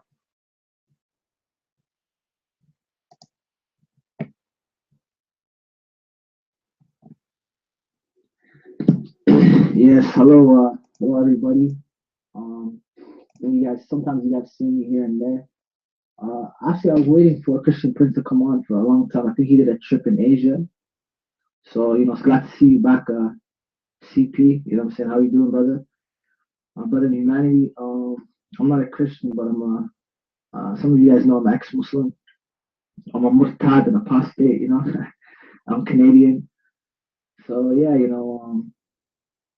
it's good to see this room is back on. It's good to see Christian Prince is still doing his work. And today, I just want to bring one small point. I follow these guys. I follow these different channels at Hyde Park, in London, England. It's a park, and they have this corner where they debate about philosophy, right? And everybody seems to get along. There's atheists, agnostics, pagans, Christians, Sikhs, Hindus, Buddhists, right? But the Muslims, everybody has a problem with it. And they're all in agreement. Nobody's just singling out the Muslims. And the Muslims, they cry always like, Muslims, they're always into conspiracies. Oh, everyone's against us. They have an agenda, blah, blah, blah. But they act like barbarians. They're belligerent. They're violent. They're aggressive. Now, there's this one brother. He's, I think, a pantheist. He's into energy and science and stuff like that. Right? I believe he comes from a Muslim country. I don't know if he was raised Muslim. I think he was raised Christian. But anyways, this brother, all he does is he brings out sources from Islamic. All he does is read Islamic sources. So he read about Muhammad, how he's a thief, and he's a bandit, and his men, what they did, and contradictions. Like they'll say this term. My Arabic's not that good, but it's like la hafidin or something. There's no compulsion in religion. But then they have something called the Ridda Wars, which is the apostate wars. When Muhammad died, so many Muslims left the apostate from Islam. And Abu Bakr had wars to kill him and bring him back. So what happened to there's no compulsory religion? Why was Abu Bakr the first caliph and Muhammad's father-in-law? Because Abu Bakr was Muhammad's father-in-law too. Muhammad was married to Abu Bakr's child, daughter Aisha. So all this brother does is he reads facts from Islam. He doesn't even say, I hate Muslims, you dirty Muslims, F you Muslims. He doesn't say that. He just brings out the facts that many Muslims are either ignorant of or they don't want to look at. And you know what they did to this brother? They went into his history. They dropped his government name. They, dug up information on what school he went to, who's his wife. They said his wife's a whore. She's this. She's a beast. She's that. Excuse my language. They exposed all this information on him just because he read. He wasn't even like you know, some people, yeah, okay, some people, I don't believe in Islamophobia, but some people, they don't bring rational discussions. You dirty Muslims, you know, that's not gonna really do anything but insult people. You know, this guy, he was a scholar. You know, like he's not really a scholar, but he's intelligent. You know, young man in his 30s, and you know, he just no, not Jay Smith. His name is Sarah Garvey. He's one of those guys at High Plus. You know, there's a lot of other than you know Jay Smith's good too. You know, but anyway, also look at Jay Smith. You know, he just reads things about Islam, and you have Muslim monkeys saying, Abu Lahab, Ya Hamar, you donkey. You know, it's going crazy, just going crazy, spouting nonsense. So I just want to add that little point. You know, maybe Christian Prince can touch on it. How Muslims, and another thing is, guys, I recently learned that Muslims were the ones that created the mafia. The mafia comes from Sicily, and Muslims, the Berbers, the barbarians, they created the mafia. So it's no surprise how Islam is a mafia system. Anything they do, it's like in the mafia, you can't talk about the Don, you know, the mob boss. They say, oh, don't talk about him. You'll get whacked. You'll get whacked. You don't want to swim with the fishes. Swim with the fishes basically means to, you know, kill you and throw you in the water, you know. So what does Christian Prince always say? He uses a term. He said, who dare talk about Muhammad and Islam in Muslim countries? That's a mafia system. You can't say nothing. You'll get killed. And if they don't kill you, they'll kill your family. They'll expose you. They'll do all types of things. And I watched the video. There's a video surfacing on Twitter where there was I think it was a Somalian woman. She was in Kenya, and she was posting stuff about Islam in Kenya.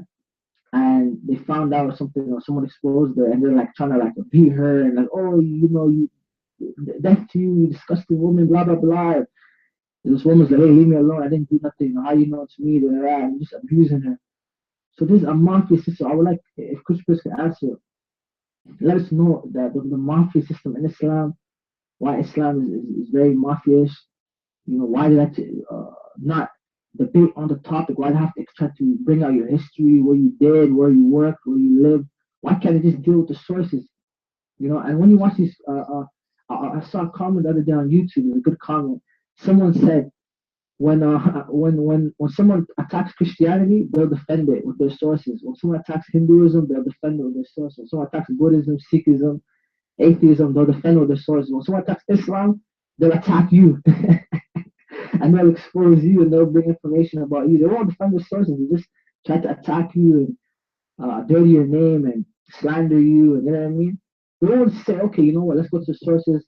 Let me prove to you Muhammad was not evil. Let me prove to you he's a good guy. They can't do it because it's not there. So it's a mafia system. That's all I want to say.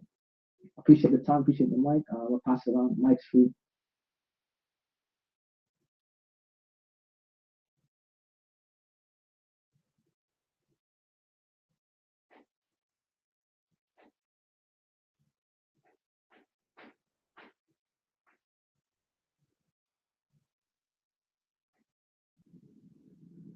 Yeah, I actually had to step away a bit while you were talking to Abdul Aziz, and I missed his response as to how he explained the woman who was so obviously Muhammad's girlfriend picking lice from his head after he went to her house to eat. Can somebody in the text tell me how he explained that? You know, I came in because I heard him say something about a duality, you know, that there are two things, one that happened once, and then there was another thing that was a recurring habit, you know, and then I had to get away from it for a bit, and I hate that.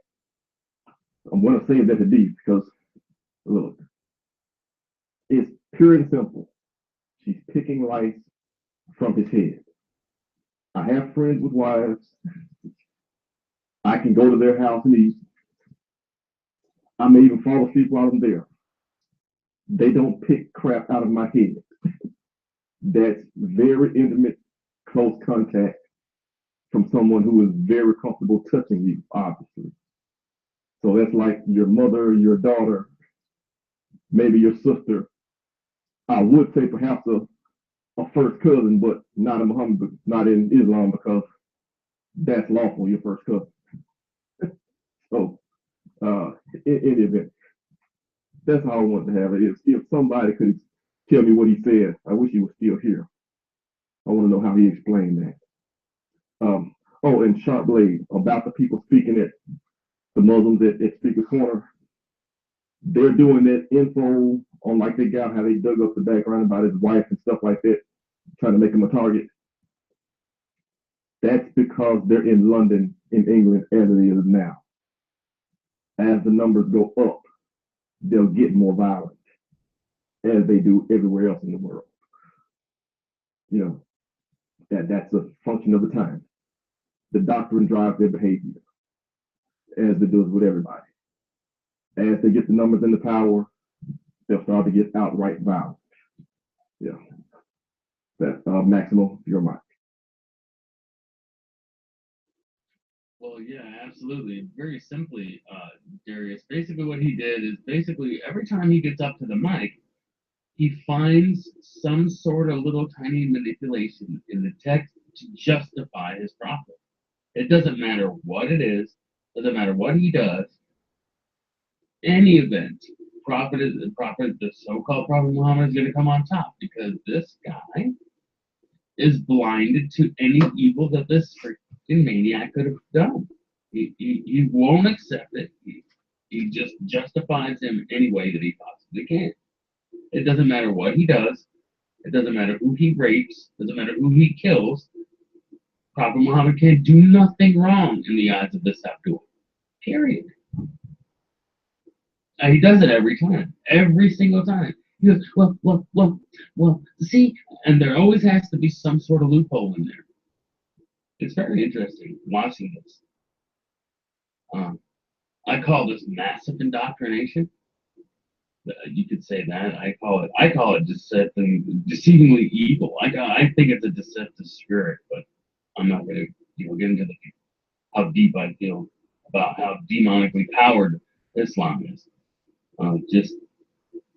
It's amazing. Anyway, but that's what he did. There it is. Basically, he just justifies everything he does. All right, myself.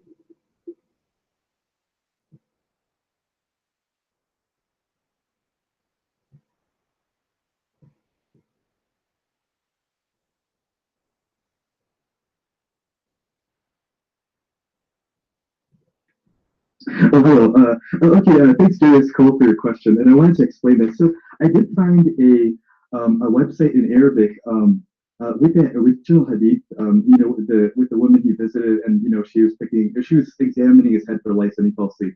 And so this is what they said in the explanation.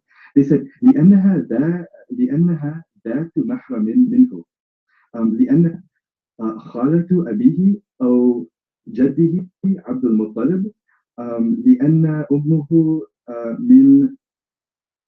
من بني نجار. And I don't know if that should be أمها, but in any case, okay, here's the explanation. So somebody asked in Arabic, they said, who is this woman and why was he going to her house? And then it said, she was actually one of his mahram, relatives. And in Islam, there's a concept of mahram, a woman that, you are related to, that you can't marry, that you can be alone with, or you can, be in a private situation with, like your sister, your mother, your aunt, and things like that. And so this woman from this hadith, it says that she was either the aunt or the sister of his father, his paternal aunt, or she was the sister of his grandfather Abdul Muttalib. And so that was the explanation. So this is either his father's sister or his grandfather's sister. Back over to you, Suki.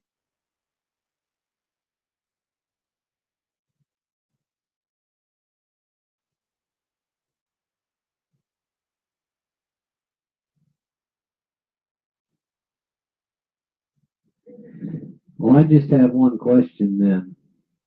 Why wasn't that said in the hadith?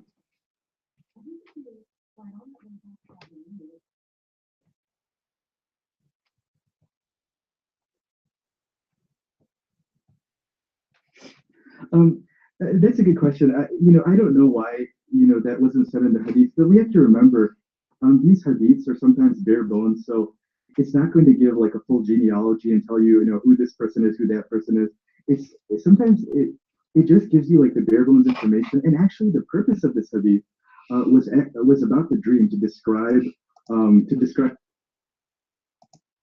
Abdul Aziz, forgive me, please. I wasn't here. Can you repeat again? Can you repeat again, please? Am I? Sure, Christian Prince. Okay, so I found an Arabic reference, and somebody asked the question about that particular hadith, and again, my knowledge of Arabic is intermediate to, you know, I'm not like super advanced, but I was able to find the explanation. So yeah, I posted the link to the reference, and I'll do it again here. I'll post it here just a second. Okay, that's the reference, and in that reference, the scholar was asked, "Who is this woman?" And what was the purpose of this visit? And he said that this woman was actually one of his mahram relatives. You know, it said, "Innaha dhatu mahramin." One of those mahram relations, like, you know, your aunt. Let me give you a hint, Abdul Aziz. This is the sister of Khawla bint Hakim. This is the sister of Khawla bint Hakim. Do you know who Khawla bint Hakim is? You just said she is one of his aunts, correct? God, did he say that? Did he say this is one of his aunts? Okay. She is the sister of Khawla bint Hakim. Is that correct? Your mic?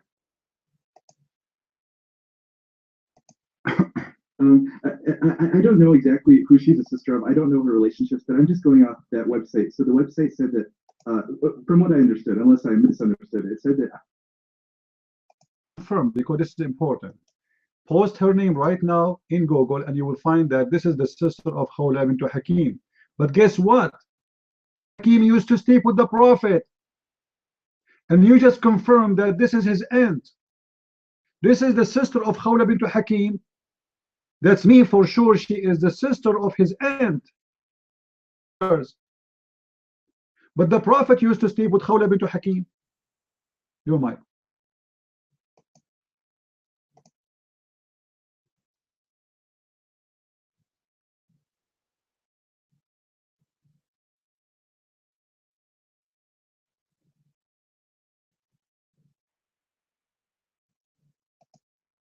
Okay, I think Abdul Aziz, he needs some hashish for now, and some Coca-Cola, and some 7-Up, and he need to take a nap for the coming 2 years.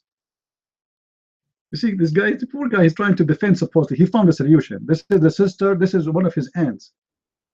His aunt. But his aunt is one of she gave herself to the Prophet to sleep with.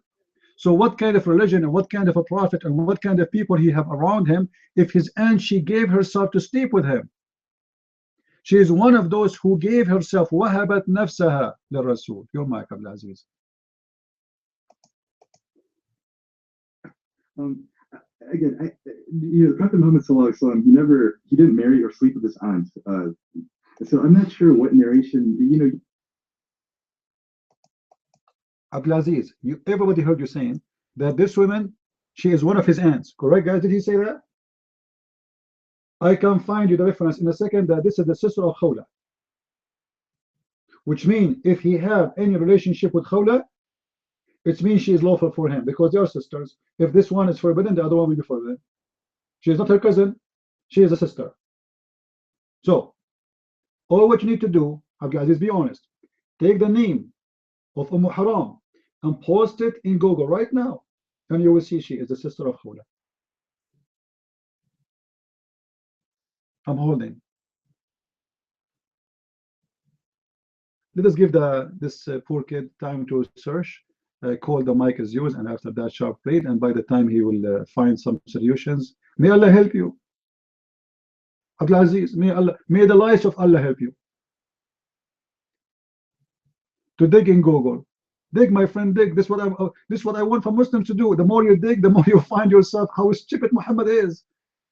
Go ahead, Cole, your mic.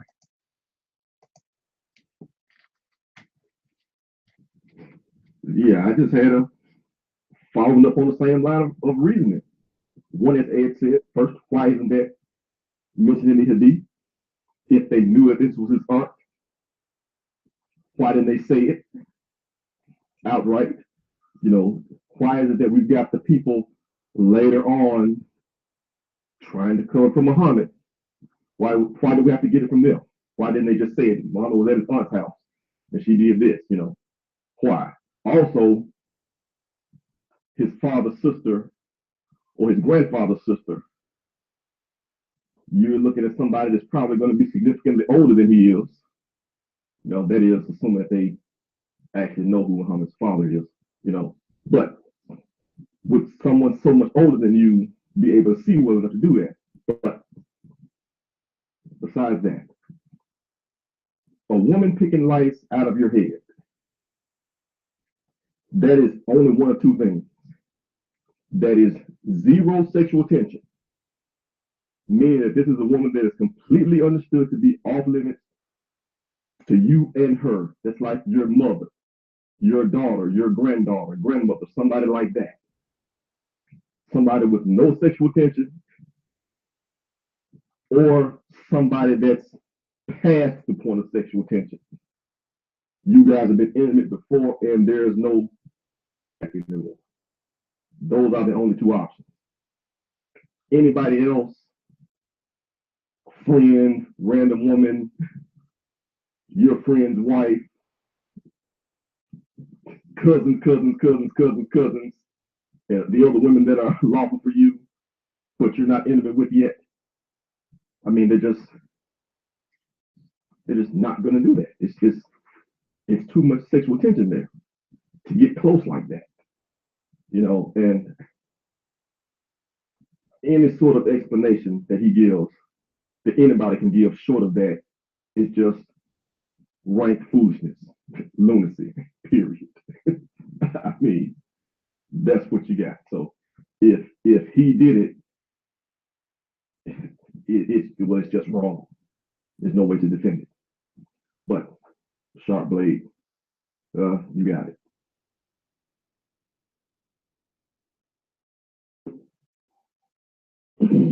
Oh, the guy's back, huh? Okay. Yeah, I just want to say something to Christian Prince. I was good seeing you, Christian Prince. I was talking before, but I don't think you heard me. You probably, maybe not remember me, but you probably see me on your room.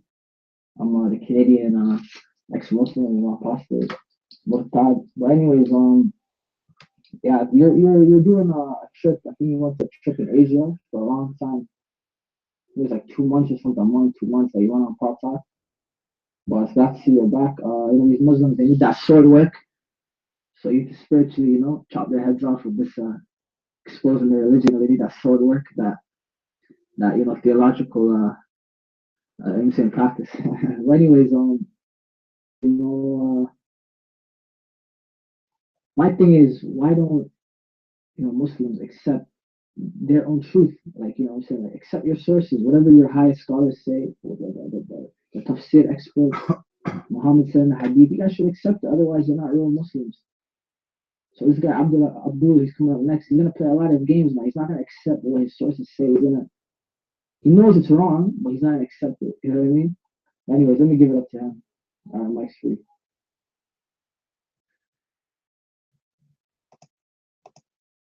You know, the what you notice here, that the poor Muslims, I feel for Abdul Aziz, by the way. I believe Abdul Aziz is a nice person, and it's not his fault, guys. This guy is born in a Muslim family, so it's his duty to defend, because he feels this is his ID, and he feels that he have a duty, because he feel like he's insulted. Like, if Muhammad is really that bad, and he's a Muslim, then he have a duty to do.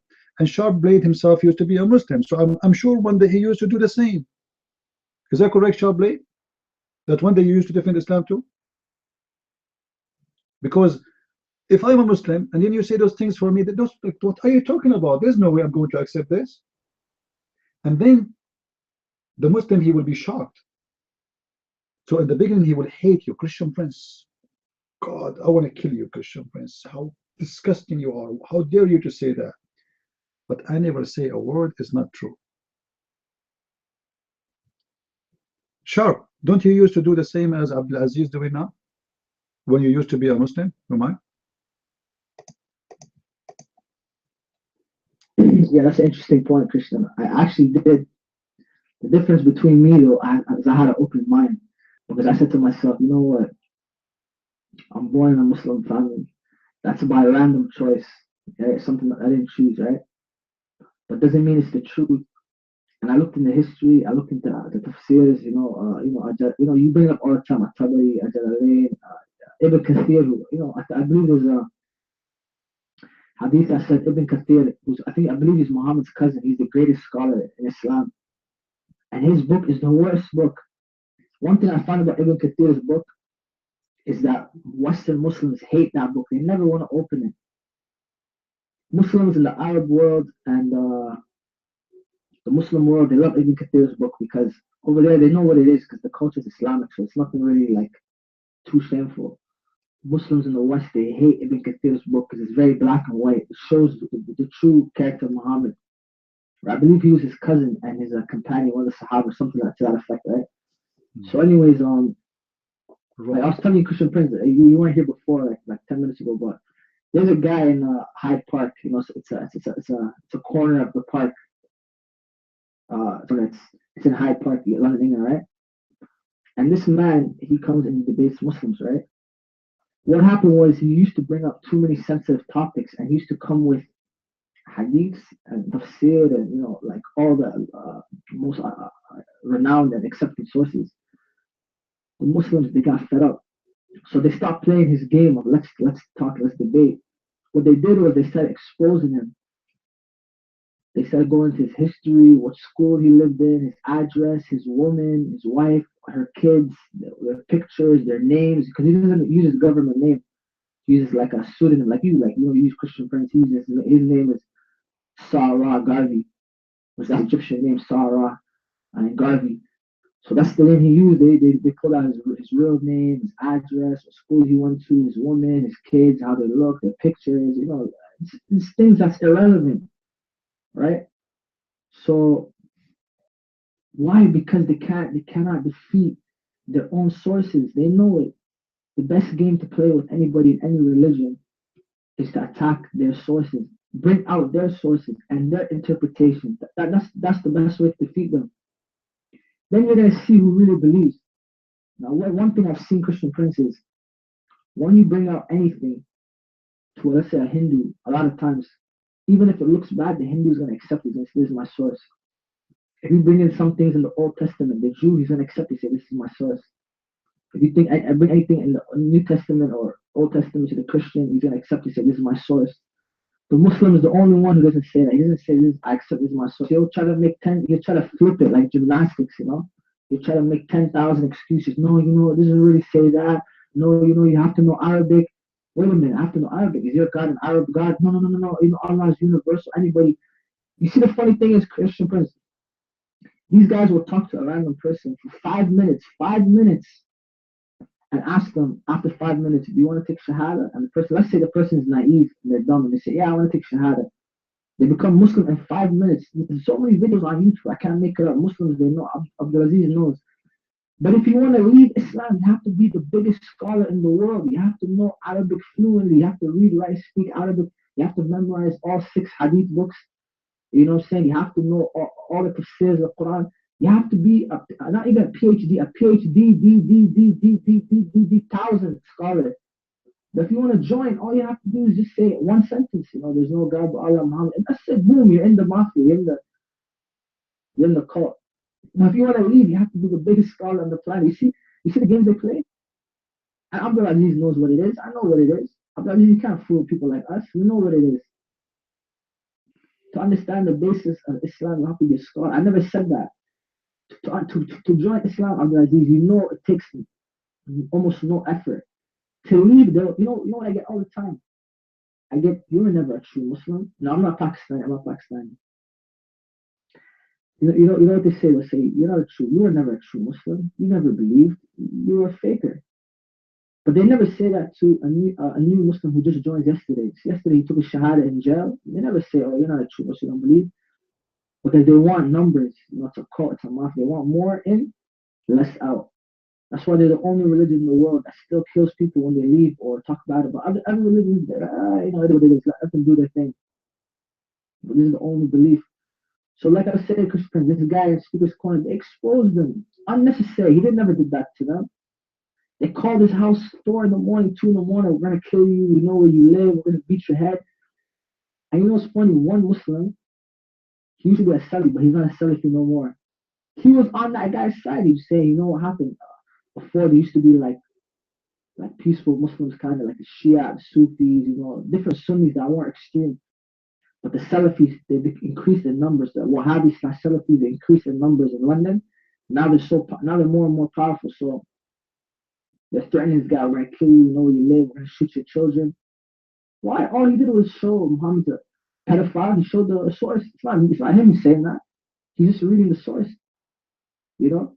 So you know he showed Muhammad's a false prophet. He showed the source. Muhammad did this, Muhammad did that, Abu Bakr did this, Umar did this, Osman did this, Ali did this. Just read the source. He's not making this up. It's not his words. So that's all I have to say. I want to pass the mic up. I've been talking for a while, but yeah, you know, it's good to see you back, Christian Prince. Yeah, mic's free. All right, thank you, bro. First of all, Ibn Kathir, by the way, is not the cousin of Muhammad. Maybe you meant Ibn Abbas. Ibn Kathir is someone exists for 700 years after Muhammad. And the Muslims, they accept Ibn Kathir interpretation of the Quran. When this guy, he never witnessed any of Muhammad days, and he came 700 years after Muhammad. I mean, how Ibn Kathir, he can write a book about the life of Muhammad if he never been a witness of the life of Muhammad? Because if you go to the book of Al-Bidayah and Nihaya, simply he's telling what Muhammad said, what Muhammad did, but this guy, he came to existence 700 years after. And then you will not find, my voice is down. All right, is it better now? Is my voice better? Hello, hello? Is good? All right. So nobody questioned Ibn Kathir about what he said about Muhammad, even though he came 700 years after Muhammad. But the Muslim, they question John, because they say, well, John and Mark and etc. and the earliest Bible you have is written 40 to 60 years after Jesus. 40 to 60 years is a problem. But 700 years does not make Ibn Kathir qualified to explain Muhammad and tell us the life story of Muhammad. His wife, she said to him, what he said to his wife, and how they have sex, and who sat in the top of who, and who sat in the bottom. He was there.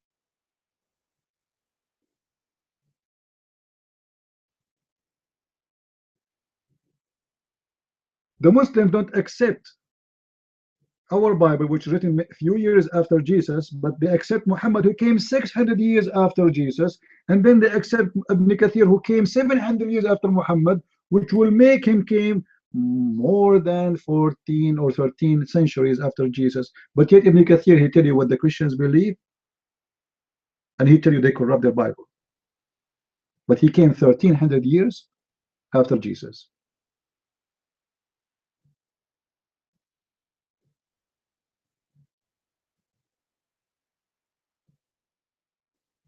And now Abdul Aziz, he says to us, the more I study, the more I confirm my understanding. But you just told me I never heard this before, I never heard this before, I never heard this before. So what understanding you have? You have no understanding. Let me ask you, Abdul Aziz, a very simple question. What is your understanding of the Quran saying that the backbone is where the sperm is coming from, and the women, she have a sperm coming from her ribs? Let us cut the crap. Give me your understanding. Are you there? I want you to explain to me how the ribs of the women provide the sperm. Your mic.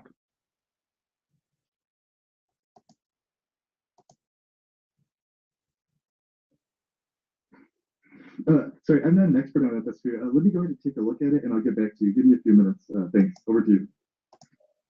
A second ago was telling us about our understanding, his understanding of Islam. But each time you ask him about something, I'm going to that. Okay.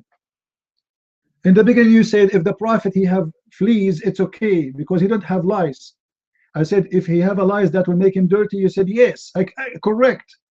Then when I showed you the prophet have a lice, then it's okay to have lice.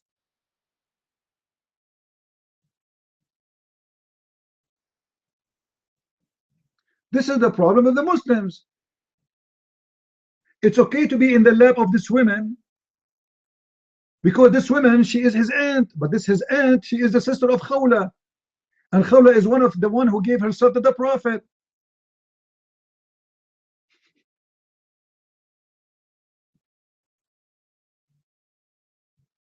The hadith of Allah says, we're searched for not found. Don't tell me aunt or grand aunt. This is his aunt. You just mention it. She is a muhram. Was Khawla a muhram? She is her sister. Anyway, I'm waiting for you to give me the answer about how women, they have a sperm. You know, just to be honest with you, Abdul Aziz, I am single. I want to get married. Seriously, I want to get married. But I have a problem. After I saw that in the Quran, I'm really, really worried. Imagine my wife, she take off her clothes, she take off her bra, and then I see breast testicles. I'm so concerned about my wife. She give me sperm from her breast or from her ribs. You know, I used to be a naive one day. I used to go to the beach and I see women, they put a lotion in their chest. I thought this is a lotion, but then this is not a lotion. Disgusting women. This is a sperm. It's coming from their ribs.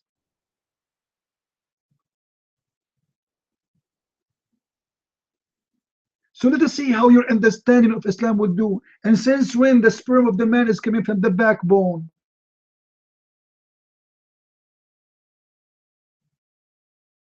Bone? So what the testicles for?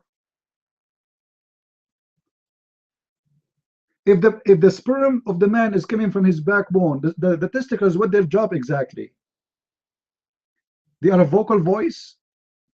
They are coming from your throat. What they call them, guys? Those in the throat. What they call them? The two things in the throat. What they call them?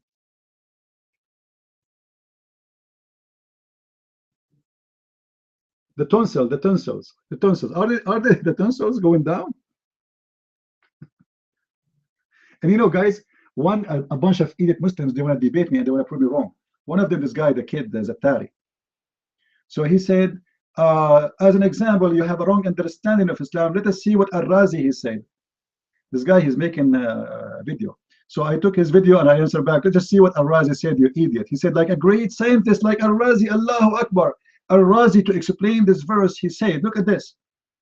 You don't accept that the sperm of the women is coming from the ribs, or the sperm of the man is coming from the backbone.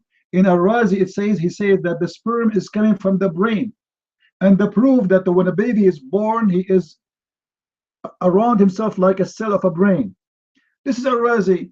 And he said, and maybe Allah, he meant about women, maybe it's coming from their arm. The arm? And this is your best scientist and he's a doctor. So we try to fix it with, like the same as Abdul, he was doing here. He was fixing it, trying to fix it. So from ribs, we became in the brain, and from the brain, we became in the arm. Don't ever shake hands with Muslim women, man. You never know what is in their arms. Are you there, Abdul?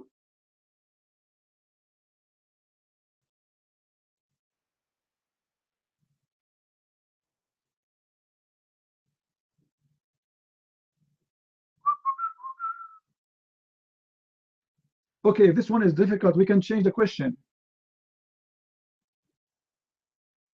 I have to look up the technical definition. Guys, the technical definition. Technical. Here we go. We are talking about technical. What do you mean technical? And this is Quran. When we speak about the Quran, there is a definition of the Quran, not definition of any technical. We're not talking about the science of someone else. We are talking about the Quran. So what the Quran says about how baby is created, this is what we care for. And then we can look at what scientists they say. If we go right now, here we go. This is the cousin of your Prophet Muhammad, Ibn Abbas. Guys, everybody open the link and post the text for me. What it says there in that link.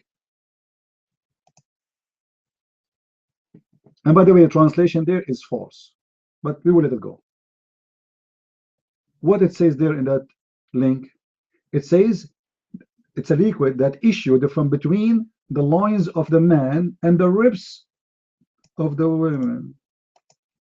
And the fact the loins is not exist, it is a sulb. A sulb is the backbone. You will study the terms of tafsir. Well, here we go. The tafsir is in front of you. This is the cousin of your prophet. Do you want me to give you a Jalalain? Do you want me to give you Ibn Kathir? Study it right now. This is a Jalalain. Here we go. Same again, the same story. False translation. They make the word backbone. They translate it as issuing from between the loins and of the man and the breast bones of the women. Suppose this guy trying to cover the translation. This is a false translation. First of all, Abdulaziz, do women even have a sperm? Abdulaziz, be honest with me. Do women have a sperm?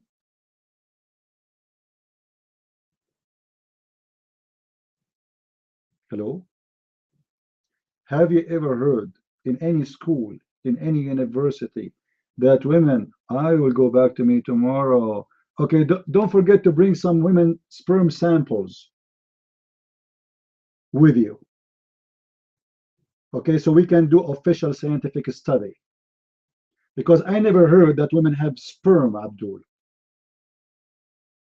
So be sure you ask some Muslim women to donate some sperm.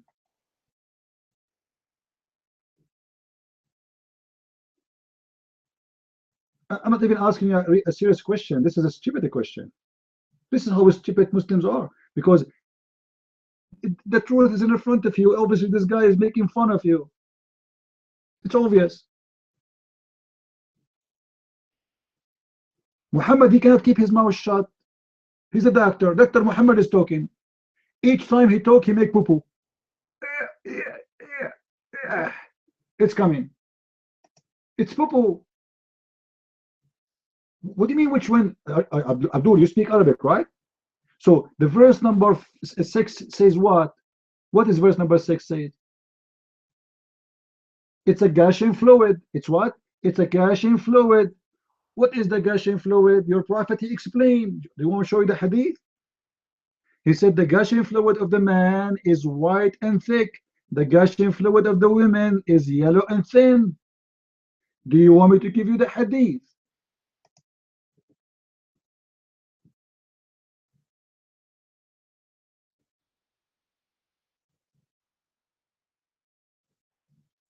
Abdul, this is what he's talking about. The nutfa, yes.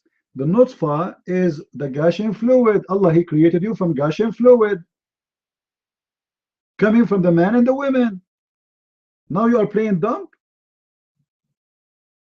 Are you playing dumb on me now? We can go and see the interpretation of the verse before it, which is talking about the gushing fluid.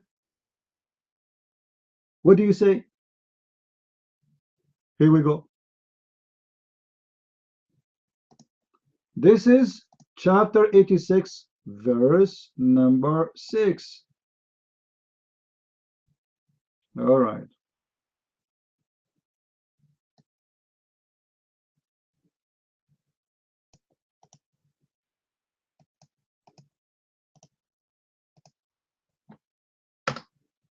And this is Tafsir Ibn Abbas. You can see a Jalalain. I'm posting only the English one, but we can post Arabic if you want, Abdulaziz. No problem.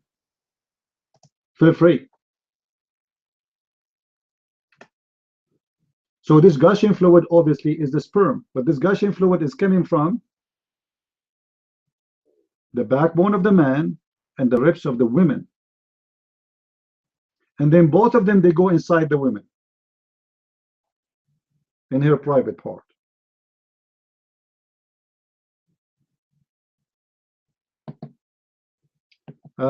Sharper blade, you might.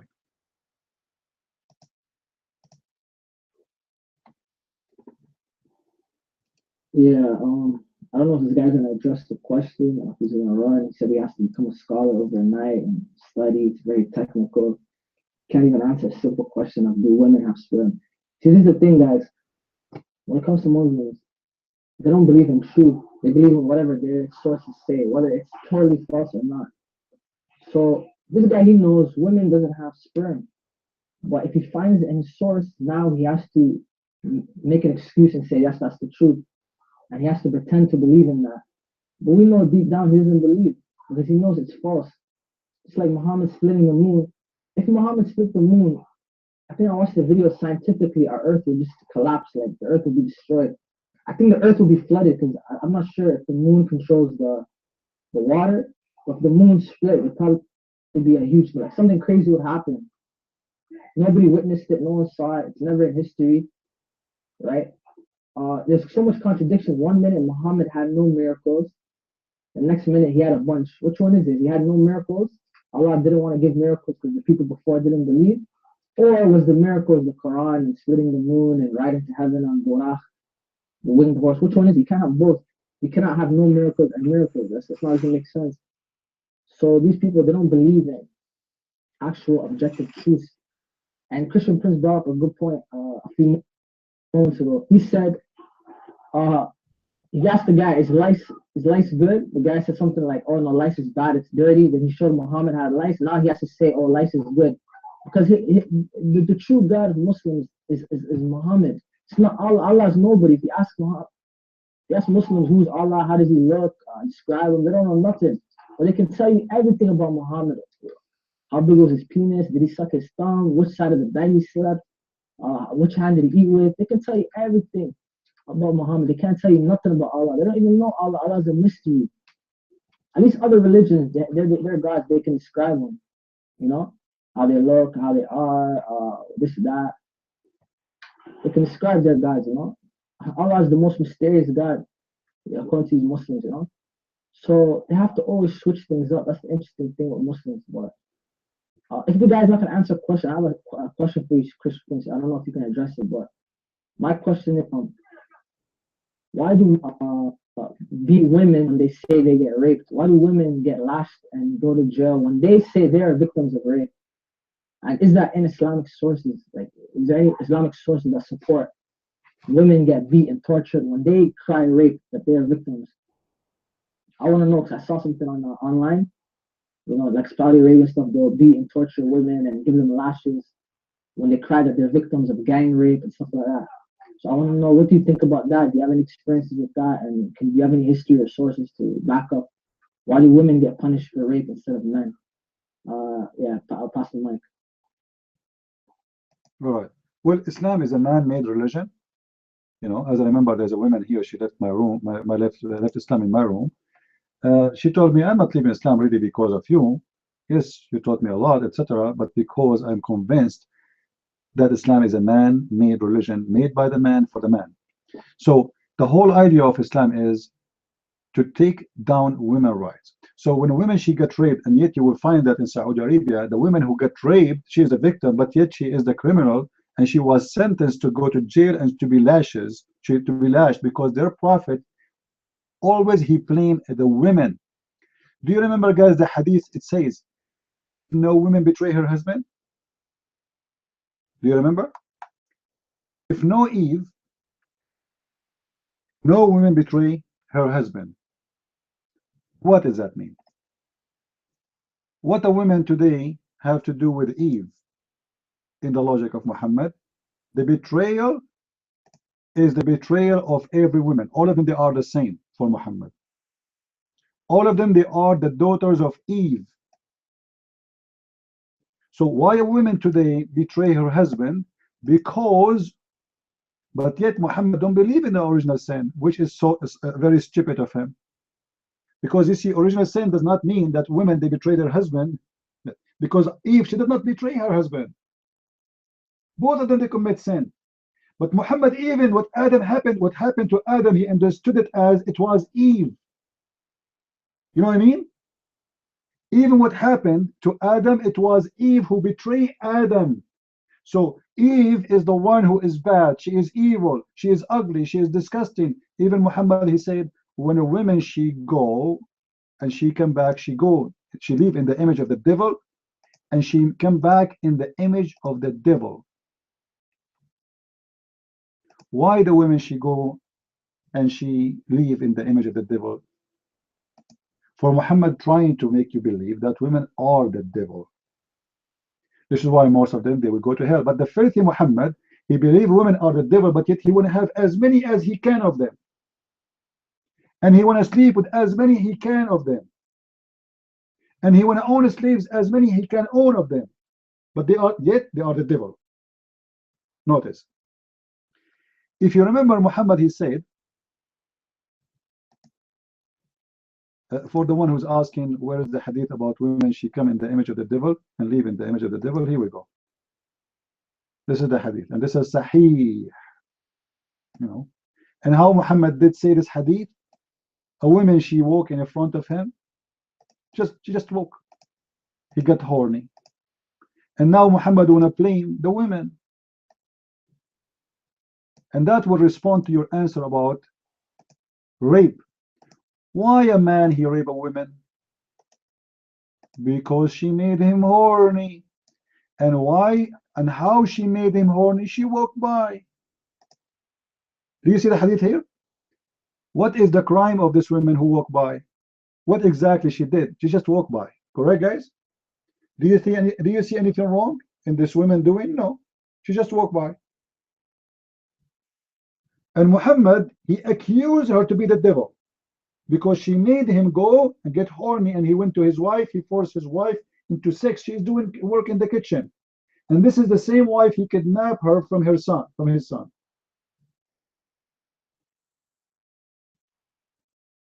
The one who went to her house and he flirted with her, and then she reported to her husband, so her husband came to Muhammad, says, you know what, I think you should have her, not me. Because the poor guy, he is just a slave of Muhammad. So the woman, she advanced and retires in the image of the shape of the devil, just for walking by. So when a Sharia law judge, he always believed the woman is the problem. It's not the man. The man is the victim. The man got horny because she walked by. Did you get it? Do you remember the hadith where Muhammad, he said, if a woman, she have a perfume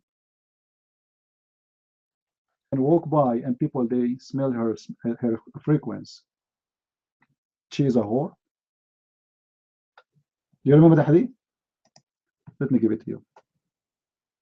What is the crime? What is the crime the woman she did? By having perfume.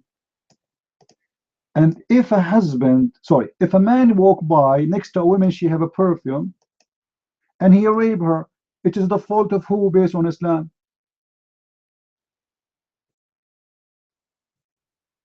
It is the fault of the whore. Who is the whore? It is the women who put perfume. Do you see it? And you are wondering why they take movement against women. Christians, you are stupid and ignorance and obsessing about Islam. Very famous in PalTalk, and that make you moron. Good for you. I'm very famous everywhere, you stupid idiot. Go and type my name in Google. You will be scared. Allah himself will be scared. Hello. What PalTalk, you idiot? PalTalk is just a program I use to talk to people. And if I am no one, why you are upset? Persian. And by the way, you are a Persian bug. Let us talk about the Persian bug in the religion of Islam. Do you want to talk about it? Huh? Have you ever heard of Muhammad flying to the moon using a Persian bug? Did he leave? Bug. Mr. Bug. Is it true that your prophet, he flew to Allah in the top of a Persian bug, which is the horse with the two, the mule with the two wings? Isn't this is a Persian story? Mr. Persian.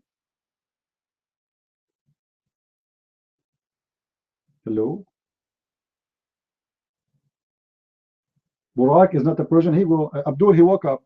Okay, Abdul, take the mic and tell us what is Al-Burak. Hold on, call. Abdul will explain to us what Al-Buraq. What is Al-Buraq, Abdul? Your mic.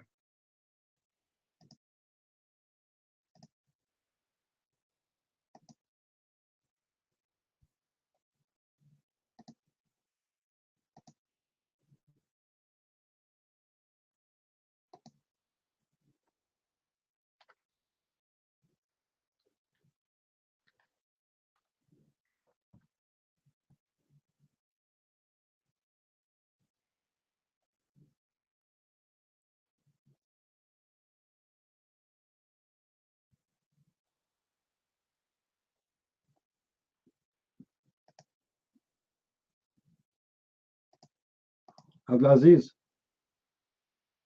what's happening? I can prove to you right now, right here, that this is a Persian bug. What do you say? Let me ask you, Abdulaziz. When Aisha, she moved to the house of the Prophet of Allah, peace upon him, did she come to his house and she have a toy of a horse have two wings? Yes or no?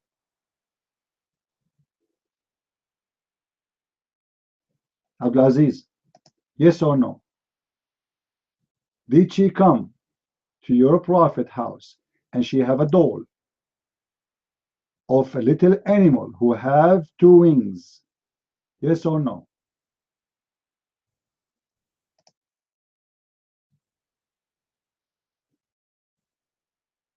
Have you ever heard of a doll have no face, Saint? So would that doll have ass only?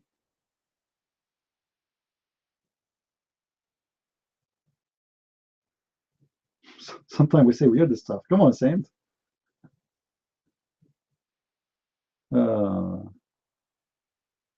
Did the guy leave? Konos, come on. You keep looking for the vagina we agree to look for. You as an atheist, just focus. I gave you a question before. Don't make fun of the Muslims. You are no better.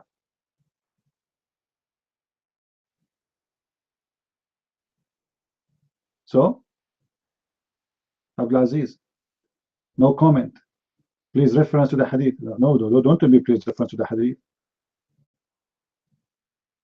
Are you saying you never heard of the hadith before? Say it again, say it. Say to me, I never heard this before, I never heard this before. I mean, how much those Muslims, they knew about the religion, to the point everything I say to them, every single time I speak about something, they say, I have no knowledge of this, I never heard this before. Why Muslims have no knowledge and they never heard this before?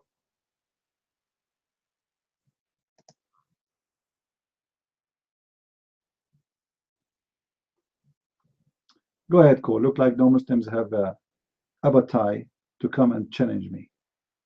I guess that because I'm very weak.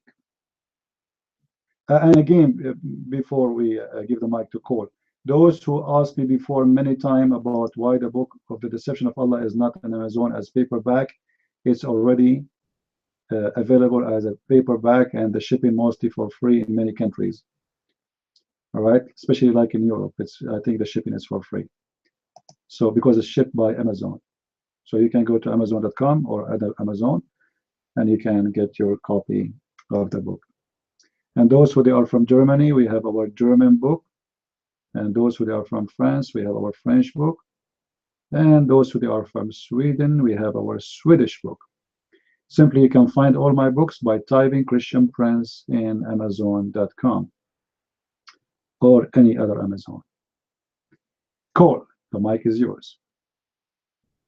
Like Lul, like I said, we have a penis and a vagina from ancestor who were from different species. No, this is not true. Not true. The question was not this. You are not honest, Mr. North. I said to you, why you have a penis? Why? If you as an atheist believe in evolution, and you used to be a cell, and the cell is able to produce herself again, the proof that it was alive for millions of years, as you atheists you claim. So there's no need for the penis, and to be male and female already you have a prediction. Correct, guys? And there's a question we did not ask too. Okay, how the production became a pleasure? Because still you can produce, if the purpose is having a baby, then what the pleasure is? What is pleasure exactly? How you can create this pleasure? It's impossible. If we assume that this is a normal movement and whatever the body is trying to do, survive, create a penis, create a vagina, which is impossible, how the pleasure happen? This body, it can create a pleasure? Really? Your room is open? Okay, I'm coming to your room. Persian, I have a challenge for you. Do you dare to open a room in the Islamic section to debate me? And I will go there. Persian bug, do you dare to open a room in the Islamic section and we go to your room?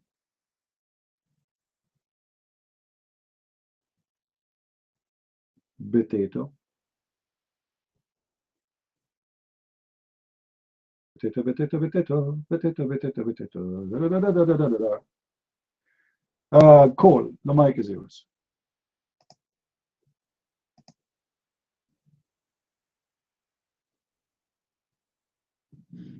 Yeah, I've just got something simple. Abdul says you have to go research. You have to go research it. The verse about women having sperm and sperm coming from the backbone. You have to research that. Really. Are you educated in the West? You know, not that that really matters, because it's a simple case of everybody's known about eunuchs for thousands of years. Jesus talked about eunuchs when he was here 600 years before Muhammad. That not only is common knowledge, it has been common knowledge forever. I am amazed that it was able to get in the Quran. Who put it there?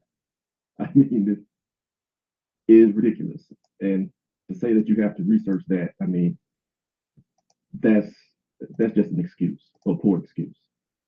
Anybody knows better than that. Any adult person knows better than that on face value. That's really all I had to say about that. Yeah, that's all. Yeah, I don't have anybody else that I want to comment on right now. Blade, your mic.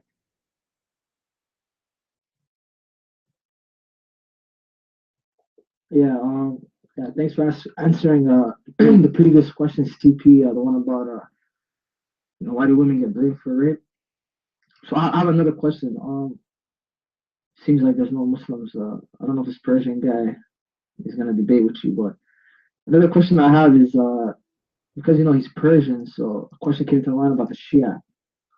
Why isn't the Sunnis, not all Sunnis, but mainly let's say the Salafis or the Wahhabis, the ones in Saudi, Qatar, and the Gulf states, why do they have so much hatred for the Shia?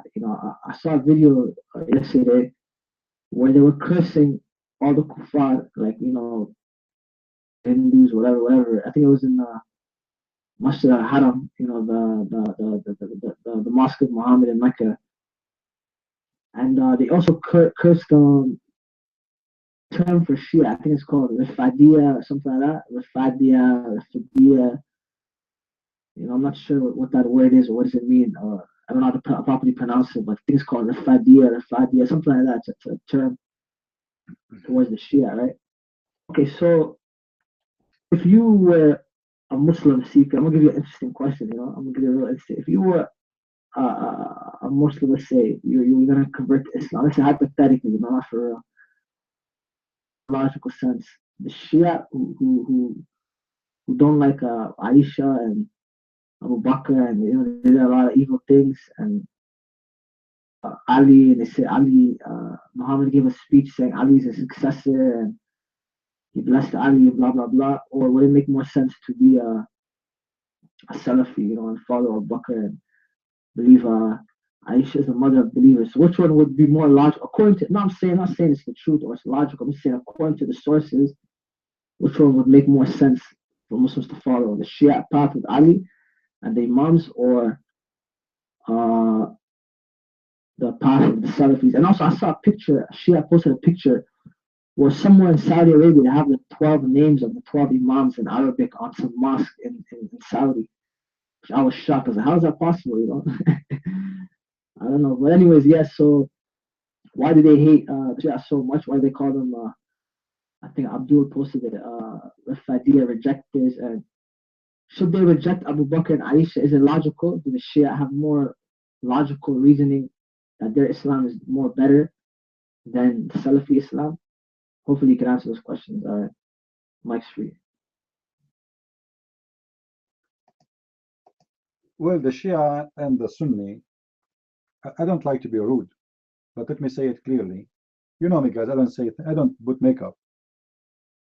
Have you ever heard of a clean shit and dirty shit?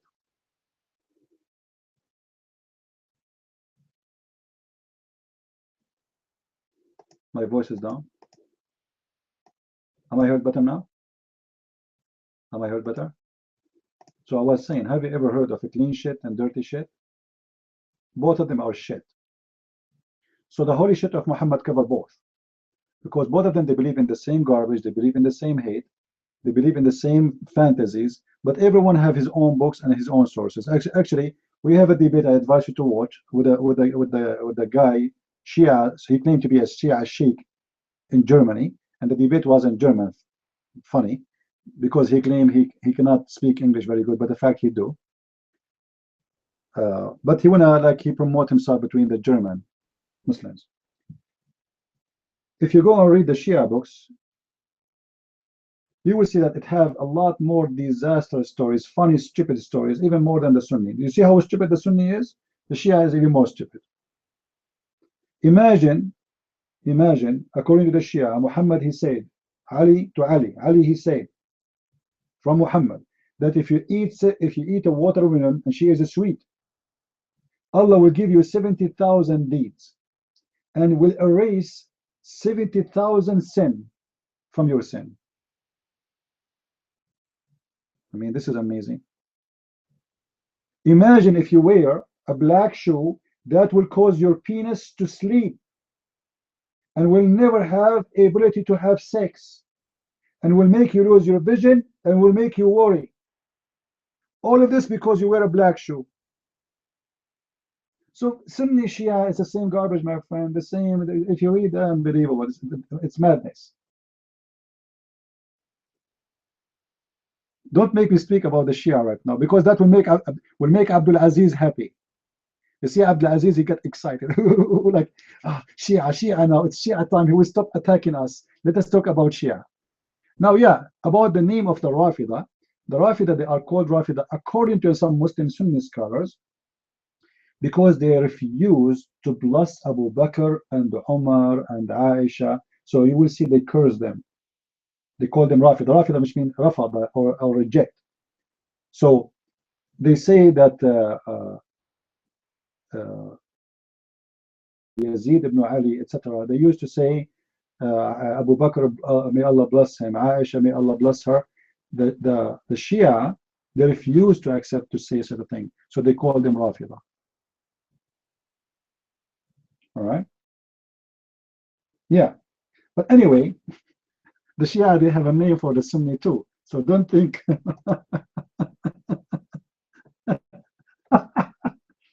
The Shia, they call the Sunni the Nawasib. What does that mean? It means the one who line up enmity against the family of the Prophet. So each one of them, he have his own definition, and he have his own titles, give it to the other one and throw it at them. And there's a new name for the Sunni. They call them Al-Bakriyin, which means they are not following Muhammad, they are following Abu Bakr. If you listen to there's a sheikh, his name is Yasser al-Habib. He don't call them even Sunni, he called them Bakriyin, which means their religion is the religion of Abu Bakr. You know, Yasser al-Khabith. Why Yasser al-Khabith? He's honest more than you Muslims, Sunni. And now Abdul Aziz, we let you go to find us the answer for the women have a sperm from her ribs. What you did? What is the answer? Are you studying? Are you collecting women's sperm? By now, you should have a lot. I'm waiting for you to find me where Muhammad got that women have a sperm. When does the season end? Ah, Abdulaziz is waiting for me to end the season, so he give me the proof after I end it. All right, all right. After I close the room, he will say I came back to give you the reference. Here we go. Saint, she found some sperm in her chest. Saint is a Muslim woman. She found some. Actually, you know what, Saint? Honest to God, in this room, there's a Muslim woman. She took the mic and she is trying to explain to us. Actually, it's recorded on YouTube. She explained to us that this is true, that she is a woman and she do masturbate sometime and a sperm coming from her chest. God is my witness that this is what she said.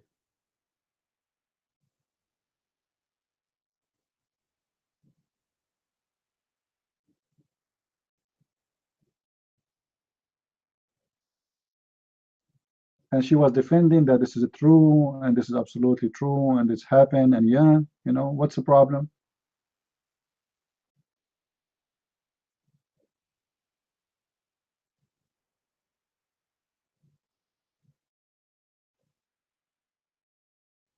Yeah, there's many of you. We are here, you know. This is what the Muslim. You see, for the sake of defending the lies of Muhammad, they create 1,000 lies. Abdulaziz, I will give you. Listen, don't tell me about technical, please. Now, I want to give you a little technical hadith. What do you think? Little technical one.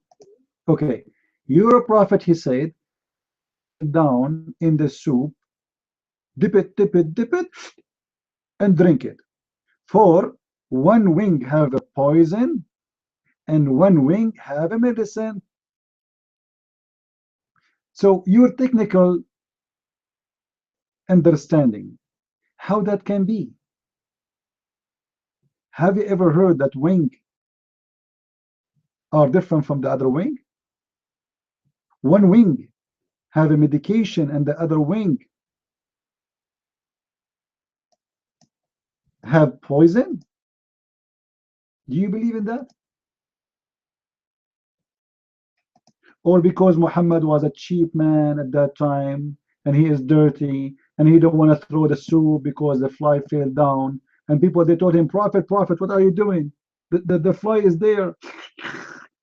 The guy, look at this guy, guys.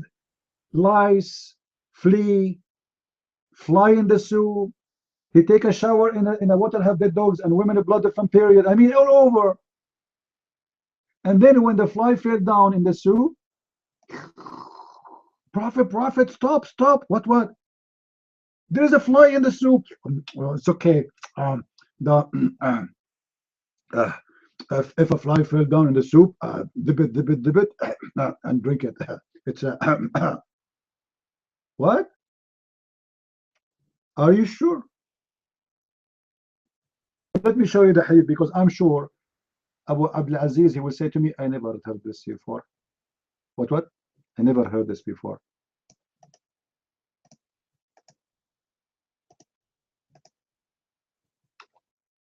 Read it. The Prophet said, if a house fly falls in the drink of any of you, he should dip it in the drink and take it out. For one of its wings has disease, and the other one have a cure.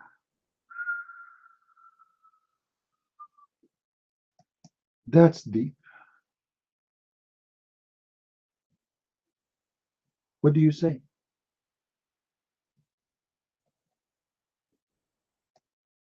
Who is a Muslim have a comment about this deep science?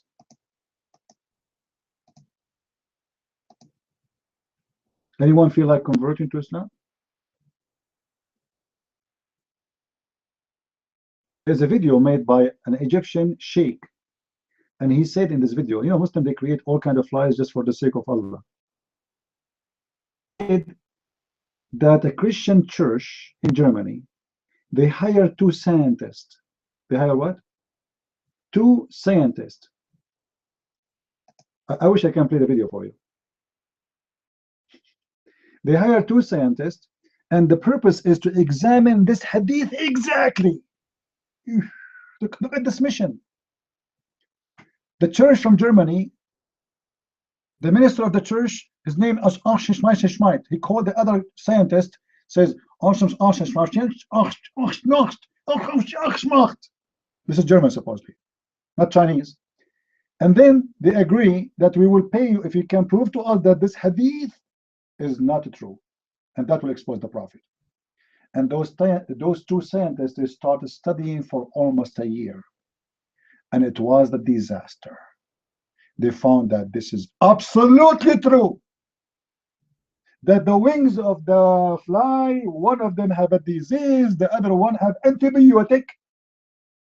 And not only this, they found the solution for AIDS in there. I'm not kidding. They found what? A solution for AIDS from the hadith of Muhammad about the fly. And then they contacted the church, and the church, they told them, please don't tell anyone that. People knows, all the world will convert to Islam immediately. So they decided to hide it, and then they sold the discovery of their medicine to a company. It's called Meyer. But hold on, when this guy, he made this video, I checked Meyer to see, just to expose them. Meyer, it doesn't, this is a German company, they don't make any medicine for AIDS. They don't, and nobody actually have any cure for AIDS yet. Nobody have a cure. Let me see if I can find you the video. You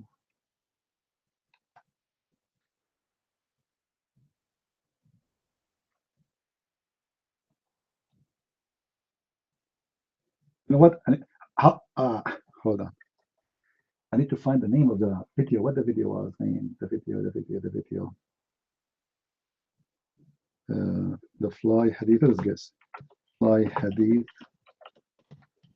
and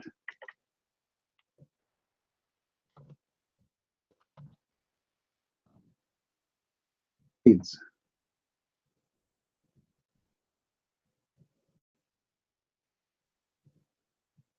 Even Shabir Ali, he talked about it.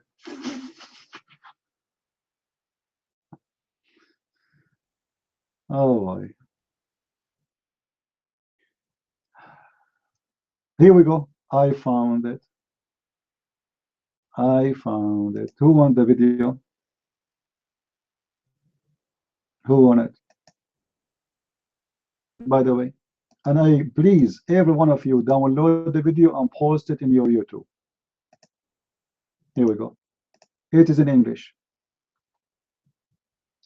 The title of the video, they can find it too, of Islam, the medicine of the wing of the flies. Search for this video and download it and repost again, please.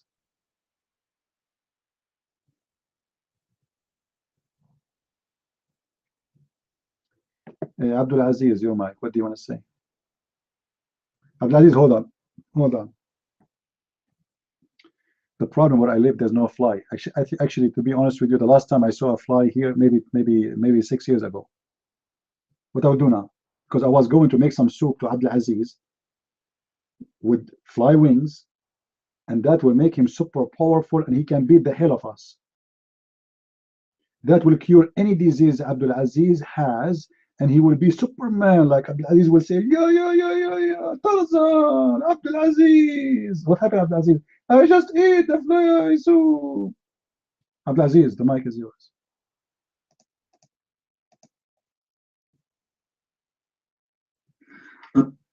Christian, I have a challenge for you. If I can prove that this hadith is scientifically sound and makes sense, I'm not going to ask you to convert to Islam, but would you at least be willing to go on the record and admit that more study needs to be made, and maybe some of you have jumped to conclusions about Islam? Go ahead. I'm listening. I accept the challenge. Go ahead.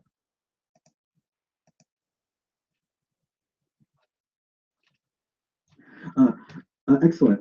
So I'm just going to give an overview of it. What I'll do is I'm going to have to search for the links in the scientific articles, and I can bring it to you tomorrow or like the next time I meet you guys. So again, we're not going to fulfill the challenge today, but the idea is.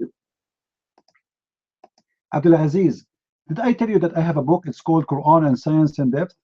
Did I tell you that? Don't try, my friend. I know what all the Muslims they fabricate. Insect, they have antibiotic in their body, but the hadith says in the wing, one of them have it, the other one does not have it. It's a lie. I know what they will say. The hadith says it clearly, it is in the wing, not in the body. Now I want you to show me, oh for sure I want you to finish. Don't tell me tomorrow. Why you don't finish it now? Pull up your reference right now. You are here, we are here. Let us laugh. Show me where the scientists they say that one wing is not the same as the other wing. One wing have a disease and one wing have cure. I want to see that. And just to let you know, Abdul, the diseases are not in the wings of the fly. Actually, the fly wings is the most clean part of the fly. Anyone knows why, guys?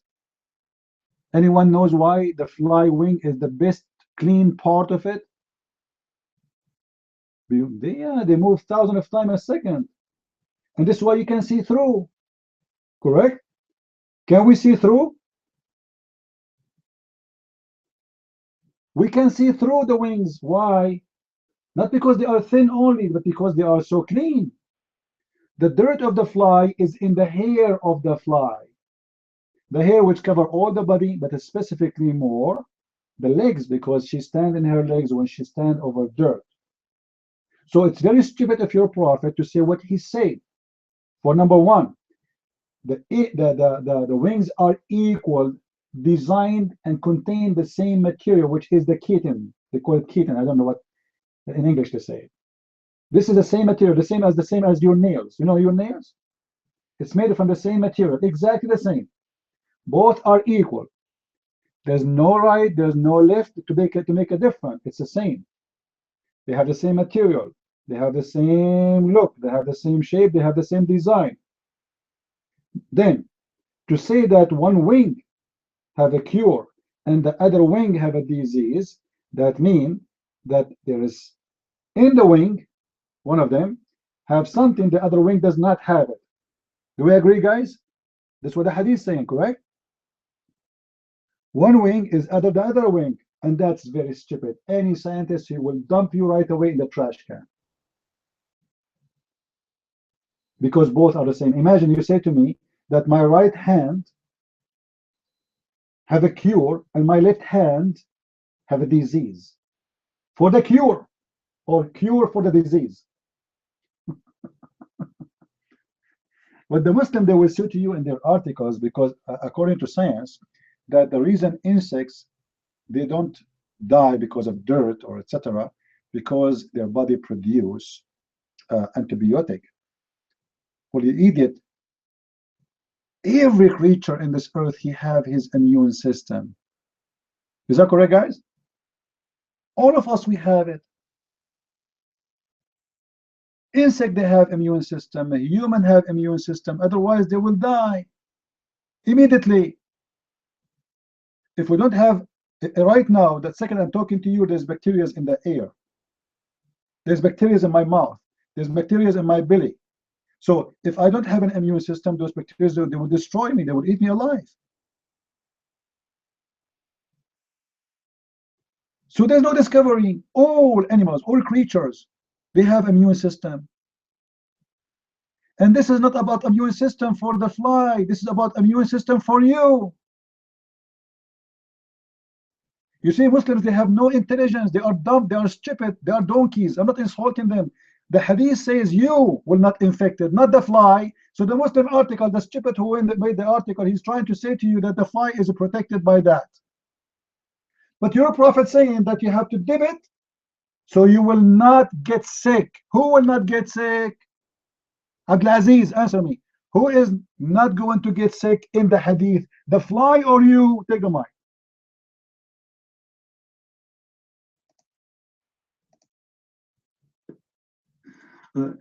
So the ritualistic ecosystem on the fly's body or wings, and answer the question. The hadith claim that this cure will cure the fly or will cure you. The disease in the fly will make you sick or will make the fly sick. The cure in the fly wing will cure you or will make the fly sick. This cure for who and this disease for who? To the fly or to the human? You, Mike. By dipping the entire fly into the drink, you are actually it's a cure for you because neutralizing either bacteria or bacterial products with their antagonistic elements on the surface. And tomorrow, and I can get the reference. Thank you. Thank you. How stupid you are. When you get sick, you take for 3, 4, 5 days antibiotic, and you want to convince us. If you let us say that the wings of the fly is covered by antibiotic. Let us say, for the sake of argument, by dipping it, I'm done. It's a cure. It's a cure. People, they take antibiotic for 6 days, 7 days, 8 days, and still sick. Abdul, don't be stupid. Especially you are saying that there is a sickness in the wing and there is a cure in the other wing. Oh my. You know what, Abdulaziz? If you really truly believe in this, I have a challenge for you. I want you to dip a and post it on YouTube. Is that fair, guys? If the Muslims are convinced in what they claim to say to us, I want every Muslim of you, you coward. I accuse you to be a coward if you don't do it. To dip a fly in your soup, live in video. You bring a fly as alive, you know? You can capture it, you know, in the window or something. Capture it, put it in your soup. And let us, I want you to point the camera like I'm putting music in the background, like, you know, like Titanic. You know, Titanic movie is perfect because the fly is like diving and like, you know, Titanic music in the background. And then you, Abdul, mashallah, you take the spoon and you dip the fly, dip to be sure that the hadith is accurate. And then you drink it. Are you going to do that, Abdul? Or you will not? Okay, so let's not confuse this thing to dip the fly and not to eat or drink the fly itself. So you just dip it in and then you take it out. This is what I said. Are you willing to dip it and drink it? Are you willing to dip it and drink it or record it for us? You might.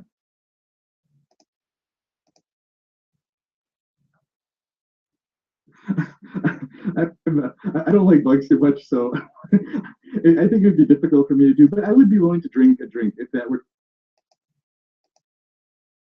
I'm sure you are not difficult. You are an Arab. An Arab, they do that. Arab, they eat their boogers. I can show you tons of videos in TV.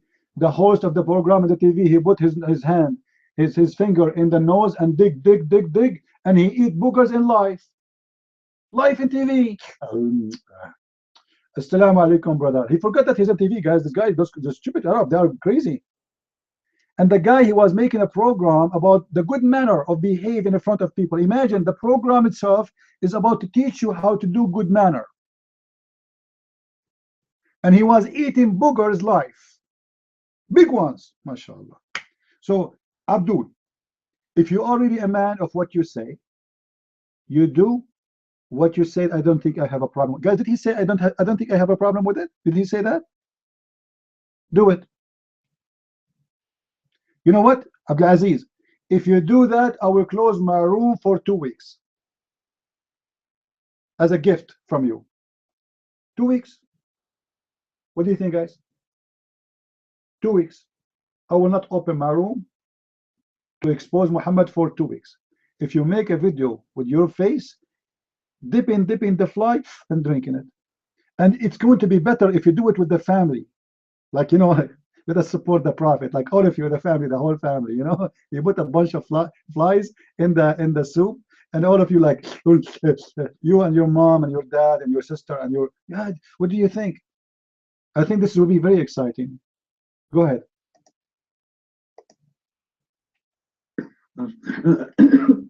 Okay. Oh, there's one other thing we have to not confuse. So, what this hadith is not saying that the fly is a cure-all or panacea or special antibiotic for other diseases. All it is a way to neutralize the negative effects of the fly of itself. So, you see how stupid you are, Abdul? Because the flies, they carry all kind of disease. Somebody told you that the fly, they carry only certain disease. Who is the stupid who told you that? Flies, they carry all kind of disease. But look what your Prophet said. He said, dip it. But what about the bacteria in their legs? The whole idea is it's okay to drink it, correct, guys? The whole idea, if we dip the fly, it's okay to drink it. But actually, when you dip it, you are sure now that the bacteria are in your soup. You are showering your fly with the soup, your mic. Does the fly carry? The fly carry millions of bacteria. It doesn't matter what the name. Don't tell me the name. Have you ever heard of cholera? Do you know what cholera means? There's millions of people, they are dying because of it. 120,000 people, they are infected with cholera right now in Yemen. And number one reason for the cholera to spread is fly. Fly.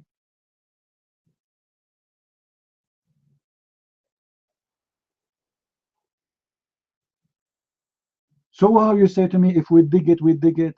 The second you dig it more, you are making more infection in your soup, in your food. More bacteria, they will go there. Go. Take the mic, Abdul Aziz, and give us more of your wisdom. We are listening. Go ahead. So a fly, a number of pathogenic bacteria, and when I get the articles, I can show you some of the common ones, but a fly does not carry every single pathogenic bacteria. And the antibacterial products on the fly's ecosystem, on its body or its wings, neutralize the ones that are specific to the fly itself. So basically, whatever pathogens are found on the fly can be neutralized by other compounds or organisms found on the fly. And that's it. It's not a cure-all for everything. Over to you. Guys, did you hear what he said? He said it's not a cure for everything. That's mean your Prophet is stupid. If we assume what you are saying is true, it's mean your Prophet is stupid. But because what he's doing to you, he's saying to you, dip it, ignoring the other diseases can be possibly there. Correct, guys? Your Prophet assuming that there is only one problem there. But flies, they carry millions of bacteria from different kind of bacteria. So again, Mr. Abdul Aziz, you did shoot your Prophet in the ass, not in the head. For a very simple reason. Your Prophet have no head. He have an ass. And he think from his ass.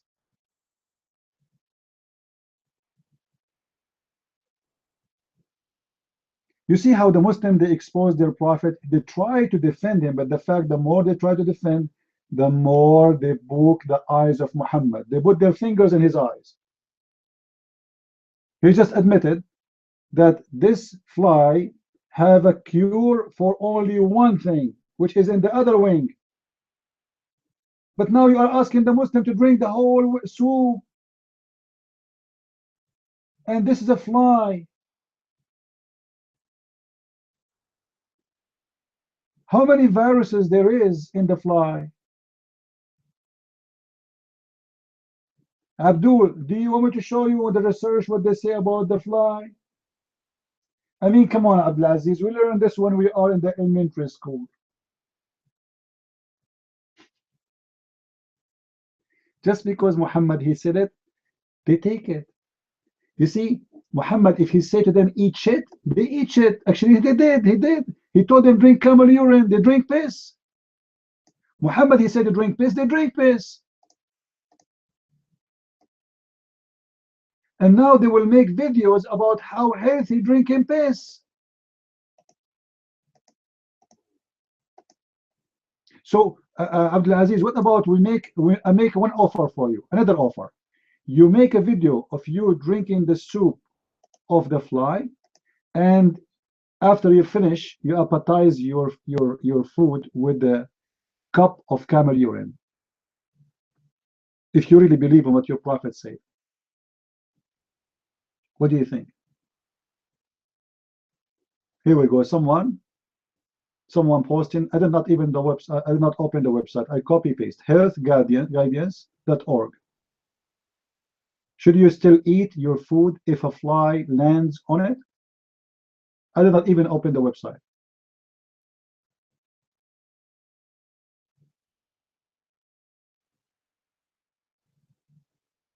I want to see a fly in every soup of a Muslim.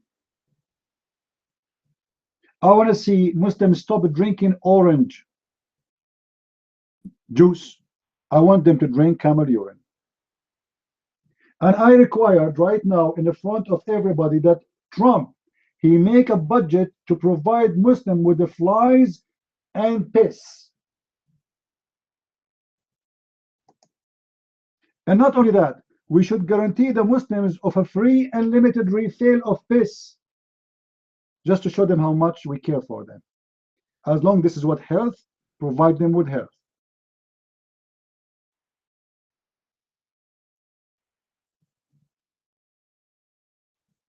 Actually, we should put a container of piss in the mosque. Every mosque in USA, we should. Who want to do this project with me? We can go around and we donate piss to the Muslims, because as long as the Prophet said drink piss, and this is Sunnah, practice Sunnah. You see, the Prophet, he take a shower in the water have dead dogs and women of blood from period. So we should open in the front of every mosque a pond full of women rags from menstruation and dead dogs and garbage. And then the Muslims will jump in it and they will take selfie. In YouTube, you will see a Muslim taking selfie, practicing the Prophet habit, taking shower with dead dogs and women of blood from period and garbage. You see this garbage here? Let us open it. It's next to me in the water. Let us open it. Oh, in the top, I see a condom. Selfie, please. Selfie. Selfie with the condom. Okay, move the condom. Oh, here we see a needles for somebody who was taking drugs. Okay, open push the needles. Here we see a dead rat. Okay, the Prophet taking a shower with dead dogs. So if a fly land in your food, don't get too upset about it. Wave the fly off and continue to eat. If you see fly buzzing around your kitchen, thought you should properly kill it, prevent it from spread disease. I mean, Abdul, do you see how funny what you are posting for us? You just shut yourself if you agree with it. You just say that the article saying that the fly spread diseases. You are the one who posted that, not me. If the fly is spreading diseases, how the fly is spreading diseases? This is a disease or diseases?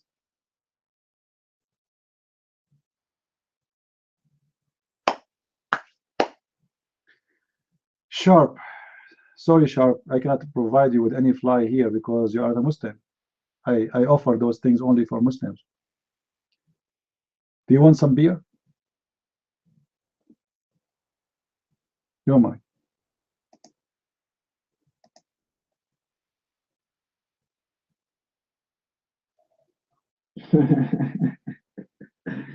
Yeah, it's funny, man. It's funny that they're always running, man.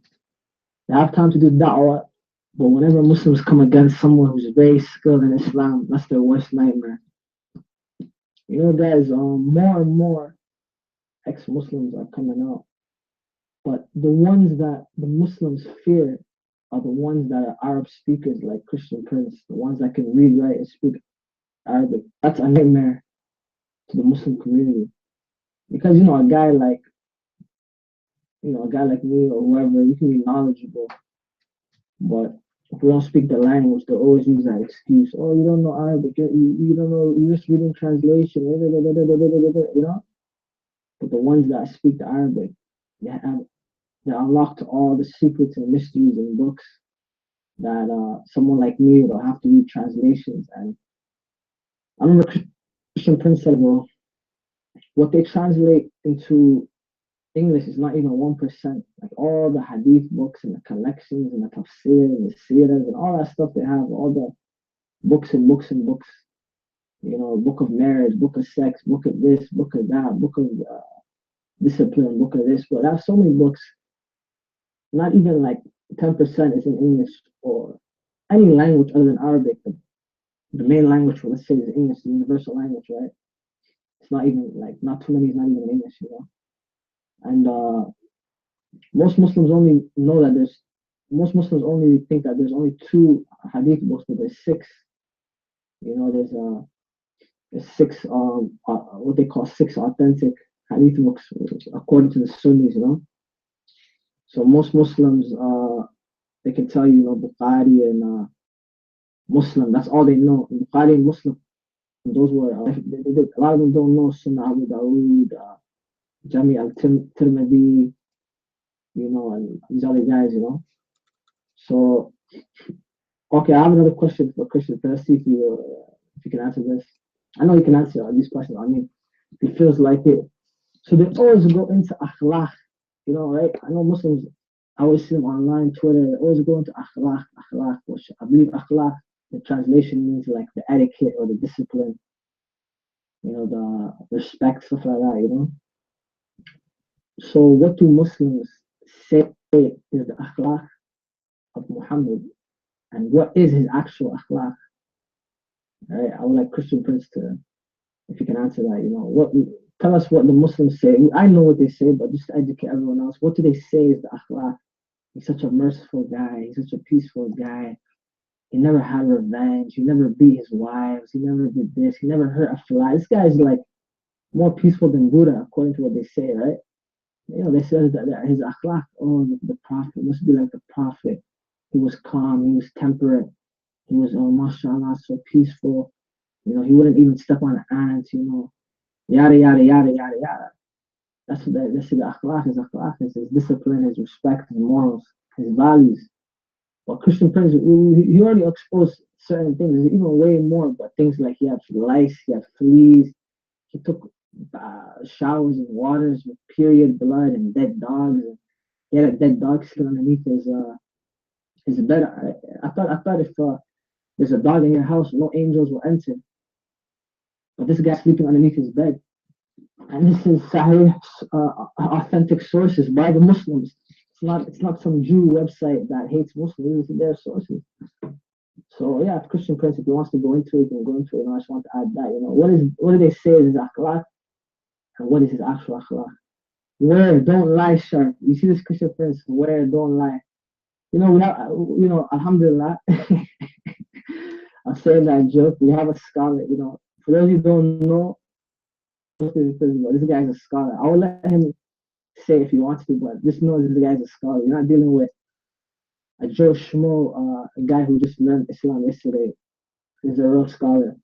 So we have a guy who said beta tester. Where is this? What books? Where you mentioned? I'll let the scholar, a resident scholar, Mr. Christian Prince, take it over. But yeah, if you want to answer that Christian Prince about the akhlaq and what they say about Muhammad, what he actually did, you can go into that. Yeah, Mike's room. Well, akhlaq simply mean the manner of Muhammad. And obviously Muhammad have no manner, because as you remember, we just mentioned that Muhammad, he took his own son wife, and he's bragging about it. Even he's saying that Allah, he told me that. Now for the guy who's saying to you it's a lie, Muhammad taking shower with dead dogs and women blood and garbage, here we go. This is the hadith. Are you there? Are you there? And this is the link. And this is your Islamic website. Beta, are you there? Does it say there that your prophet, he take a shower with bodies of dead dogs, menstrual rags, and garbage?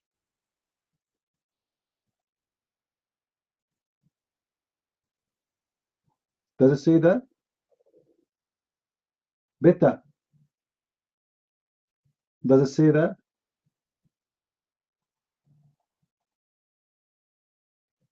Oh, here we go. Left. Anyway, guys, I have to leave before Abdul Aziz he find more proofs and prove me wrong. So I have to go. Otherwise, Abdul Aziz might torture me, and he might show that I know nothing about Islam, and because unbelievable, you know. Or maybe he changed his shoes.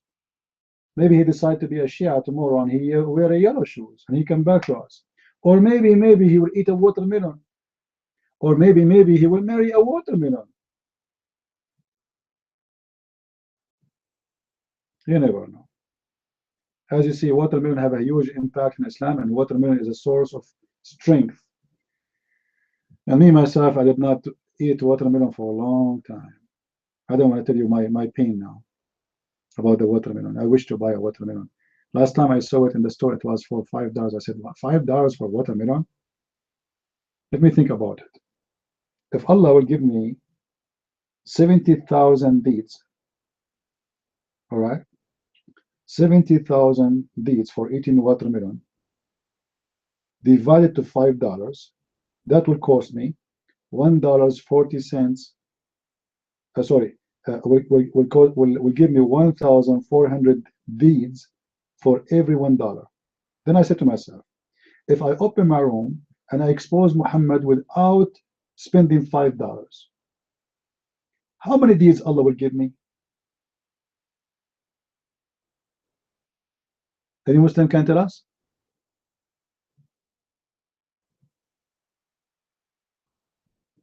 By the way, just to let you know, if you eat a watermelon and she is not sweet, there's no 70,000 reward for you, and Allah will not erase 70,000 bad deeds.